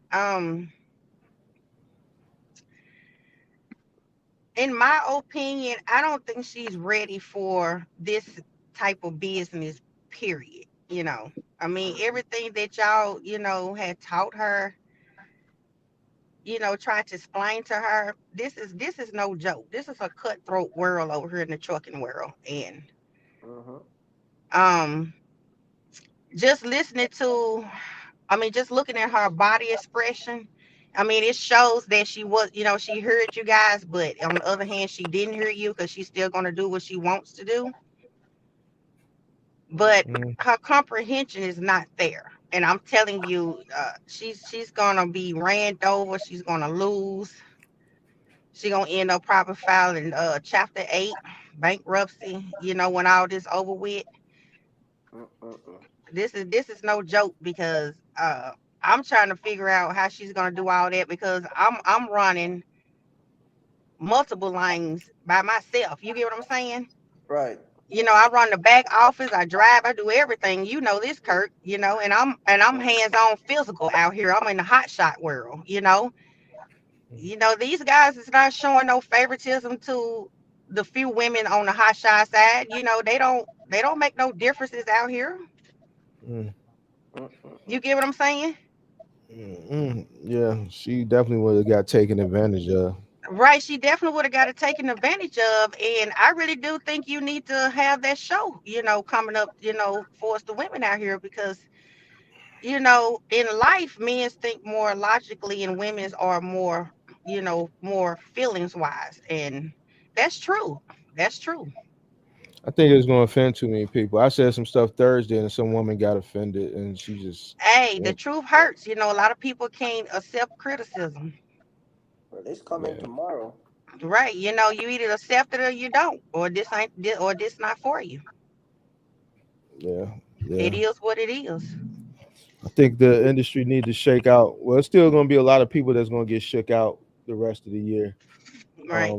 It ain't over with. It's going to get. Yeah, that article that what we watched the other day, they say about another 2,000 owner operator is about to leave. I think it's probably more about 4,000. Right. Plus, you got these major companies shutting down, so you got owner operator going out of business, a big company taking a hit. So, Right. Absolutely.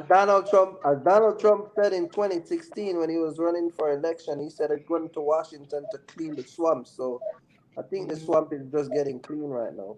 Hmm. Mm, You know what I mean? And a lot yeah, of these guys, It's why a lot of these guys, Mark, with the rental truck stuff, you can't argue with them because they're part of the swamp that's gonna be cleaned out. So what's gonna happen once they get pushed out? Like, what are they going? Are they gonna rebel against the people that told them they could make a lot of money with a rental truck? Because Hey, the people that's making money with that's telling they can make money with the rental truck, it's like behind their backs, they're really laughing at those people that they get money from. Mhm. exactly. Mhm. But see, So they Absolutely. don't know that. Right. They don't know that. yeah, that rental truck. When people ask me, like somebody literally since I've been on this live, somebody DM me about 20 minutes ago and asked me, I don't know, maybe they watching, but I doubt it. Asked me about I've been getting messages like that all day about renting a truck, renting a truck, renting a truck. Hmm. And I tell them all no. You know, like somebody just messaged me not too long ago about renting a truck for Amazon. Like I don't tell people to rent a truck. Like you're not gonna make no money renting a truck in today's times. Just Right. not. You know, unless you moving, unless you rent that truck and you doing moving, like any of these other lanes, that overhead from that rental just gonna suck up a lot of your. It's just gonna. It's just too much. It's too much. So I don't. I don't. I don't know. But buddy over there on Instagram, some people over there on Instagram that just got a lot of followers and they perpetuate a certain type of lifestyle, Hmm. and it's a younger audience that feeds into it. Hmm. And it's some naive Mhm. older people that feed into it, Mhm. and Mhm. like you or me don't have a footprint over there. Yep. So, they're gonna continue to, buy into it and they're gonna continue to fail. They're gonna continue to fail. And it just is what it is. Amazon is steady buying trucks. Um, and Amazon knows that the people that are coming into this space that are running that lane, as time continues to go on, they're gonna be less reliable. Right. So they're right now they're trying to clean that lane up by investing in their own trucks, and I think eventually they're just going to convert it over to the DSP model. They got to take control of that lane. They have to. They have got to take control of that lane, and eventually over time they'll just take control of it fully under the DSP model, and then that'll probably be the end of relay. Mhm. So, because if the stuff doesn't get to where it needs to get to overnight, the post office and stuff like that in a timely fashion, then it's not going to be on time for the final mile vans to get it to where it needs to go to. They got to take control of that lane, bro. It's only a matter of time. So, Let me ask 5 star question. Do What's you up? think that do you think that they'll ever get rid of relay? Um, that's a good question. Since I've only been running it for a year and a half, Hmm. I'll say that my opinion, I don't think they'll fully get rid of it. I do agree. Mark's shown where certain markets are piloting, and the regular Amazon vans to do the post office routes, Hmm. um, and that ultimately may take over down the road. But short term wise, I don't see relay going anywhere. And short term, I mean the next 2 to 4 years, maybe 5, 6, 7 years down the road. All the markets might be like that, but short term wise, I don't see it going anywhere because people are still going to buy, the basic necessities, and not every market is doing the piloting of the 26 foot box trucks. Hmm. Like the ones that do. down in my area, the Amazon trucks, they're doing like big and bulky for Amazon. They haven't dabbled into any of the like post office routes or anything. Mm-hmm. So they're doing Amazon Excel in your market for the box. Yeah, they have their own little warehouse that they go get the big and bulky stuff from, and they go out and do their deliveries. Yeah, they haven't ran this pilot program in every market yet. They're doing it in select markets. And I know they were buying trucks, but they're also renting trucks now. So they rent trucks from Penske and Budget to run those middle mile freight from Amazon to Amazon or Amazon to the post office. So it's not like they're waiting to build up their fleet of their own trucks. They're renting trucks too. So yeah, I mean, I can't give an estimate of when I think it's going to happen, but we've seen it happen in 2 other lanes already. You know what I'm saying? So none of that, so that's why I say it's a matter of time before they do. You know what I'm saying? I can't give you a timeline, but I know one day, whether it be not next year, but 2 years, 4 years, 6 years down the line, they're gonna it's gonna be DSP. It's gonna be DSPs running. Pop out your phone one day to book a relay load and it's disappear. Yeah, it's inevitable. It's inevitable, bro. They and here's another thing that they know. They're not stupid. They know it's becoming more expensive for these box truck owners to operate. Mm-hmm. Just think of how many box truck owners that ran specifically Amazon Relay that have fell off too and have given up or ran out of money or had to close their business down. So they know that the insurance rates are high. They know that these people can't sustain. You know what I'm saying? So they have to make adjustments as well. You know what I'm saying? So a lot of people that fell off this past year were running Amazon. They weren't just running OTR off the load board. It's a lot of people that specifically came into the space just to do Amazon. Just to do Amazon, right? You see what I'm saying? So, that. And you're running Amazon one way. You're picking something up, you're running it, and then you're dead heading back, right? Yeah, but like for me, the way I'm running it is my deadhead haul is mostly to the facility, and then I would find a load coming back down towards my house so that I minimize it from the last drop to my house. But there's still deadhead either way. So you're deadheading right either way. You're gonna go deadhead either coming or going. And that's the problem with these influencers that are saying, "Oh, look, this much money, that much money," but they never account for the deadhead. They just want to show the big number and not show the true number, which is with your deadhead. Right. So if they say they make $950, they only make about $550. Sometimes less, depending upon where they were when they booked the load, and because you got to buy all of that gas and run empty. Yeah. So can't you find like loads on the load board that's paying decent, that's only going like 40 or 50 miles? I can, and that's what I did yesterday. Actually, I have a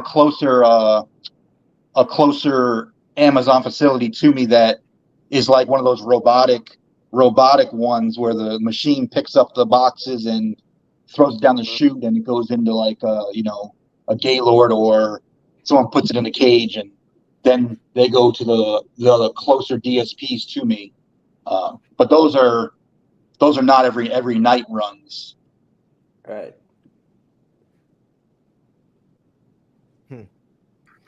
So I had another question I wanted to ask you, but I think I forgot it. Damn, because I was reading this comment that CDA just posted.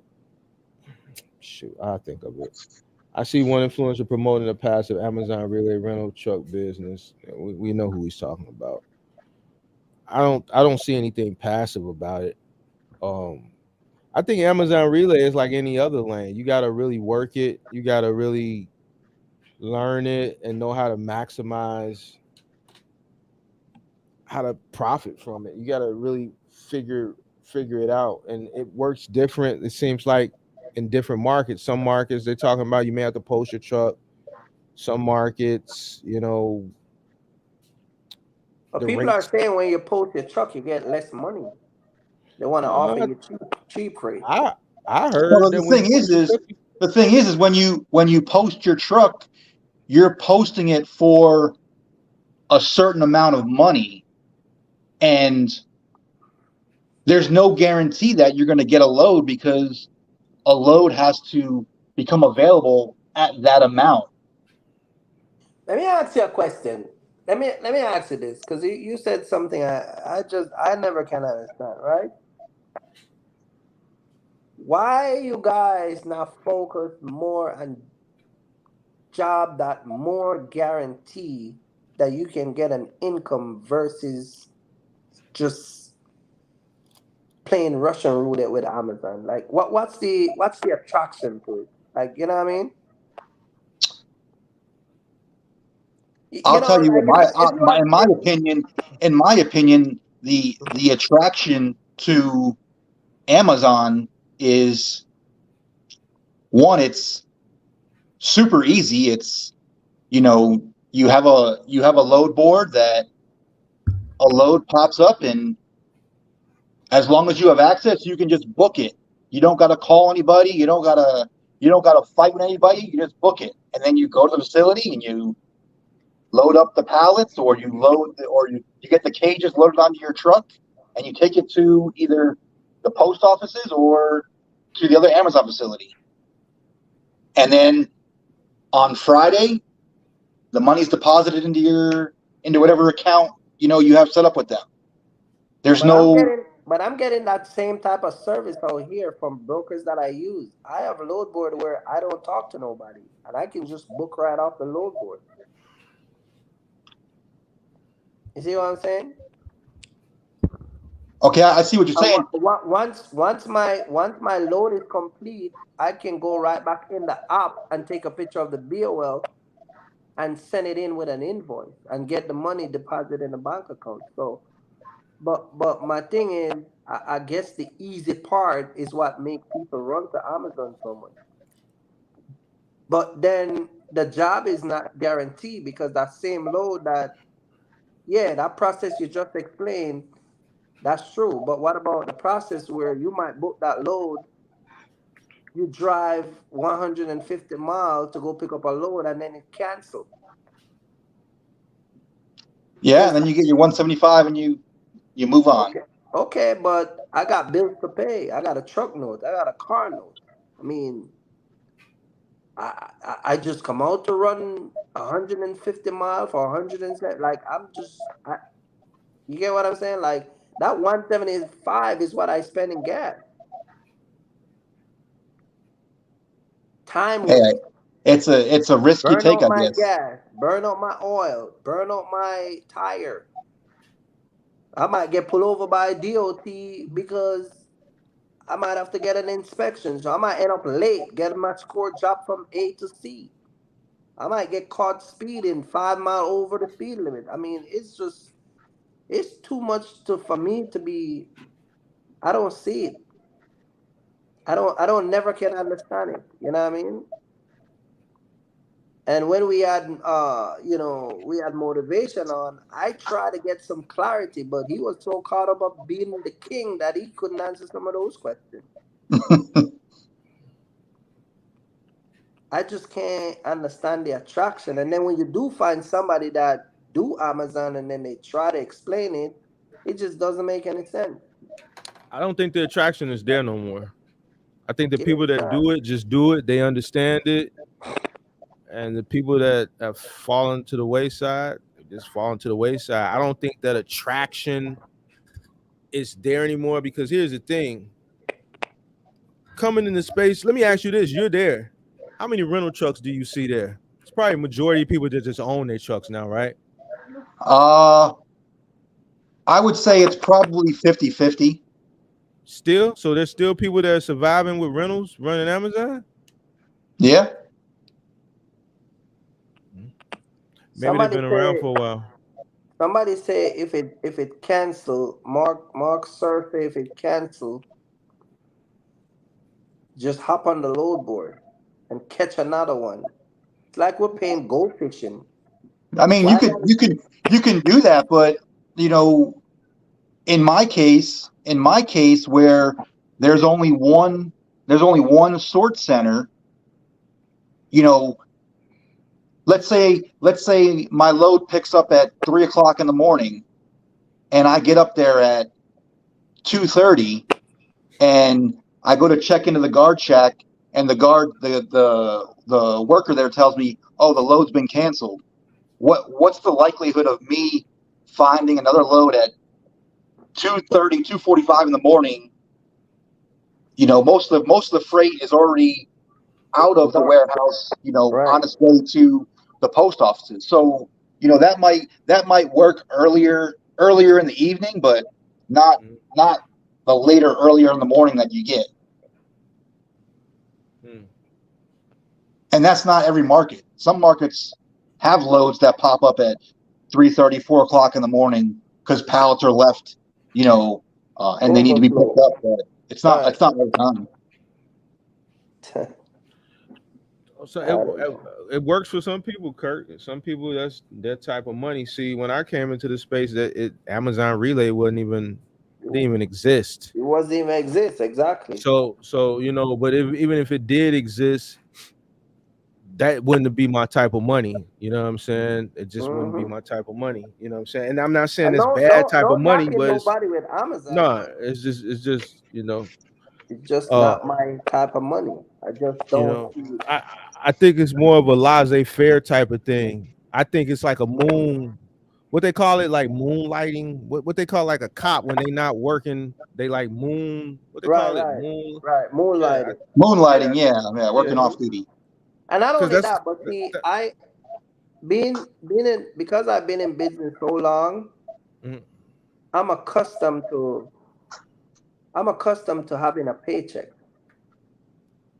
I'm accustomed to creating that paycheck. So what I do is I don't put that power into nobody's hand. I feel that a lot of you guys who do Amazon, you give your power up as an owner operator because you still got a company dictating a lot of stuff that as an owner operator, you're like an employee. You late, you get a violation. If I'm late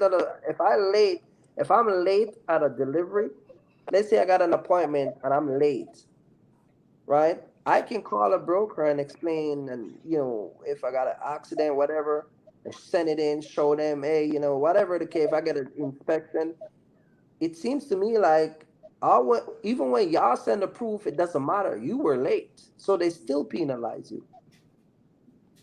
You understand? And then it's like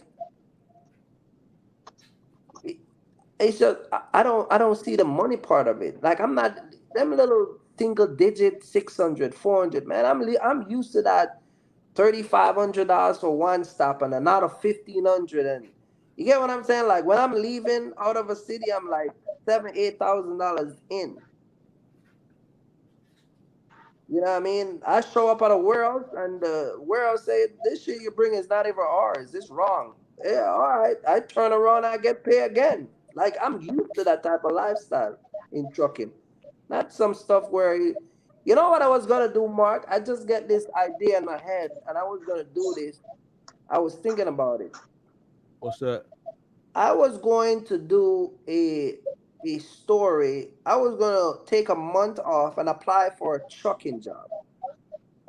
I was gonna go through the whole process, get fingerprint, run background, or whatever I gotta do, and go drive For for a company and see how much, see what I gotta do company drivers make good money. It's more company drivers winning. If you talking about for semi trucks, right? for semi trucks. Yeah, it's more company drivers winning than owner operators right now. Yeah, a lot of right. But that's what I'm saying. A lot of the work that a lot of guys got to put in, they don't want to put it in. I To was be gonna owner do it, operators, right? Yeah, they don't yeah, put it in. but I was gonna do it as an owner operator. I mean, we're not gonna make the same money, but I was just gonna do it because I've been, out of the work field so long, just to see what the process is. Not because of the money, because they still ain't gonna pay me what I'm making. You know what I mean? And I just wanted to see what I gotta go through to end up with $1,200, $1,500, No, I two don't think grand. two. You get what I'm saying? Yeah. Whatever the money is, versus me working on my own. I think that if you guys focus more on local contracts or dedicated route that give you, I used to do 650 a day with a little shoes, DSW shoes route. From 5:30 in the morning, I was at a warehouse till 11 o'clock in the morning. What Guarantee 650, five what days was a your week. what was your biggest settlement when you was running at scale final mile? What was your biggest settlement? Who, me or Daniel? Do you remember? Daniel never ran final mile. Oh, where at Select? Whenever you was at scale, whenever you was the scale at scale running final mile, what was your biggest settlement? When I was running out of Newark, I used to make over 6 grand just off of one truck a week. My biggest settlement at Dynamics was 28 grand A week? for a 2 week settlement. Okay. And that's just one truck. No, no, that was at scale. Okay. That's running 9 trucks for Office Depot and 6 trucks for IKEA. Right. So 28 grand. But that's what I'm saying. That's the type of money that I think people should gear towards They're not making. gonna put the work in, bro. So you understand? At that point, I was doing $90,000 a month in gross revenue. You know what I'm saying? But the amount of work that it takes to put in to get to one, get to that point, and then two, to maintain it, that's a lot of work, bro. That's the early Oh yeah, days, late because nights. because So I used to finish work at 11, and sometime I'll get calls to come and pick up 2, 3 pallets. That's paying another 450. And then so and then Gordon used to call me back at 8 o'clock at night because a semi will come and to pick up the route, but it can't fill it.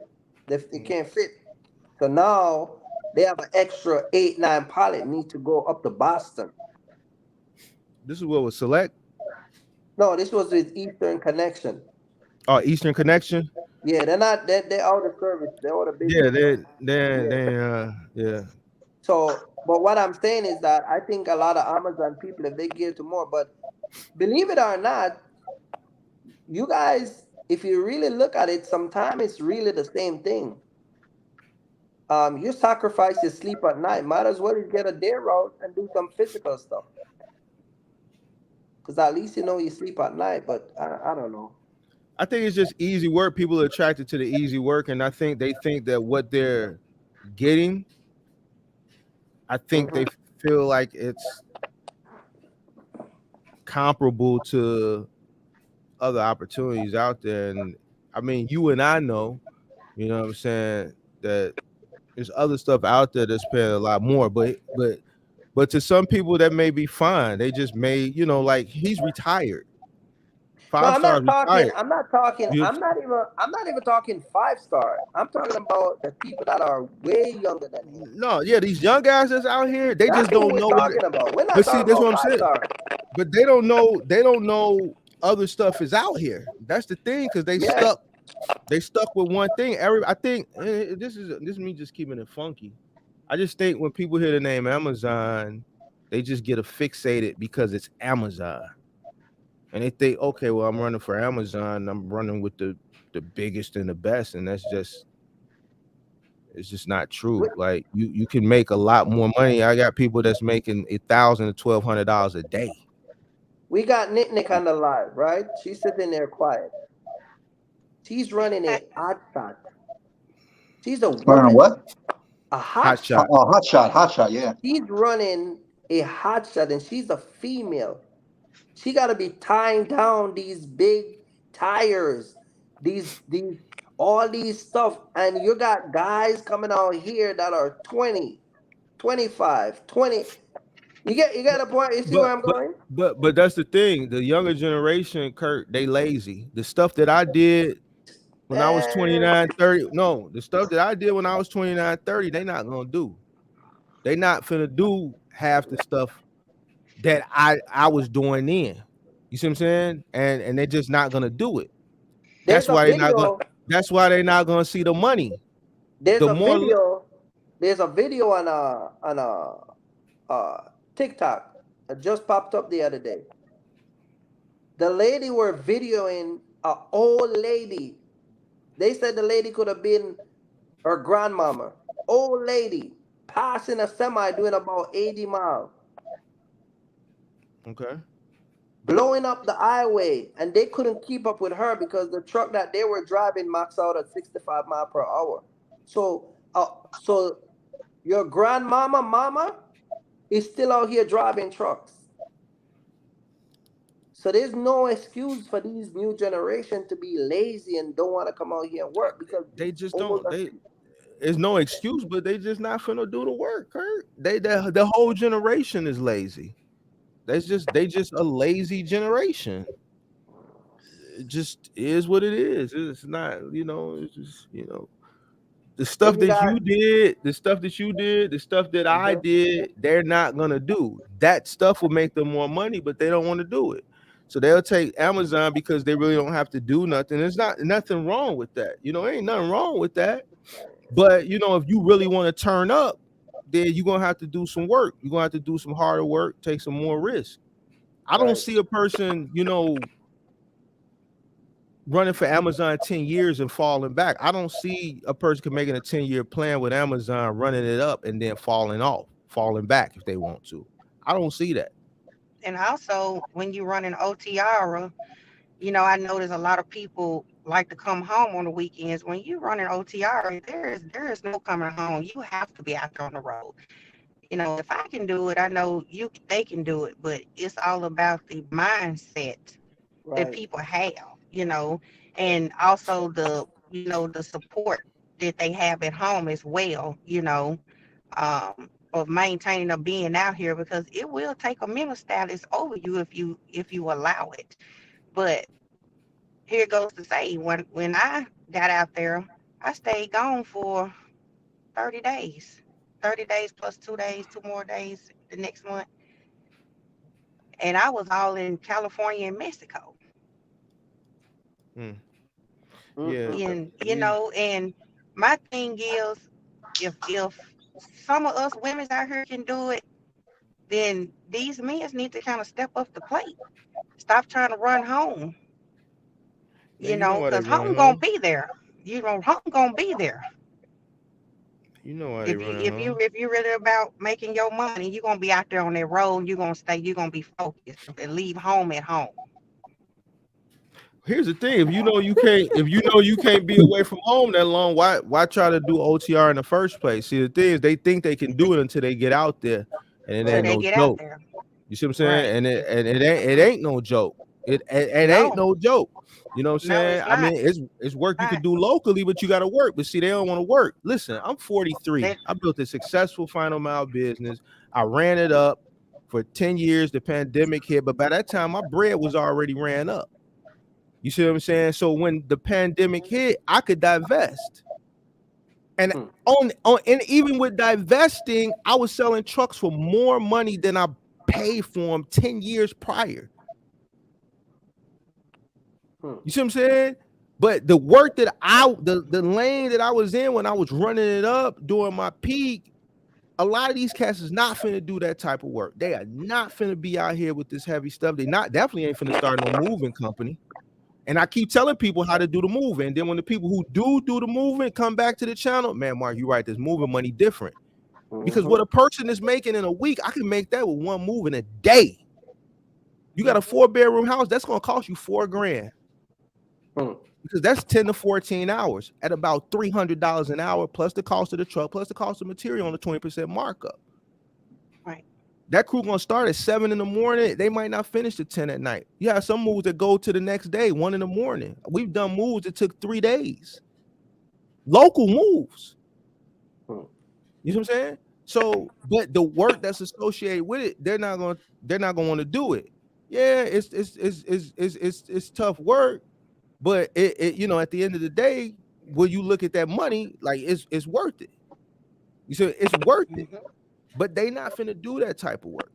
They're lazy. So Amazon is appealing to the young generation because they can take those tools and fuels and take that money and go spend it, and then the next day go make it again and plan Well, on you how know, they're gonna spend it and keep you have making it. people But in our generation are lazy. You know, they more lazy than the younger generation.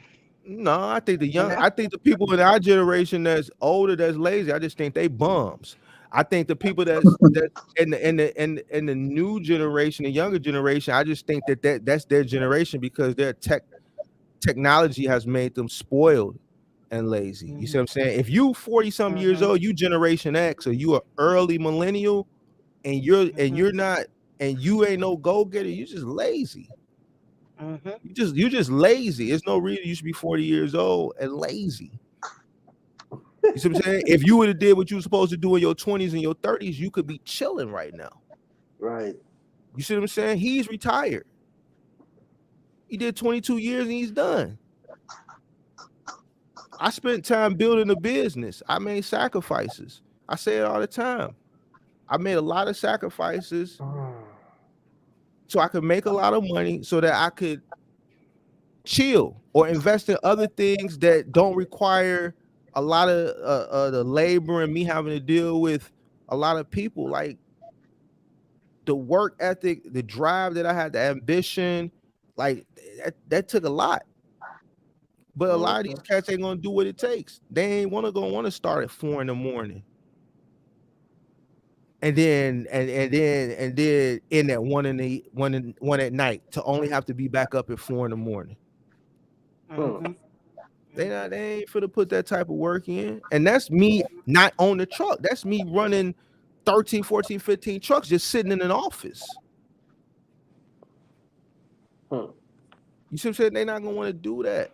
They're not gonna want to do that. So therefore, you know, they're not gonna see that $1 million that I talk about, that Buddy be talking about, man. You're not gonna see that with Amazon because one is gonna be hard to scale up to get to that point.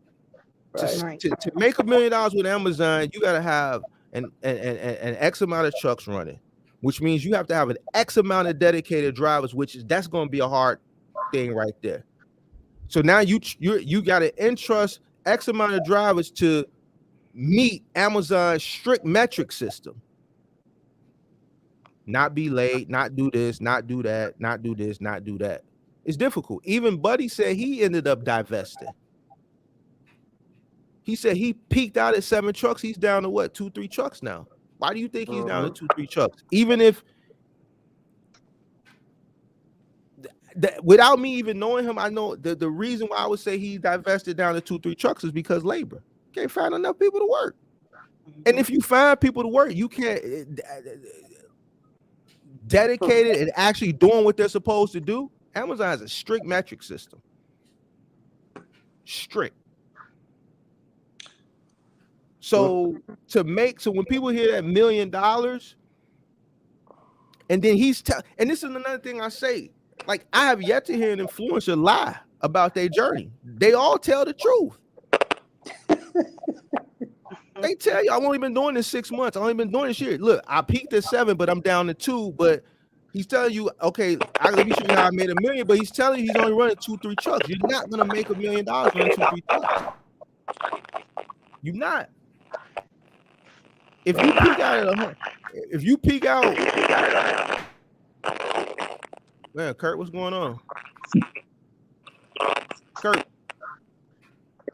Yeah. Yeah, you got some static going on, brother.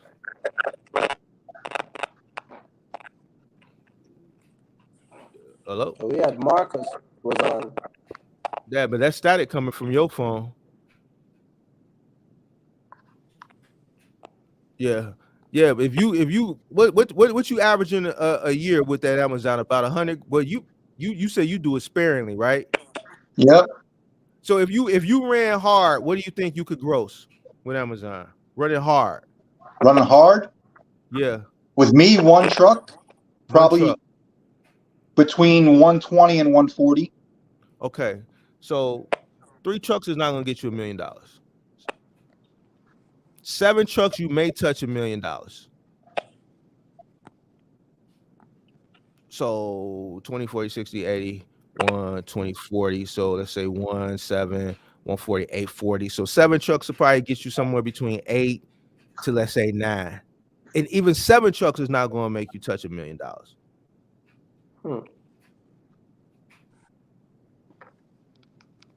Not because the profit that you're making from that is just not high enough for a truck to reach it. Right. So even when 7 trucks, you're not going to, I just don't see you can make, maybe during the pandemic because the rates were higher. So I could see how a person could make $1 million there, because if a truck is doing 100, 120 to 140 hard running at these rates, then 7 trucks 2021 could touch it, but not now. Right. Not now. You see what I'm saying? So if people just sit down and just do the math and just think logically, common sense, you know what I'm saying? Like somebody told me recently, I can't remember who said common sense ain't so common nowadays. If you sit down and you just do the math and do the numbers and listen to what these people are telling you, you can answer your own questions. Hold on, Mark. Let me add Marcus. Yes, sir. Hey, good night, man. What's going on? Welcome to the chat, man.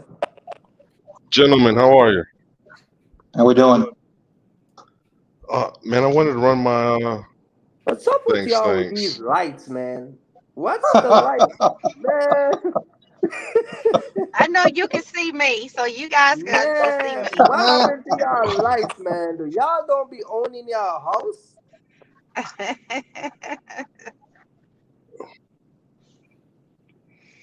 Where you at, man? He in the jet black dark. Is it dark? My light is Yes. on. Is your camera on? Your camera is on? Let me check the camera.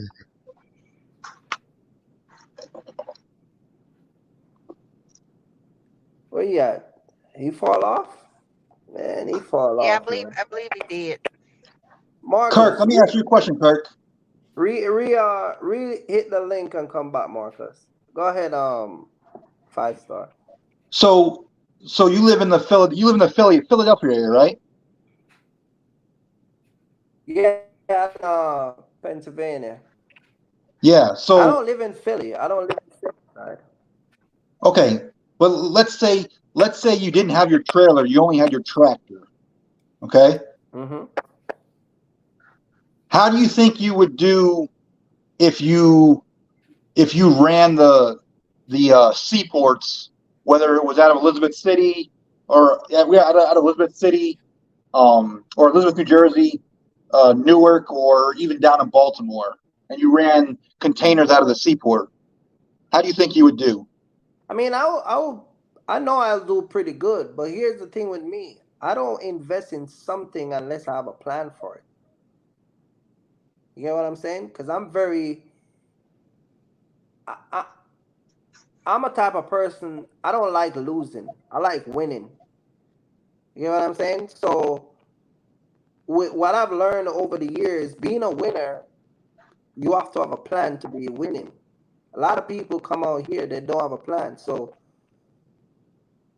if I'm gonna come out here to run a power only and do ports, matter of fact, I can forget about the trailer, forget about the port. I can run power only just in Pennsylvania and still make good money. Just pulling companies' trailer around different area. New York, New Jersey. I can pull from New Jersey to Connecticut, from Connecticut back, from Pennsylvania to Delaware. You get what I'm saying? I can run around. So, but what I'm saying is, if I'm gonna buy a truck, I'm gonna have plans for that truck. I'm gonna create a plan. I'm gonna have some type of plan that I'm gonna use that in. Uh, And not only that, I'm gonna have a plan. But me, I don't like bills.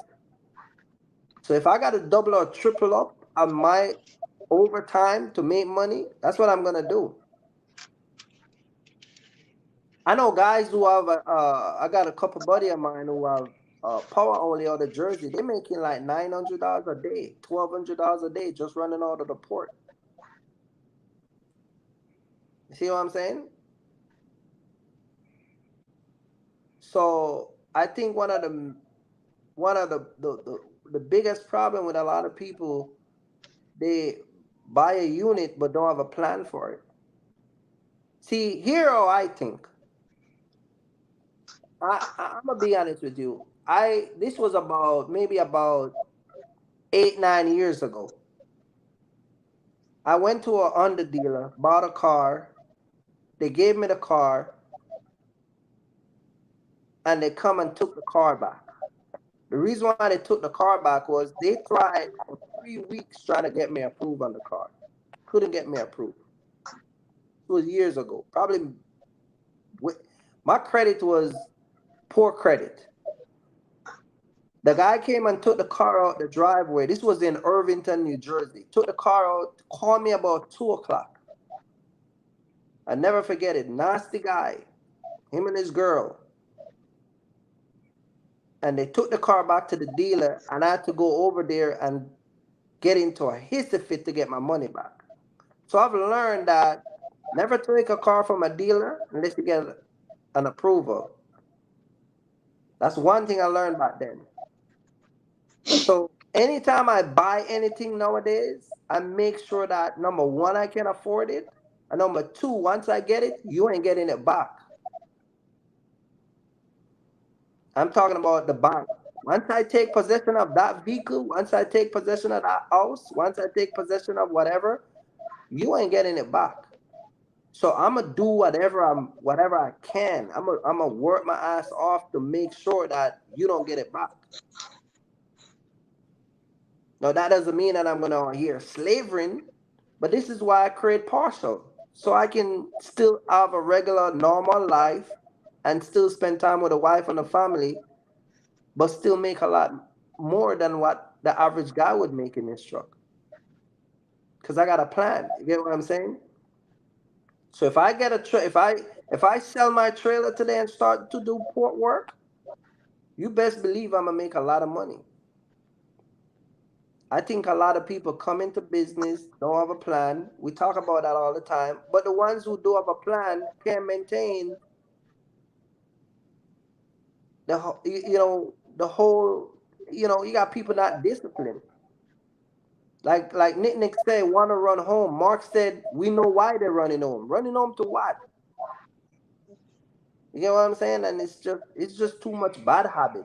You got people with bad habit starting business, people with bad habit with you know, it's just too much. And because of the way how this society is set up now, we find less people are going to be, you're going to have less people being successful.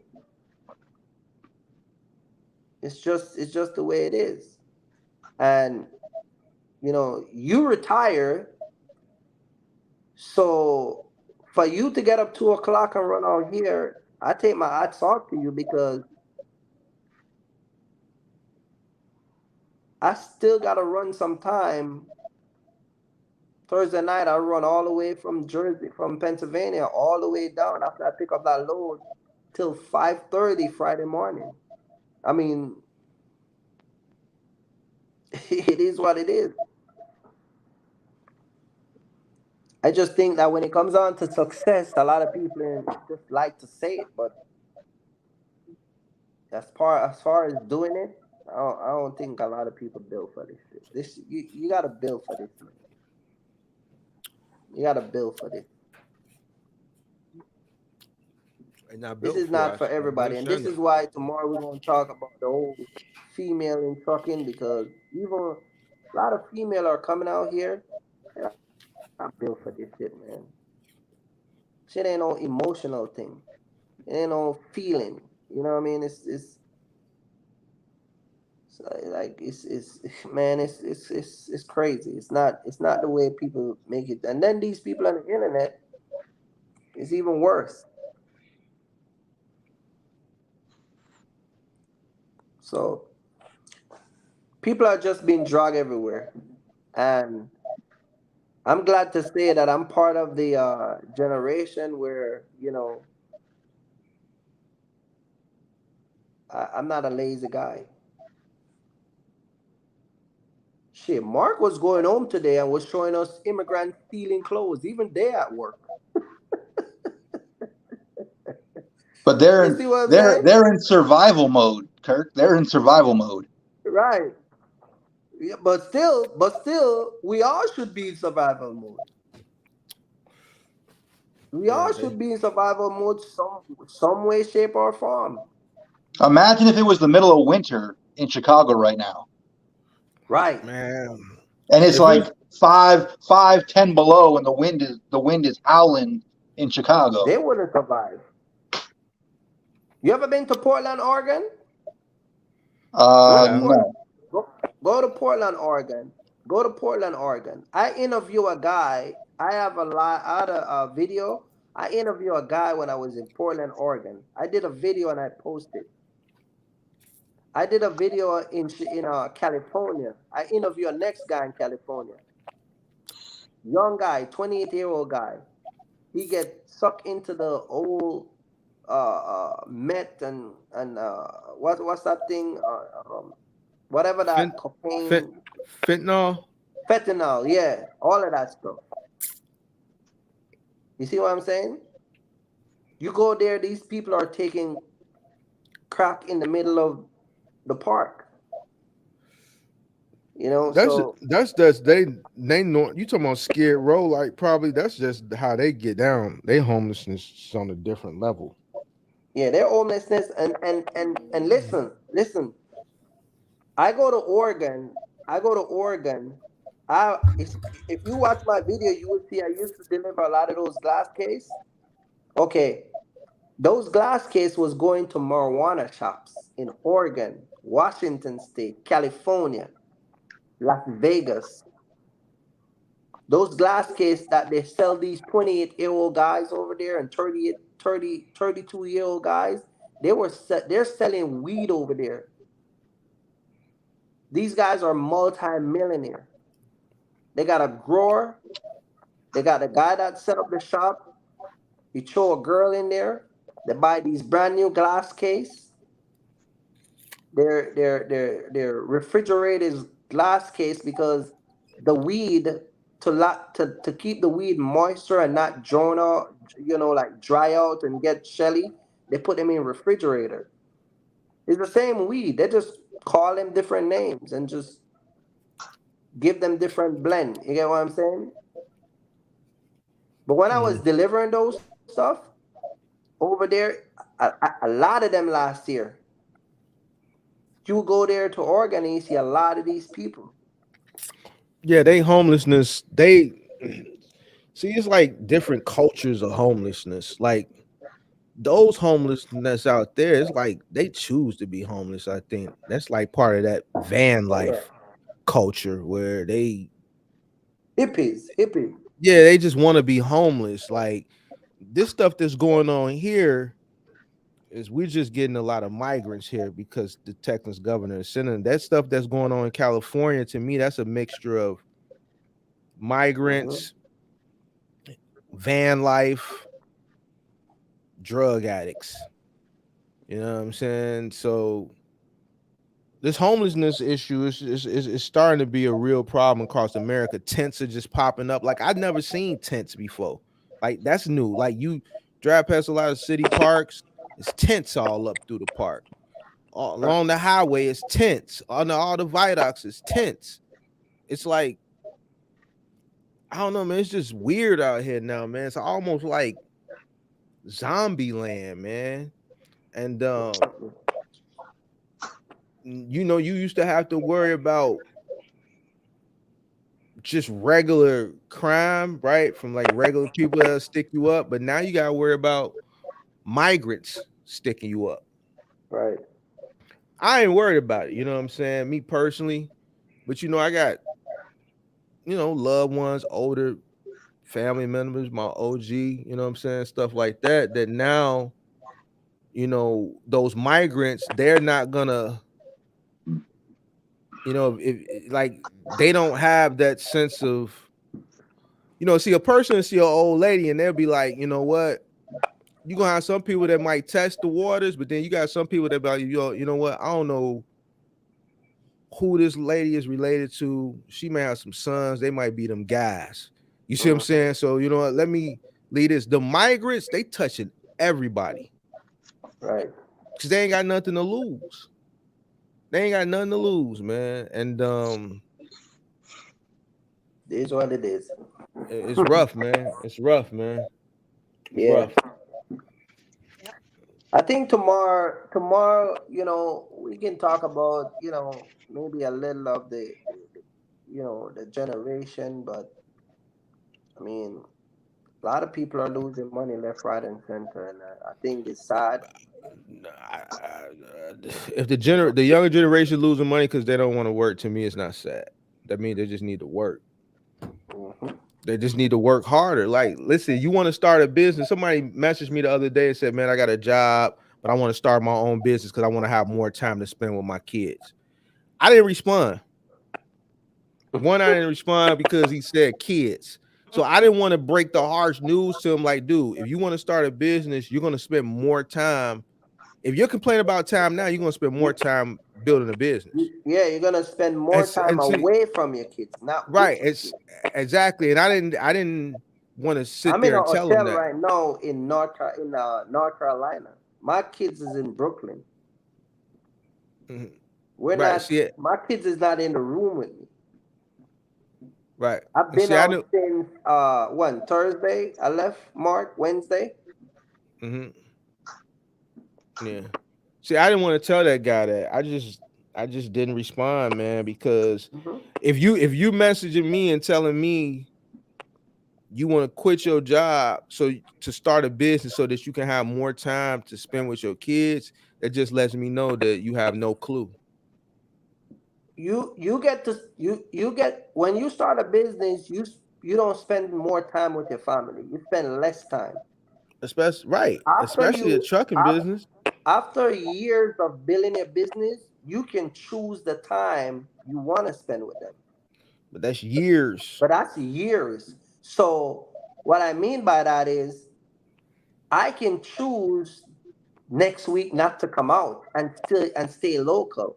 Or I can choose to select the days that I want to come out and stay home. But when you're building a business, you don't have that choice. I talk about when my wife was pregnant with my daughter. I was in Yonkers, New York when she was in the house calling me, telling me that she needs to go to the hospital. These guys over here get to take off father paternity or whatever the hell that is. My daughter is a 5 year old. I mean, a 7 year old. That's 7 years ago. My son is five. Same thing. I was in Dayton, New Jersey, making delivery.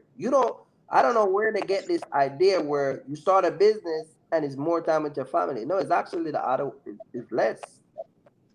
But fast forward now, I get to stay, do whatever I want now. You see what I'm saying? I get to it's you put the work in up front, and then on the back end you get the reward. It's not Yeah. you get the reward at the front end, and then the work at the back end. It doesn't work like that. That's the part that I think they missing because these influencers, one, they don't talk about that. They don't talk about the work ethic. I actually seen one say, man, you know, if you working hard, you're doing something wrong. You want to work smart, and I just think that's the stupidest shit you could tell somebody. When people, and see, I don't want to call out names, but I just look at a lot of these guys, and a lot of these guys is just stupid. I think that some of these guys, I don't think they selling a dream. I just think they really believe that what they saying. I think they believe it. It's You see what actual I'm fact. saying? Huh? You said what? They believe that it's actually facts. Yeah, because they don't, man, they don't. Man, I don't even want to talk about this shit, man. I just don't even want to talk about it, man. I can see through the bullshit. I can tell. I can read through it, but a lot of people can't, man. A lot of people can't. A lot of people can't. A lot of people can't. A lot of people can't. I know why people disappear. I know why people start running hard. You know what I'm saying? I can read through everything. I know when a person starts running hard and then they say, "Oh, I'm going on a trip." You're running hard, so you could pay to go on this trip. I know Right. when people disappear, it's because they running hard. A person that really got it like that ain't finna be running hard. A person that really got it like that ain't gonna show you their bank statements. I wish I would show you my bank statements. I could be the brokest person or the richest person. The fact of the matter is you'll never know because it ain't none of your business either way. But a person that shows you a statement, they have something they feel like to prove because they got low self-esteem and they looking for some type of validation so that you could continue to buy into whatever it is they selling. Because if they're selling something that's gonna benefit you from an educational standpoint, they don't have to show you certain things to get you to buy into them as a person.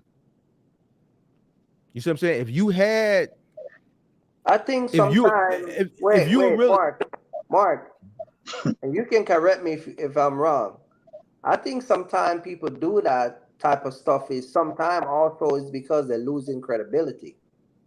You know what I mean? mm, So now they gotta come with like a bank statement or something to say this is, you know what I mean? Like, your credibility start to fall apart. but what is that going to do for you? I don't see how that's going to build up credibility to a person like me. Is it's look like to me, it's like anybody with common sense would never show nobody their bank statement, especially if you 40 something years old. You Hmm. 40 something years old, you going around showing your bank statement. Why? Hmm. What do you got to prove? Right. People that go out their way to try to prove something is the people that you need to watch out for the most. Hmm. You expose yourself when you open up that information because you never know who's around the corner. Hmm. That's one, yeah, that's one reason. Um, I and I think just think, also when they started posting what they was making a day or a week, especially on social media, you have all these brokers out here watching. So they said it was like a slap in their face. So they took the ball in their hand, And now they're giving out low rates. and then they're giving out low rates because you had a lot of people advertising what they was bringing. Hmm. but those people that was making that money, was they really making? Because a lot of them people ain't here no more. They fell No.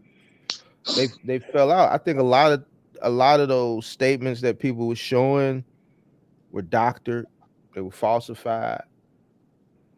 You know what I'm saying? But yeah, like a lot of the stuff that I see now from these grown men that are older than me, you know what I'm saying?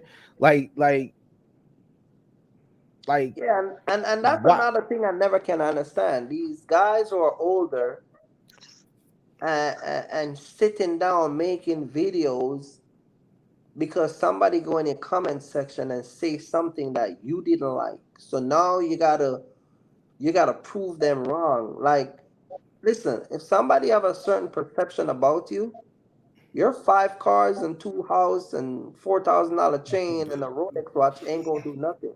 But see, that's That the thing though, Kurt. Once you start once you start showing that stuff, you're gonna have people that are gonna challenge you. You see what I'm saying? If you if you show your bank statement, you're gonna have people challenge you. Like for somebody to say something and say something, and then for you to feel a certain type of way to have to go show your bank account statement, that just let me know what type of person. You see what I'm saying? Like you got low self-esteem. It's just like if when you argue with a chick, what's the first thing one of the first things a chick gonna say to you when you get to arguing with her, you getting the best of her? She gonna say something that she gonna try to like really emasculate you, right? Right? Because you getting the best of her, right?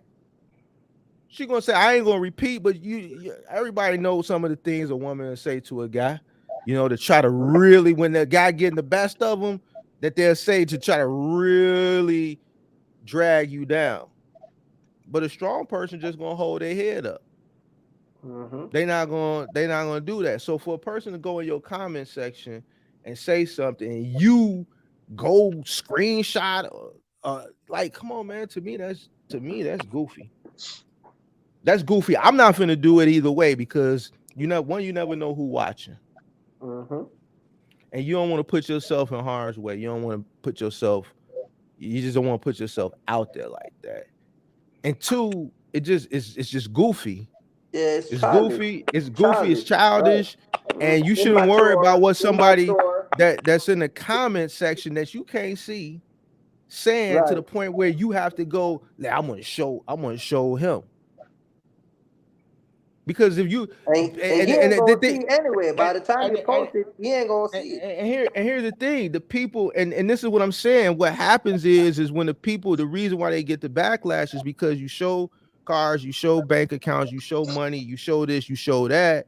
What happens is you're throwing that into the face of the people that spend all this money with you in these sessions that they feel like they didn't get the value for, and then you posting all these items. And see, that's where it comes from. Because at the end of the day, they're not really providing any value from an educational standpoint. Because if you were providing value from an educational standpoint, that stamp of approval that you so you just want so badly, you would get it because you're changing people's lives by giving them the information they need to be successful. Right. I've taken little trips in and out of town in between live streams, and nobody would never know because I don't show it. I don't show you what type of cars I drive. I don't show you the type of chicks I date. I don't show you the type of clothes I wear. I don't show you nothing. Right.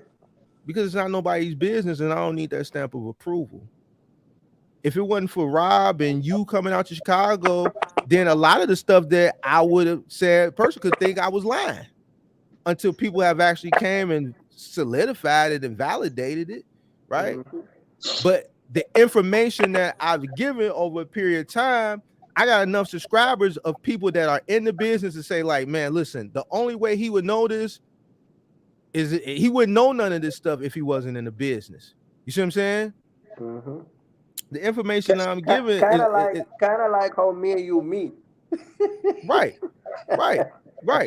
So even though you was talking shit and I came across your channel, I'm saying, well, man, you talking shit, but everything he's saying, I can validate it because I've done it.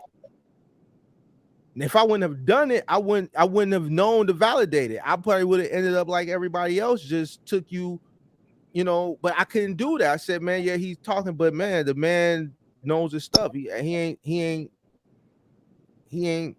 said no lie.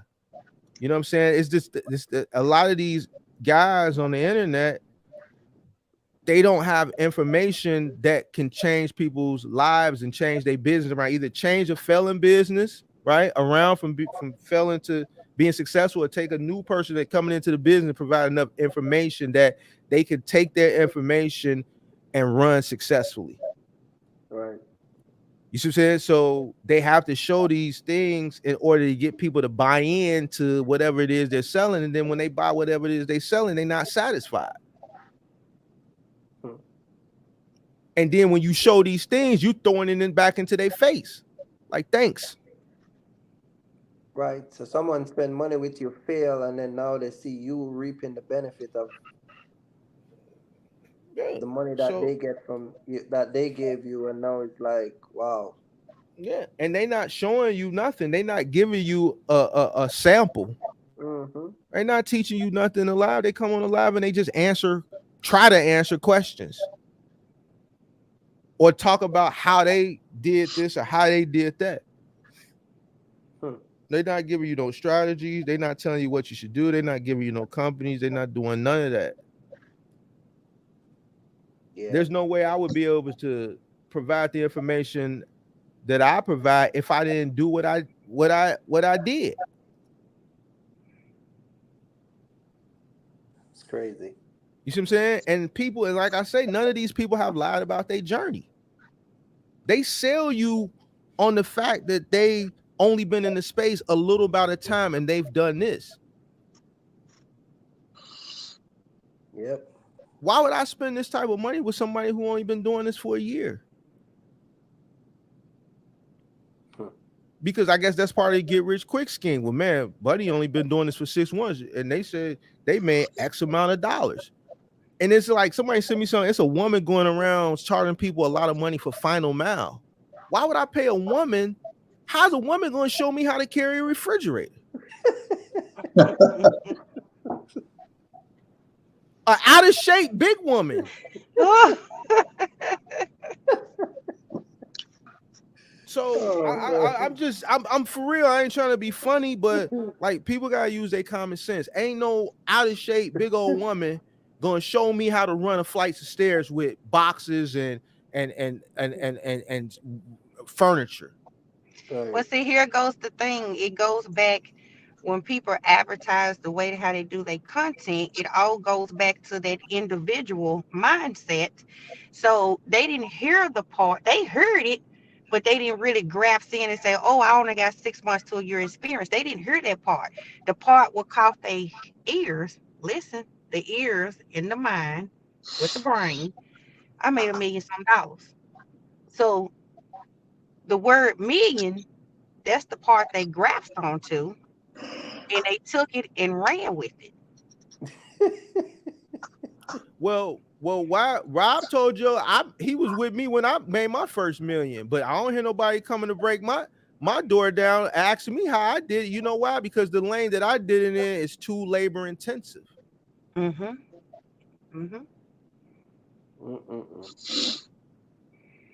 It's too hard. Once they start tuning in, wait a minute, you got to carry stuff. Oh, you got to go. They don't want to do that. It's too much work. Right.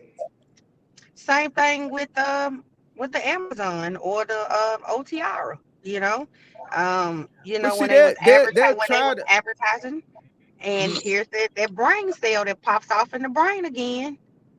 And then when they actually got out there, they didn't want to do the OTR.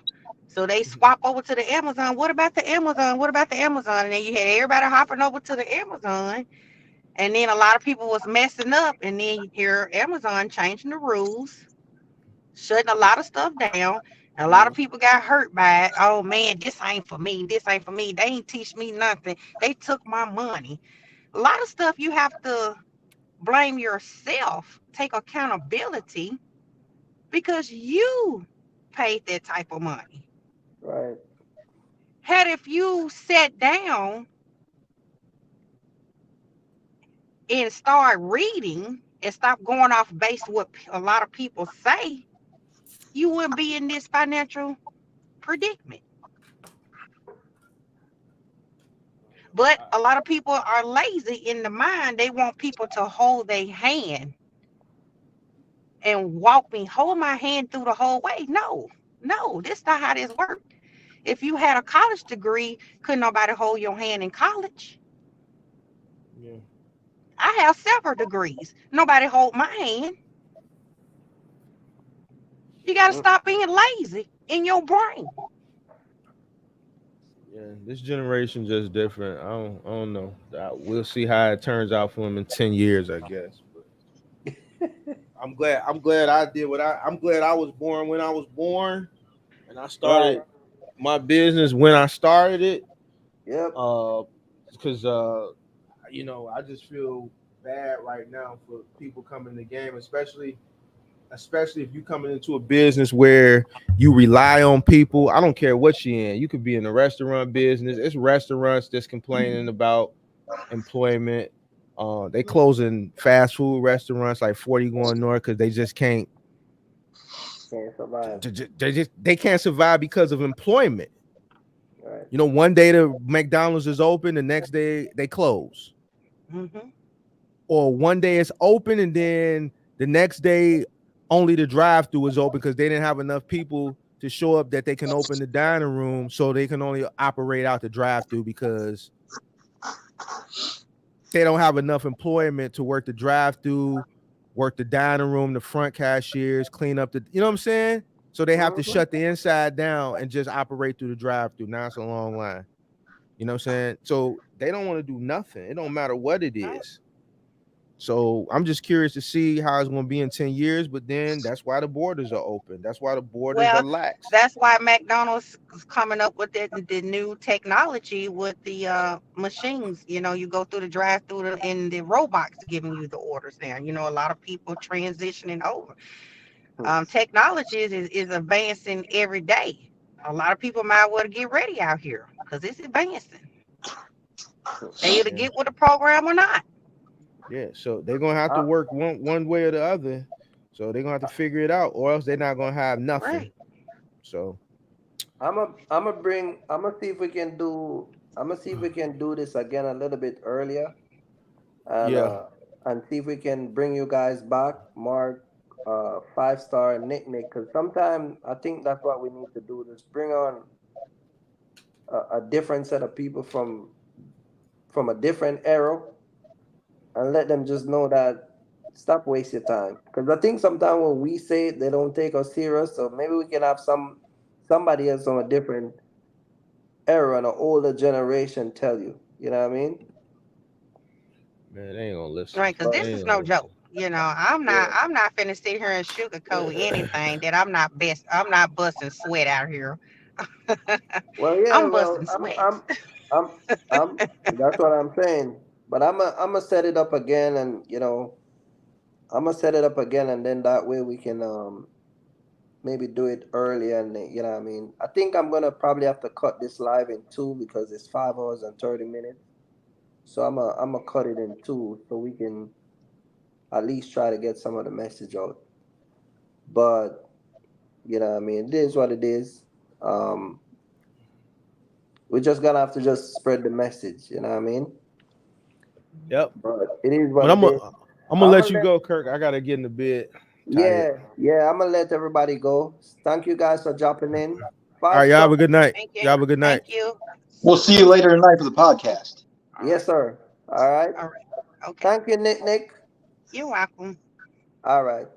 Have And a good shout night. out to everybody that's coming alive, man. Really appreciate you guys for sticking around. Don't forget to like and subscribe to the channel. Hit that notification bell and share the video. And we will catch you on the next one. And as you know, man, stay safe out there. All right. And I will catch you on the next one.